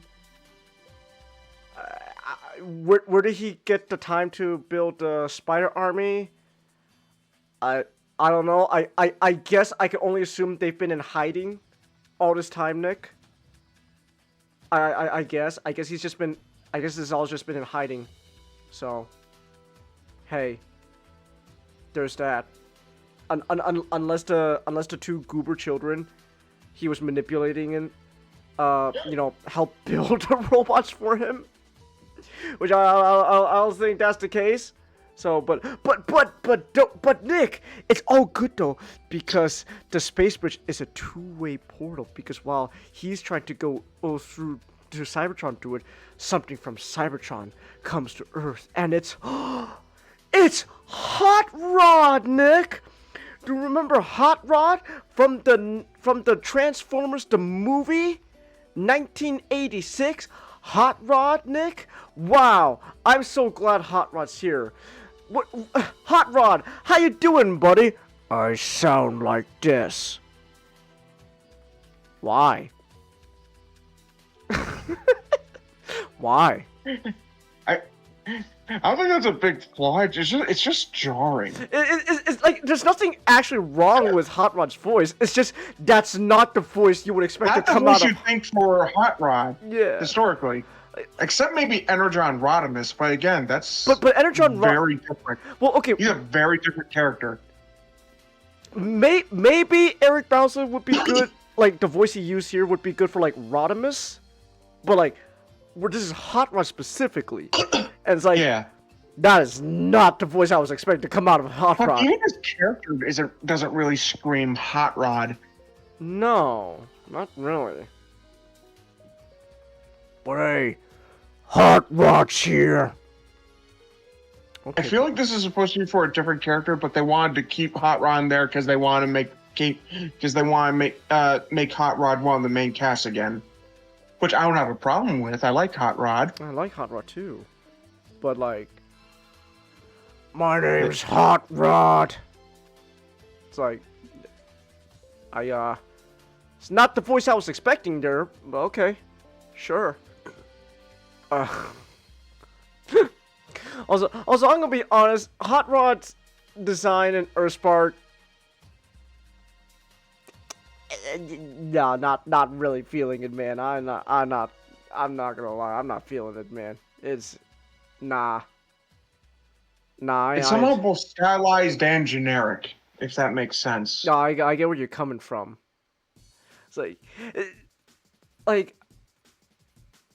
So apparently Nick Roche, like the comic artist, designed this. So either Nick Roche's art style is just not really that well translated into 3D, or it's just not really a good design he made for Hot Rod. I don't know. I'm willing to give more credence. There is a good design we'll get to when we get to part 2, but yeah. I'm willing to give more credence towards the first option, was just the art style just doesn't really translate too well into the 3D, because like Nick Roche has made some really good looking comics, man. Like his art style for some like the record comics Nick's works really well there. So like maybe it's just a case of his art style is just not meant for 3D. So, but hey, Hot Rod's here though, guys. That's what matters. So, oh my gosh, hold on, wait a second. Hold on, wait a second. I just found this. I'm gonna post this in the back room. This is Nick Roche. He made artwork to promote Earthspark. You know what? I think it really is. It just doesn't work in 3D. I think really it's just that it just doesn't really work that well in 3D, man. Because that's a the Starscream design I thought was already pretty decent. Looks fantastic here. It looks really good in 2D. So I think it just doesn't work that well translated to 3D, man. So, yeah. And the designs that we thought we already were pretty bopping just look even more bopping. Mm-hmm. Yeah. I'm looking at you, Soundwave. I know Soundwave. Dude, Nick, how do you feel about Soundwave just being reduced to a goober? Not great. Not great. Yeah. I think that's actually an active franchise sin. Is Soundwave just being a goober? Like just a jobber to throw at the Autobots? Yeah, not only that, but Shockwave too. Two halves of like the big four of the Decepticons. Yeah. By the way, I've already mentioned this, but I gotta mention it again. But I mentioned this when we were watching it. But I gotta mention it here. Where the fuck is the rank in all this? That's really more apparent in Legacy of Hope. My gosh, I'm still on Hometown Heroes. Holy shit, this sucks. So, but you know what it is? There's literally the only important thing that happens that is relevant to this episode. The episode only exists to explain how they get to Cybertron. It only exists to show them get to Cybertron. The space bridge is open again. Yay! Okay. That's it. And we had to make some baffling decisions just to get there. It was truly something else. But hey, you said she was gone. You said she was gone. You know what, Nick? That alone just put Agent Schloter down on my tier of human characters. He was pretty good. He was pretty good. He wasn't at the top of the cream of the crop, but he was pretty good. He's lowered now because, like, dude, I'd lower him too, but not so much because at the very least he did take responsibility that and is say, true. "Yeah, I should have been more clear with you." That is true. Your mom is dead. I thought that was just. I'm not gonna lie, that's just really funny. He had to explicitly tell Olive, "Your mom's dead." Your mom's dead. You should have known this when I said she was gone. But hey, I don't. But yeah, so Schloter, not exactly high, but you know what? He's not. He's not, bottom of the. I don't dislike him, but he wasn't really done a lot of justice here. Yeah, no. Also, I'm gonna boost him up a little bit again because now I remember he was voiced by Kevin from Brooklyn Nine-Nine. Oh, that is true. That you know what? Fair enough. So. Fuck, Kevin's alone now. Damn. Because I think even Cheddar passed away too in real life. No, what happened? Cheddar's a dog. Man, I hate nature, Nick. Why do animals have short lifespans? I know, man. I'm still hurt over losing Andre Bauer, man. I know. Oh my gosh.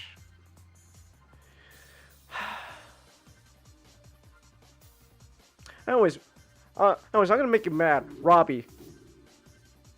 Hate him. Yeah. Dude, little prick. Little shit, man. What? I mean, I guess that was the point, that he was supposed to be a little shit in these 2 episodes. But fuck you. Yeah, I hate that kid. Oh my gosh. He's honestly kind of bottom of the barrel now after this episode, man. I hate him. Holy shit. Oh my goodness. It's like, at some point, I want to revisit season 1 just to see. You know. I'm hoping if we watch season 1, Robbie isn't as bad as he is here. You know what, Nick? I'm gonna stand by this. I still think Earthspark, Robbie, and Mo should not exist. It should be Alex and Dot raising Terran children. I stand by that. It should just You know, the Terrans, Twitch, Thrash, hashtag Jawbreaker Nightshade, all with human parents. That's Dot, and Alex.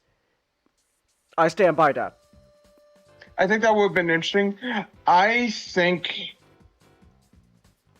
man, that's actually a really neat concept.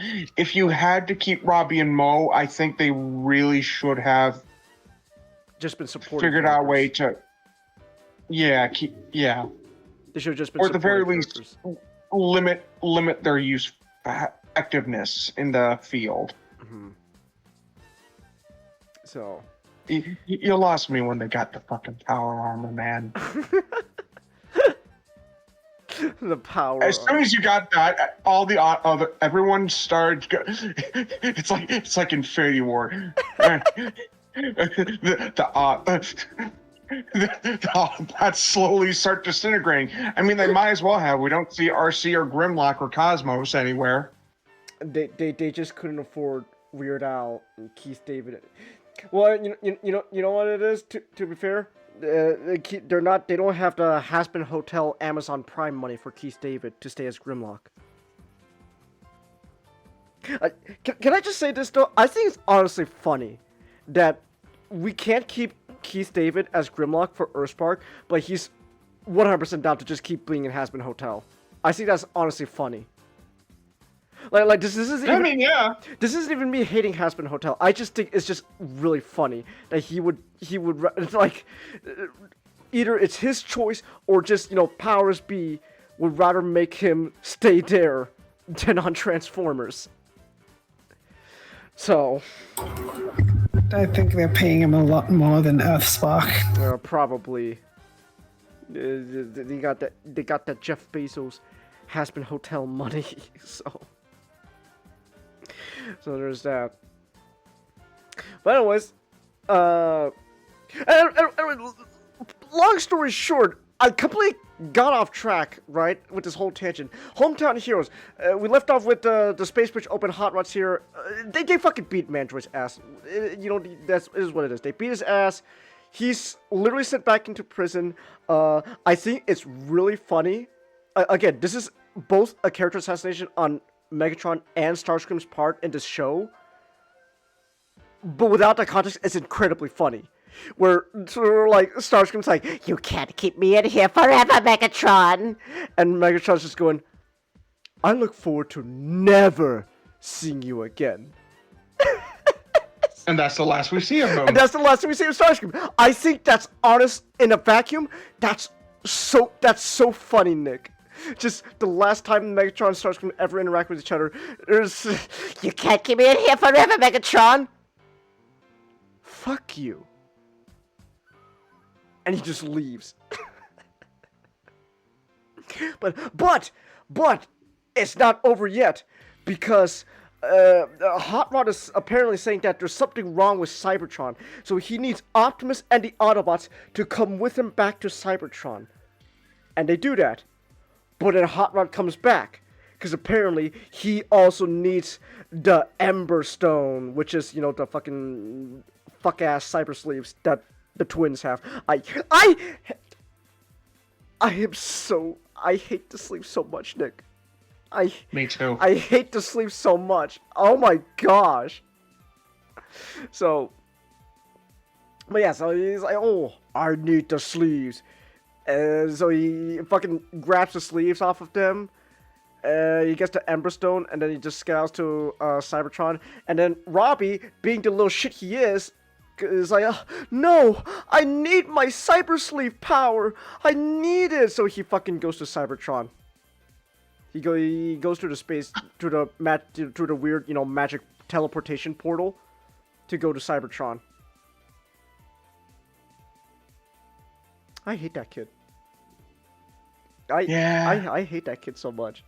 He's only gonna get worse. So you know, and a Mo being the good sibling, she's like, "Well, I guess I might as well go after him. Someone's gotta make sure he doesn't kill himself."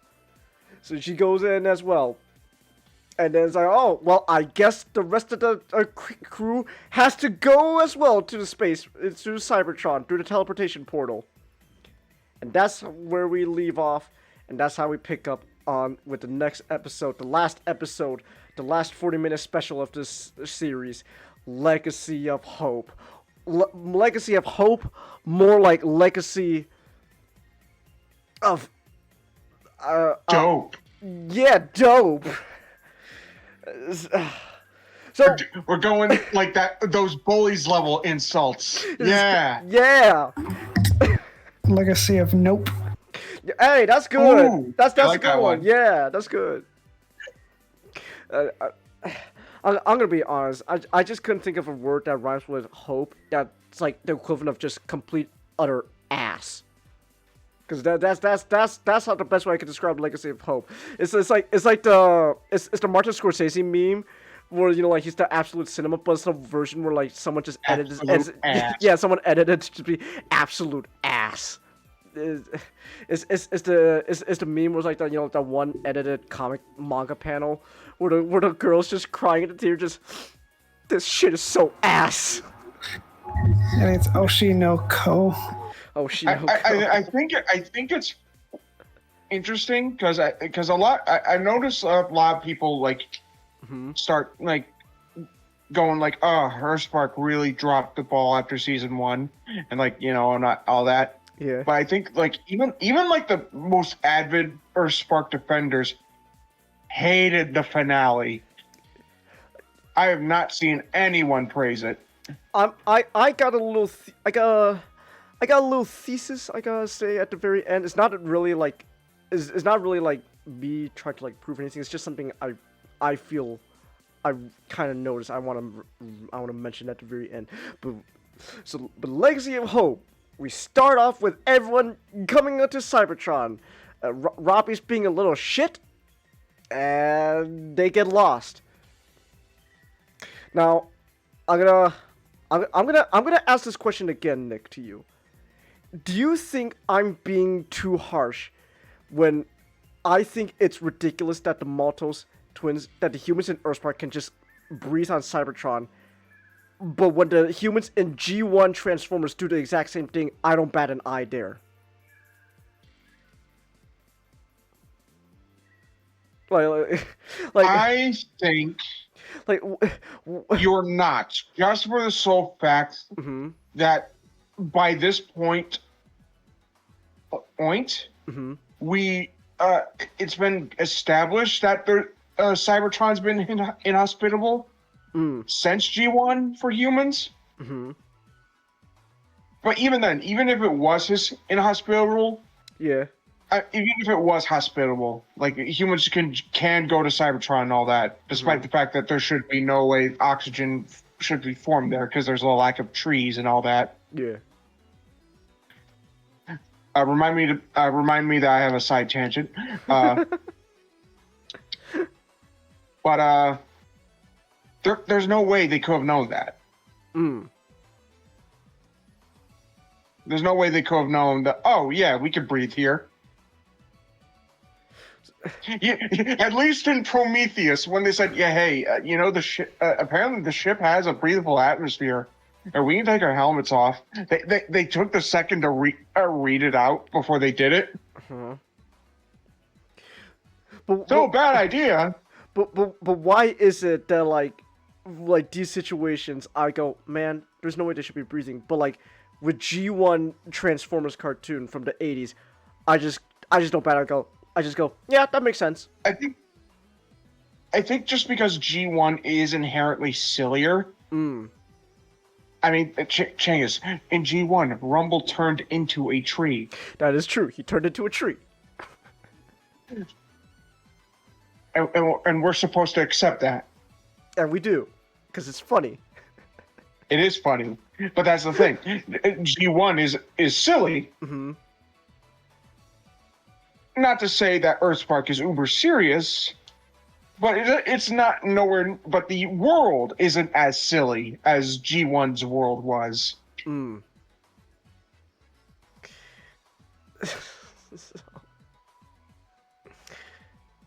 hey, you know what? I guess it's okay though, because the humans could just breathe on Cybertron. Why not? Chase, I kind of wish there was an alternate ending where you see Robbie going to the portal. It's like, we have to go after him. It just immediately cuts to like Robbie just dead on the floor, having suffocated. Just Nick, I still stand by what I said. I think they would know way to have done it, but it would have been super funny if they just went to Cybertron and they see the evil mom's like skeleton just lying there. So somehow Cybertron has enough things going on to decompose a body. Fuck it. It's just a skeleton just lying there, Nick, and it's like, oh, so that's what happened to her. She wasn't disintegrated. She was just teleported to Cybertron for some reason. That makes way less sense, but all right. All right. Also, yes. I'm just picturing the fucking whale episode from South Park where they send the fucking orca to space.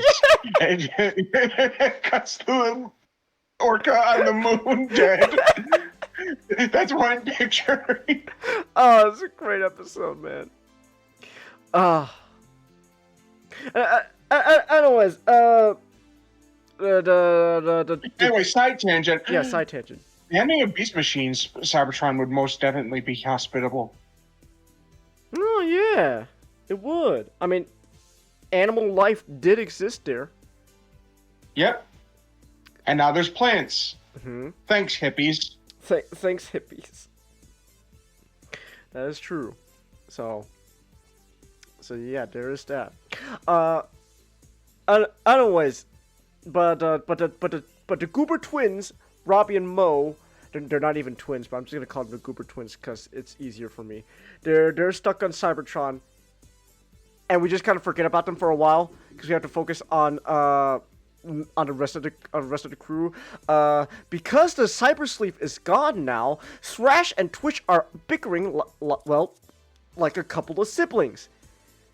And the thing is, it would be perfectly fine, but like, again, my problem isn't necessarily like they're having this character arc right now, like in this context. My problem is this should have happened way sooner.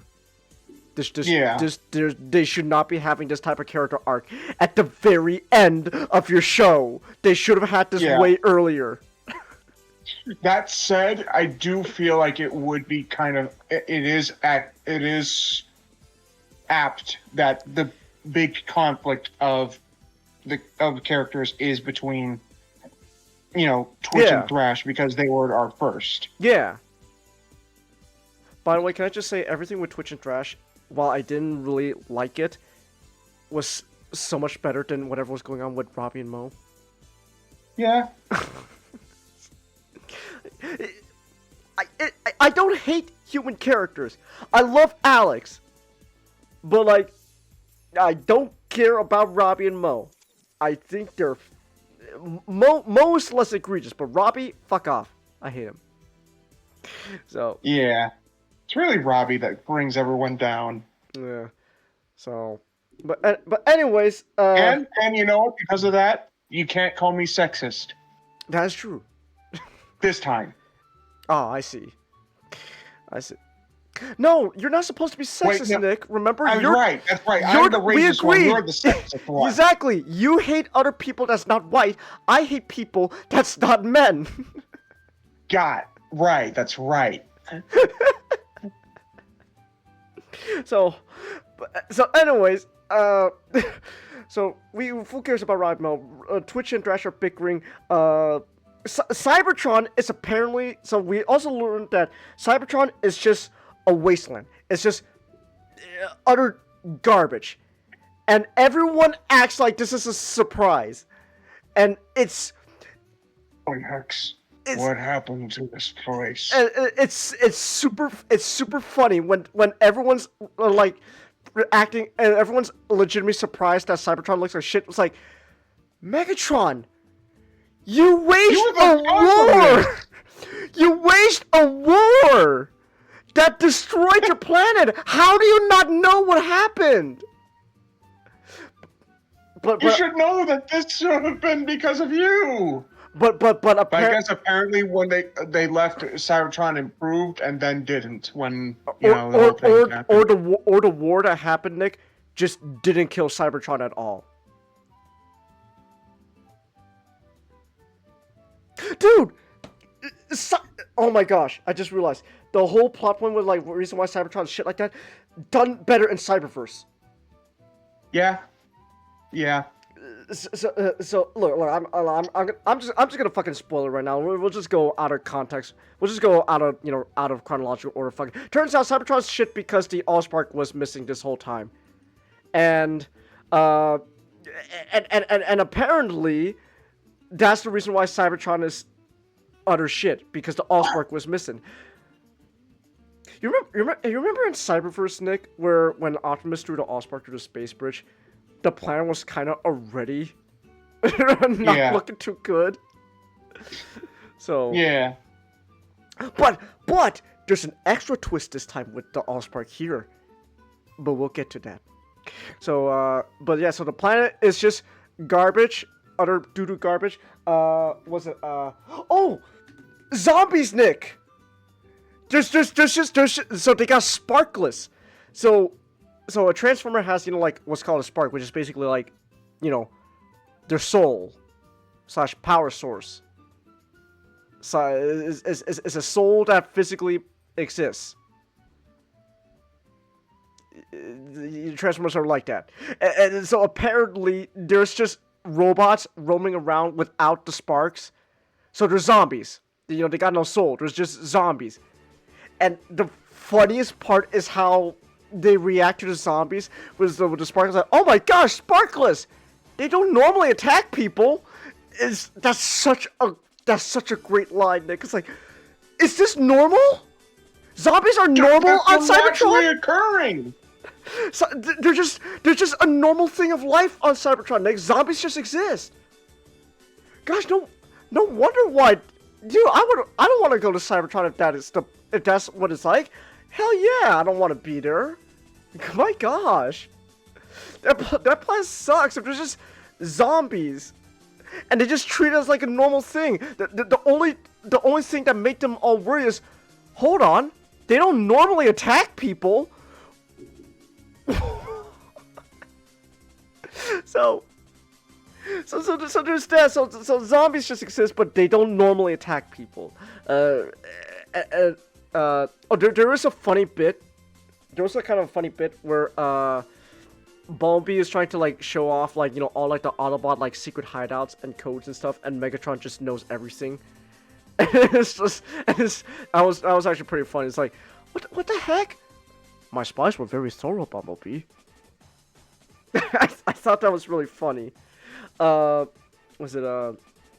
at the same time though, this is the episode where I guess rank doesn't exist because Twitch and Thrash are pretty much calling the shots, and it's like, Megatron, you're like the highest rank here. You got you're pretty much like the adult here.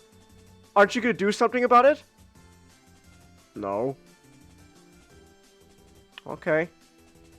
I think it's even more baffling. It's not just Megatron or Optus or Leo, blah blah blah. The fucking parents are there too. The parents are there too, and they're just like, yeah, okay, all right. It's like, which I can almost understand, because it's like, you want to give your child, the autonomy to like prove themselves or something like that. Yeah. But that still doesn't explain Megatron. It doesn't explain Megatron. Megatron, aren't you gonna do something?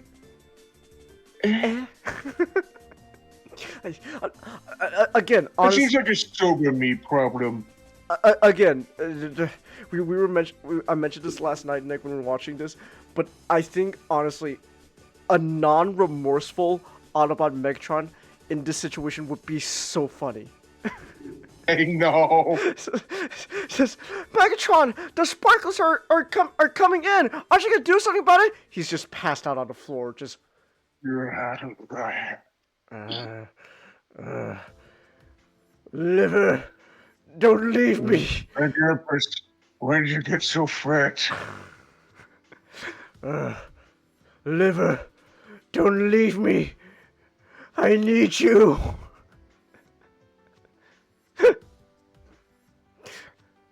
So, but yeah. So. Oh my gosh, Cybertron looks like absolute shit.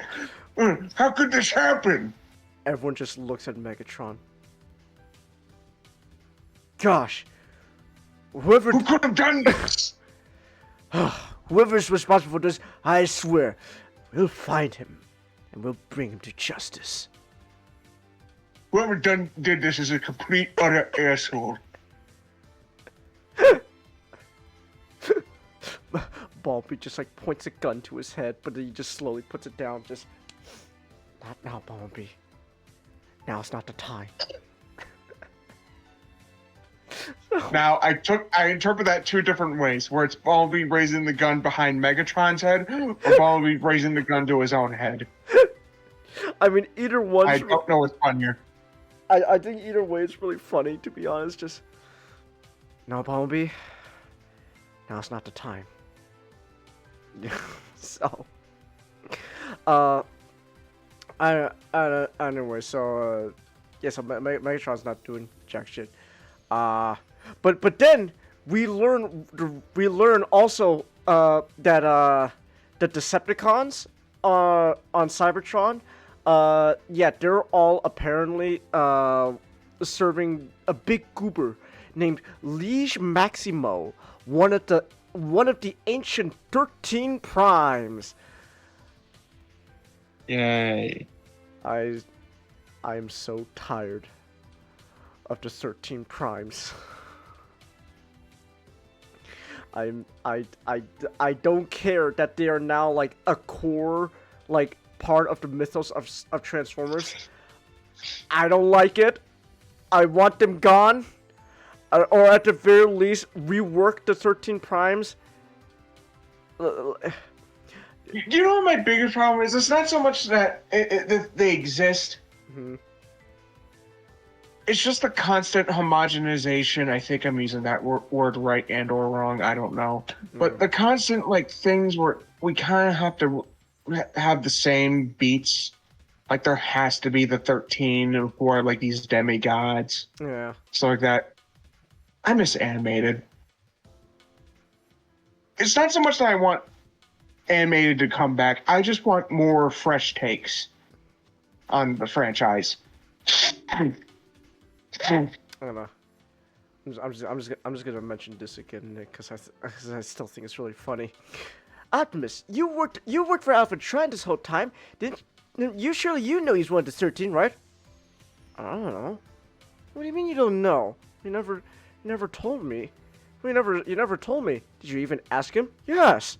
I tried once. I tried once. It's just a flashback. Just a young. Hey, Alpha Trine, are you one of the 13? Get back to work. Orion. Get back to work. So. Alpha Trine, can I have a raise? No. No. Good work, Orion Pax. Chase, I want there to be a fucking like Cybertronian dock worker employee training video with a young. Oh, that would be great.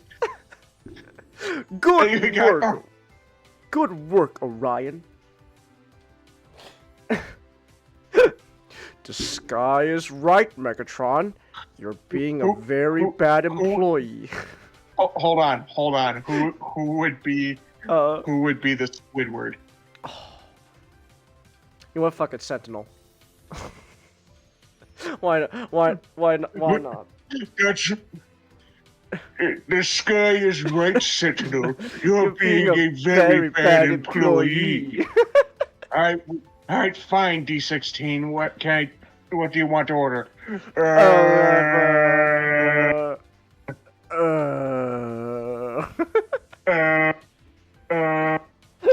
D, you order some Energon. I would like to order some Energon. That means he's here for the go.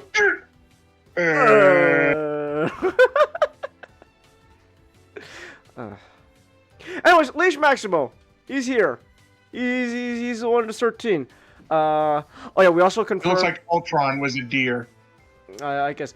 Oh, this also confirms that yes, this version of Optimus is in fact the 13th Prime. Not only that, he's aware of it and has been like ancient, which actually contradicts the whole Orion Pax thing, which they established in season 1. I think, different writers.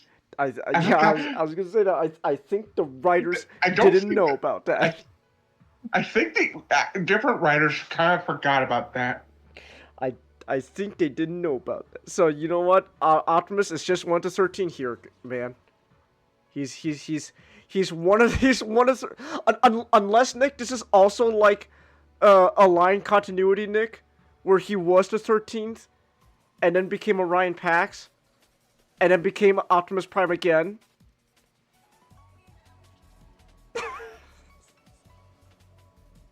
So, anyways though, Nick, yeah, so Optimus is 1 to 13th, and apparently, the whole deal with him and Leash Maximum was that this is the line continuity fault. It really was. This was Simon Furman's fault.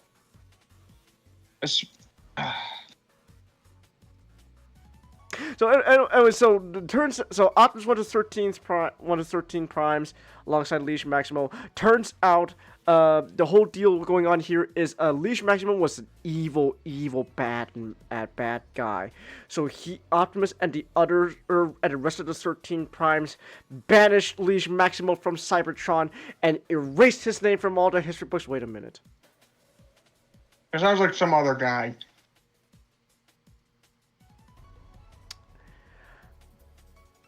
Oh no, man. I guess maybe Megatronus was also good here as well, like Transformers 1. Unless there's 2 evil primes, Nick, that both got their names erased from the history book. There's 2 fallen, Nick. Imagine that there's 2 fallen primes. Remember the fallen. We will remember. So anyways, so Leash Maximo's just a fallen here, but Leash Maximo except not for some reason. For some reason. And Leash Maximo's whole idea, his whole evil plan here, is in order to revive Cybertron and establish his, big old Transformer evil empire that he wants.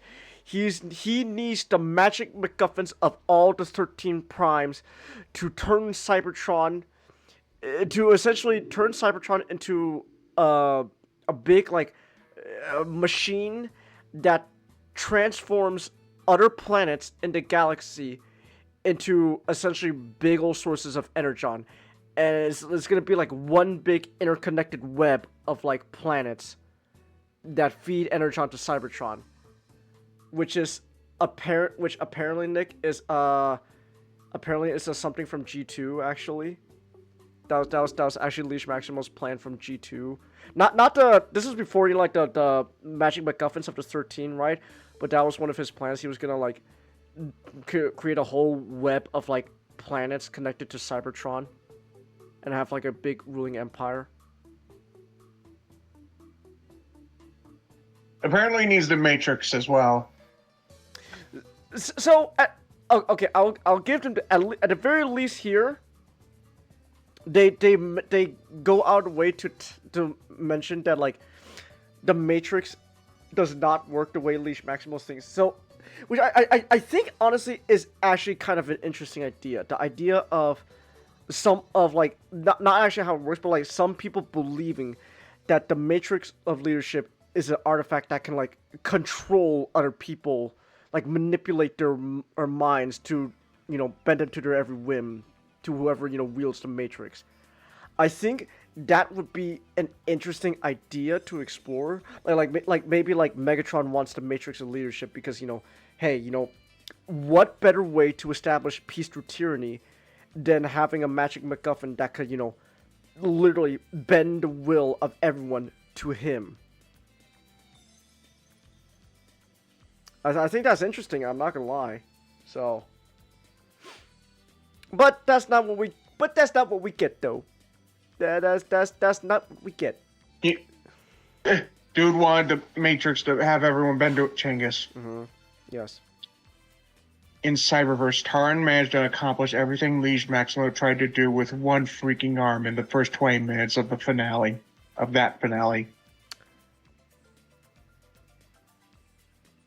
We should watch Cyberverse again. That was fun. Everyone fucking skipped Cyberverse, and I'm still pissed about that. I know. Cyberverse was so much fun, man. I had a great time with that show. You know what? Even season 1 of Cyberverse, which is a little bit slower, was still kind of had a lot of fun moments. Okay, this is probably not the best example, but I think this is just a funny example. Remember when Blur died in like the 5th episode? Yep. That was kind of funny.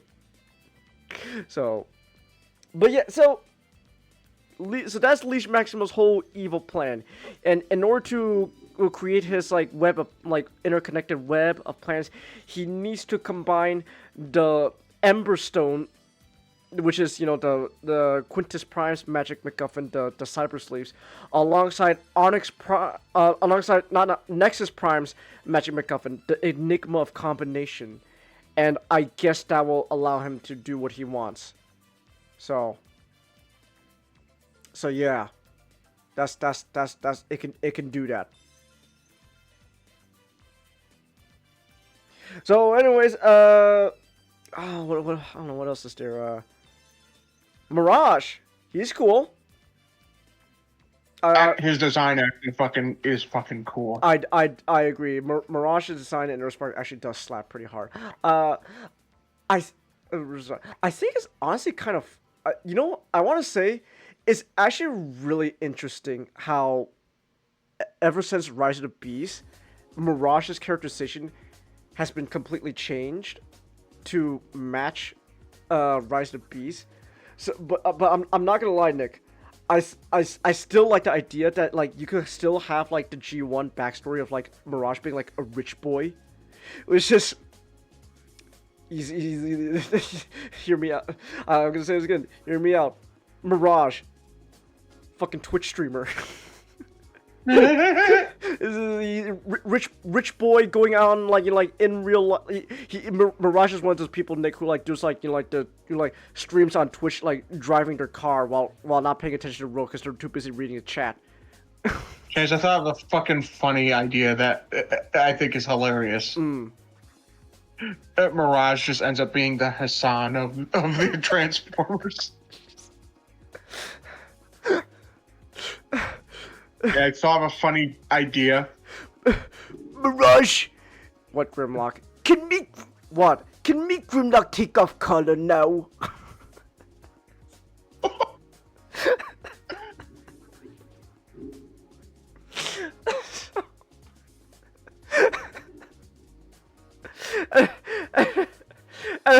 Anyway, so Mirage though, he's pretty fun.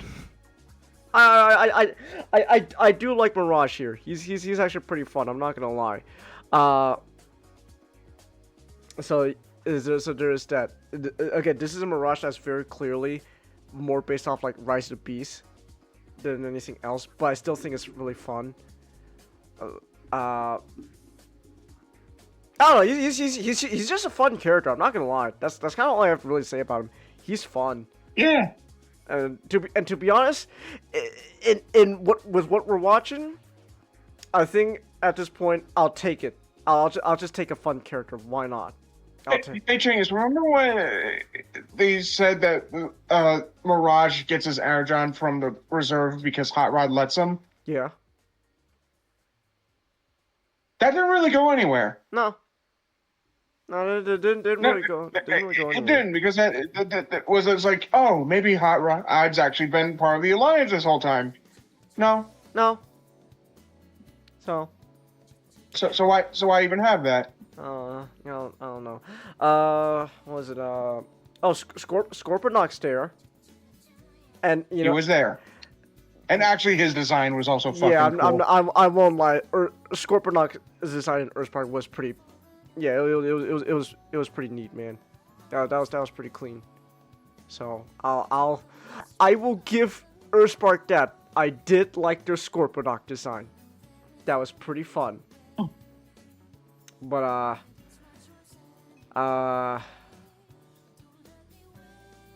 don't know. I'm not gonna lie, man. A lot of stuff here. The best way I can just describe a lot of stuff that happens in this episode is just things happen. Things happen, all right. So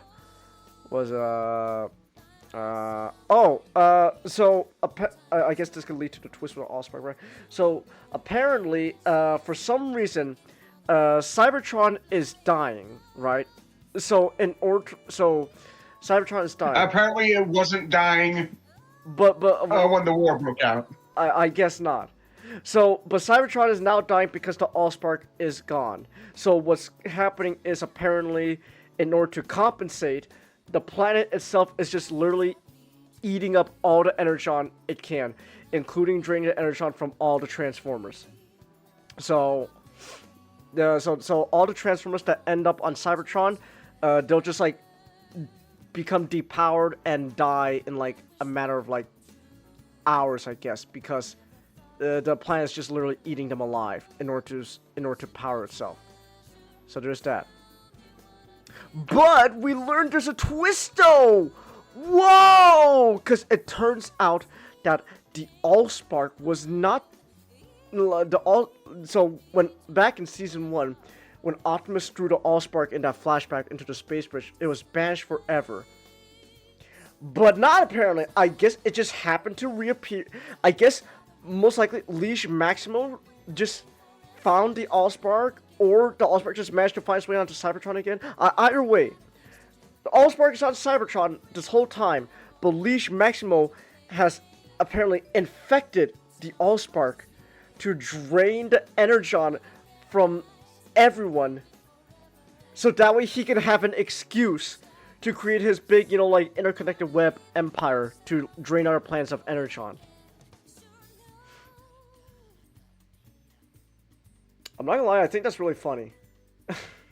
I think that's really funny that he wanted his plan to succeed so badly that he straight up like, well, in order for this to work, I have to essentially be slowly killing everyone in order for them to be on my side.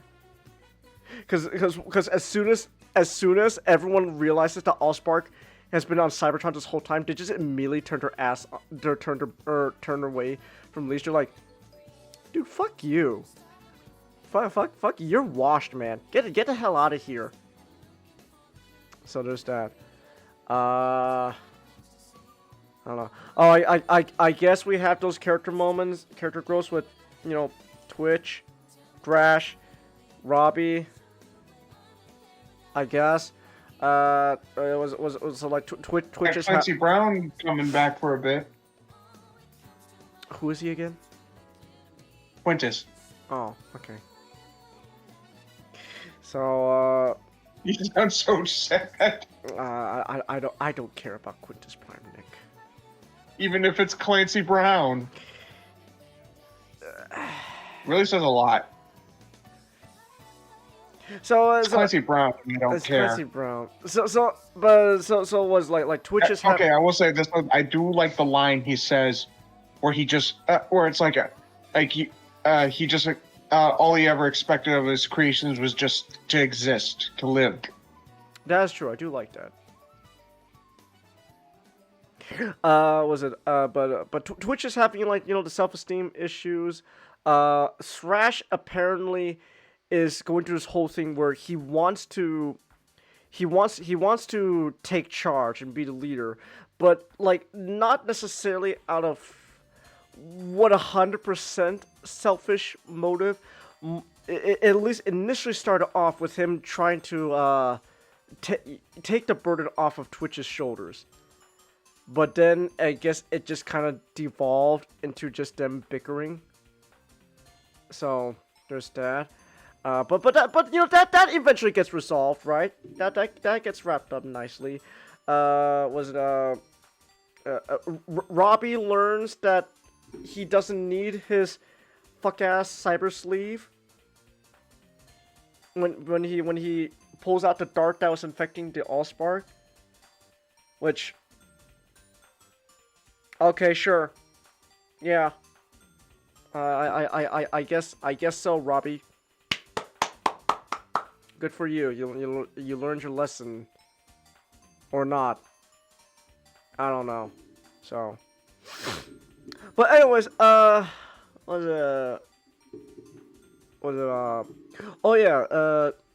yeah, so like for a bit there, Leash Maximum was like hounding Optimus because he wanted the Matrix leadership, but then but turns out Optimus gave the Matrix to Twitch, at least for safekeeping, and that allowed her to like I guess like find the Allspark or whatnot. I guess. Oh. The funny thing with the magic MacGuffins that with the 13 primes have, so the Blades of Time, which is obviously like that's supposed to be Vector Prime, has the ability to apparently revert people back to like their previous state from a certain period of time.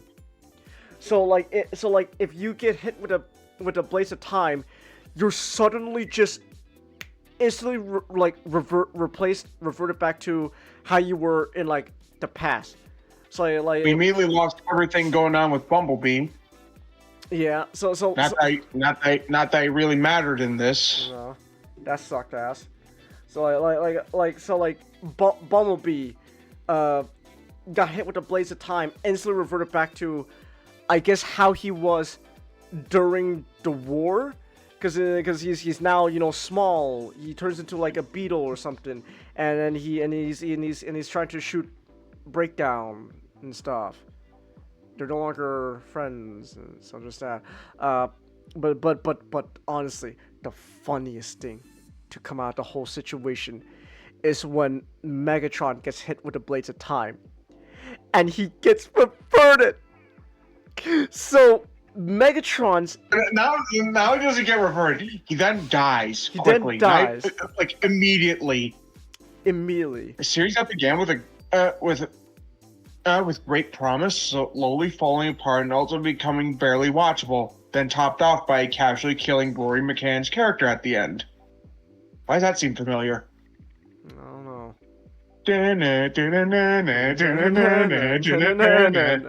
We one wiener next to another wiener. Wieners alongside yet another wiener. So, oh my goodness. Anyways, fucking. So, yeah. But Megatron got hit with the Blades of Time, and then he died. But don't worry though. The Terrans were able to save the day. I guess Leash Maximal's horns are able to like control like I don't know, something like a teleportation thing or something. Cause like his whole chest has like a he has black this whole kind of thing. like black hole kind of thing that can like teleport like stuff. So store things. Yeah. So so just that. But I guess it was all controlled by his horns. So without his horns, when they get chopped off by the Terrans, I guess I guess after that he just gets sucked up into a black hole and dies. No one's thought of trying to attack his antlers until now. The big glowing things on his head. You know, I think maybe Optimus should have mentioned that. If Optimus is one of the 13, shouldn't he have told him, go for the horns? I don't know. Anyways, so that happens, right? So they kill Leash Maximo. Was it fucking the I was gonna say so you did oh yeah they saved the day but Megatron's dead though. That sucks. But so they tried to bring him to the Allspark to revive him. And at first, it seems like it didn't work. It repaired Megatron, but couldn't bring him back to life. So, he's dead. Yeah. He died. So they hold a funeral for Megatron. And, yeah. But all of a sudden, though, Megatron, turns out he is alive! He's evil again.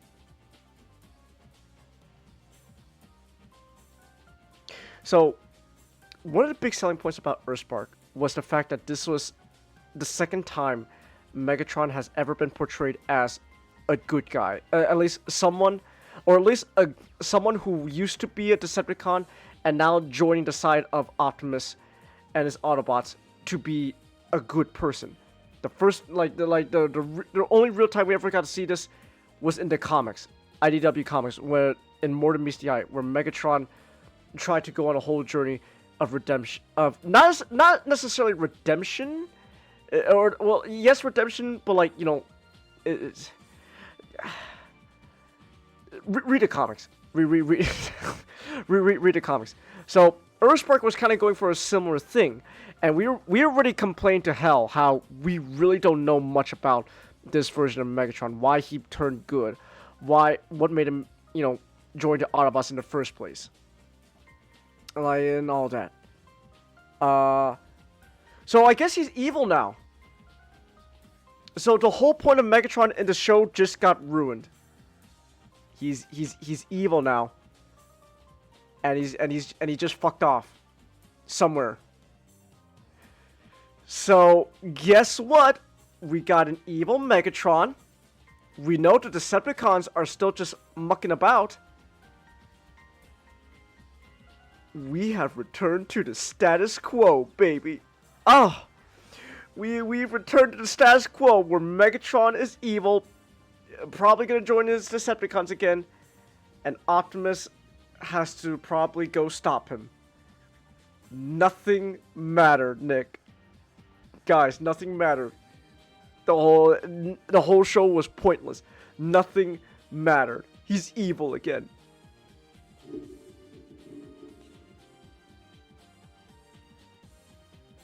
Nothing matter. It don't matter. No, it does matter.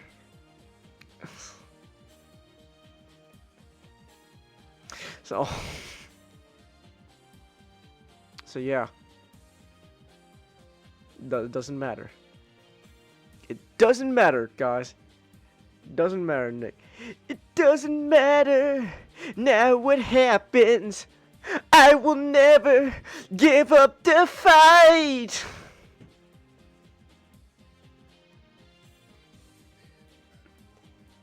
How you feeling, Nick? It's over. It's over. So that's how the show ends. It completely undid everything. And, yeah.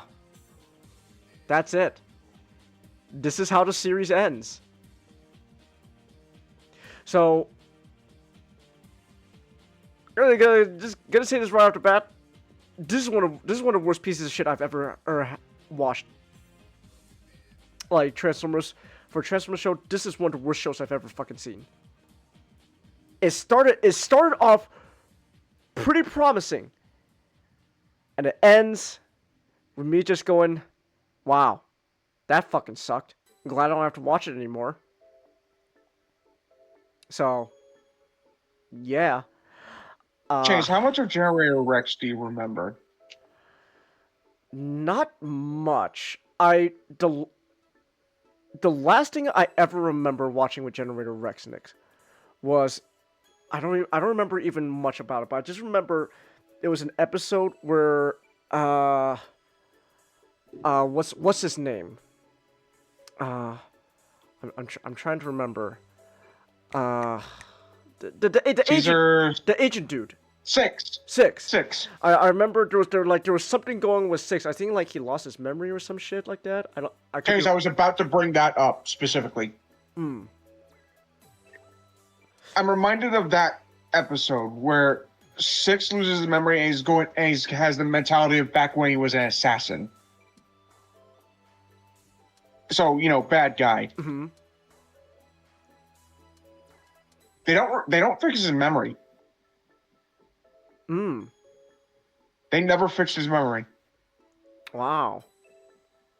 What they did is Rex managed to convince him to understand that he got him to convince him that his life changed.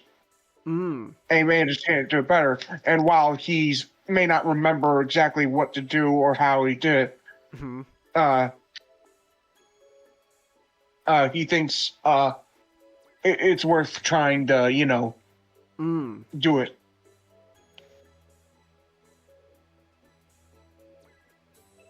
That's that could have been something they could have done if they turned Megatron evil sometime during the middle of the show. But no, he's just evil.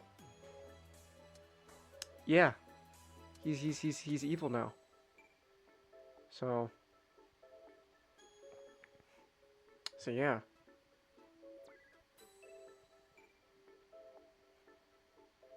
We should watch Generator Rex. Yeah. We should do that. That'd be fun. Cause I. Hey, remember the Ben 10 crossover, Nick? Barely, but yeah. That's how we got Shock Squatch. Yeah. I like Shock Squatch, right? But I'm gonna be honest. Derek cooked was his decided Omniverse. I'm not gonna lie. Derek cooked a lot of good designs for Omniverse. I love his version of Shock Squatch. It's great. Yeah. Oh my goodness. But yeah. Man, we should watch Ben 10 again. I'd be down for that, man. I'd be down to watch Ben 10 with you again. Yeah. So. We just do what Kuro did and do a whole series breakdown. I mean, I guess why not? Sure. So. Anyways. What was to say? Oh yeah, when it comes to Transformers Earthspark, yeah, this was a pretty big piece of shit. That said, I think I would still put it higher than the War for Cybertron trilogy. Yeah. Because I'm not gonna lie, it's almost kind of a meme now at this point with Earthspark, but the first season really just had a lot of potential, and I remember it being pretty good. So I can't. So like that does help the show overall. Where it's like the War for Cybertron trilogy. It's like nothing was good about it. There was nothing redeeming about it. In fact, the War for Cybertron. In fact, I'm gonna keep mentioning this. The War for Cybertron trilogy was so bad that we became friends, you and I, Nick, over hating that show. Yeah. I still have. I remember I still have like. I have like screenshot of like one of like our earliest conversations in like like one of the earliest conversations I ever had, and again it was just us talking about the War for Cybertron trilogy. It's like did you ever think could you ever imagine like looking at that screenshot we'd share a hotel room? No. No, not at all.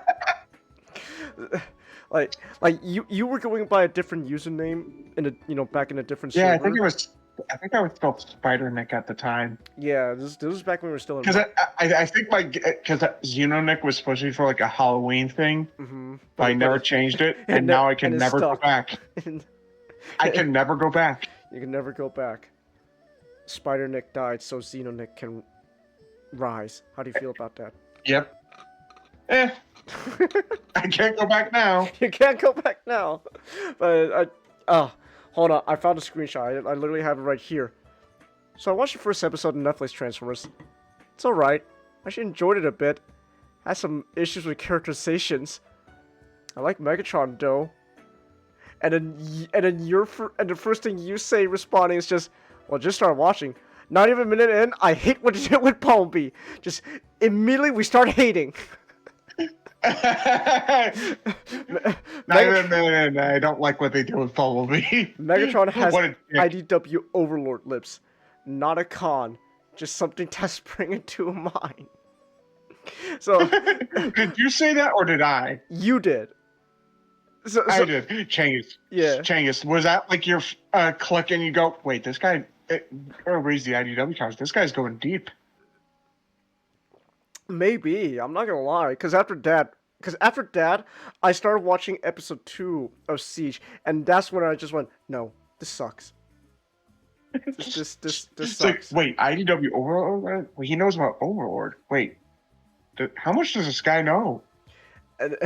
And then after that, we just started hate. You actually look at these screenshots, Nick. You were the one who fucking ripped it the show the most.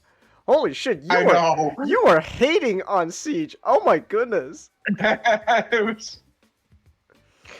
Oh my gosh. Oh my gosh. But man, it is. Man, we were not ready. Who would have guessed Kingdom would have been worse? I know. Oh, wait, hold on. Oh, you can tell. Oh, Nick. You can tell this was like a good couple of years ago, Nick. Oh, screenshot, Nick. I just realized the woke aspect of Transformers Siege. Oh, man. Fucking dated already there. Oh, ooh, that's really dated. The woke aspect of Siege, Nick. Oh my gosh, Nick, Transformers got woke. Ah, man, that was. Wait to date that conversation. Oh my goodness. I know. Oh my goodness, man. So, yeah. Change. I'm just picturing Megatron and Dashiki. That's great, Nick. He's a Dashiki.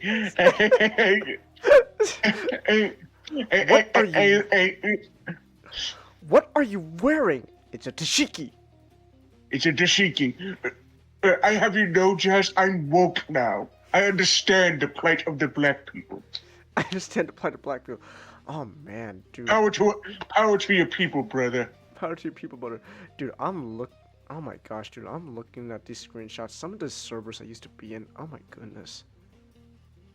Jeez, way to date myself. Ooh. Ooh.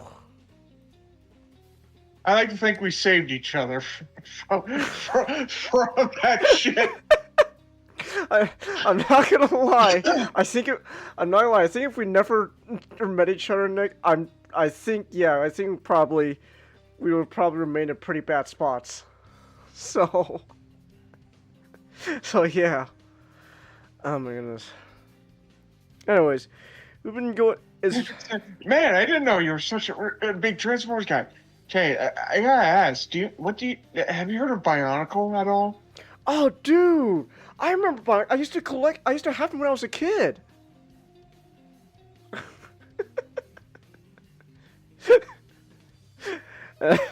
I should have stopped myself then. Why did I say that?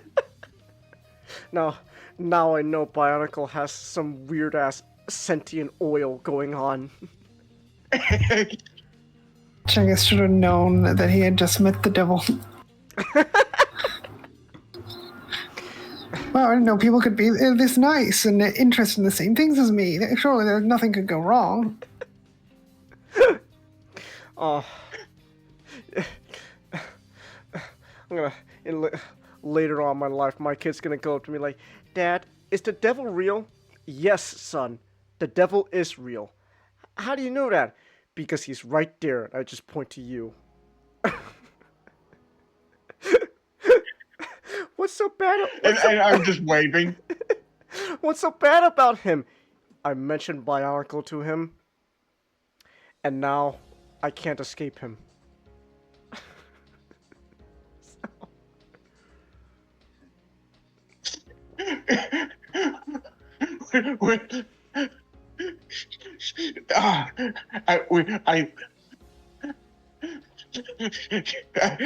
We're so together, specifically just so we can have access to each other's organ functions, just in case one fails, the other still has to keep each other alive. Oh. Hey James, I'm gonna have this peanut butter sandwich. Don't mind me. No. And you're swelling as soon as I take a bite. Oh man, what's wrong with you?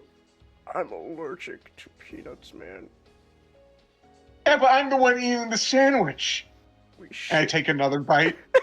The swelling gets worse. I'm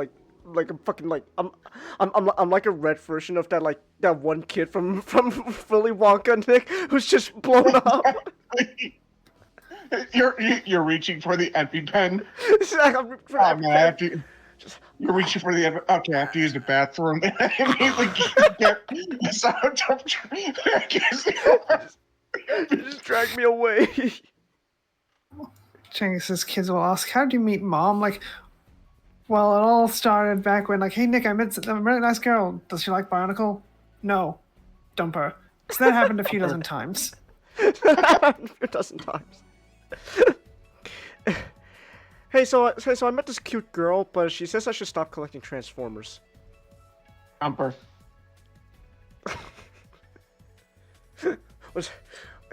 What's it going to be? Me or the Transformers figures? It just cuts to you surrounded by the figures. I just immediately just throw her stuff out of the house. Just go. Leave. And you're holding Optimus Prime as you sing it too. Exactly. Flesh decays. Plastic does not. Your flesh is temporary, woman, but the microplastics I'm inhaling is permanent.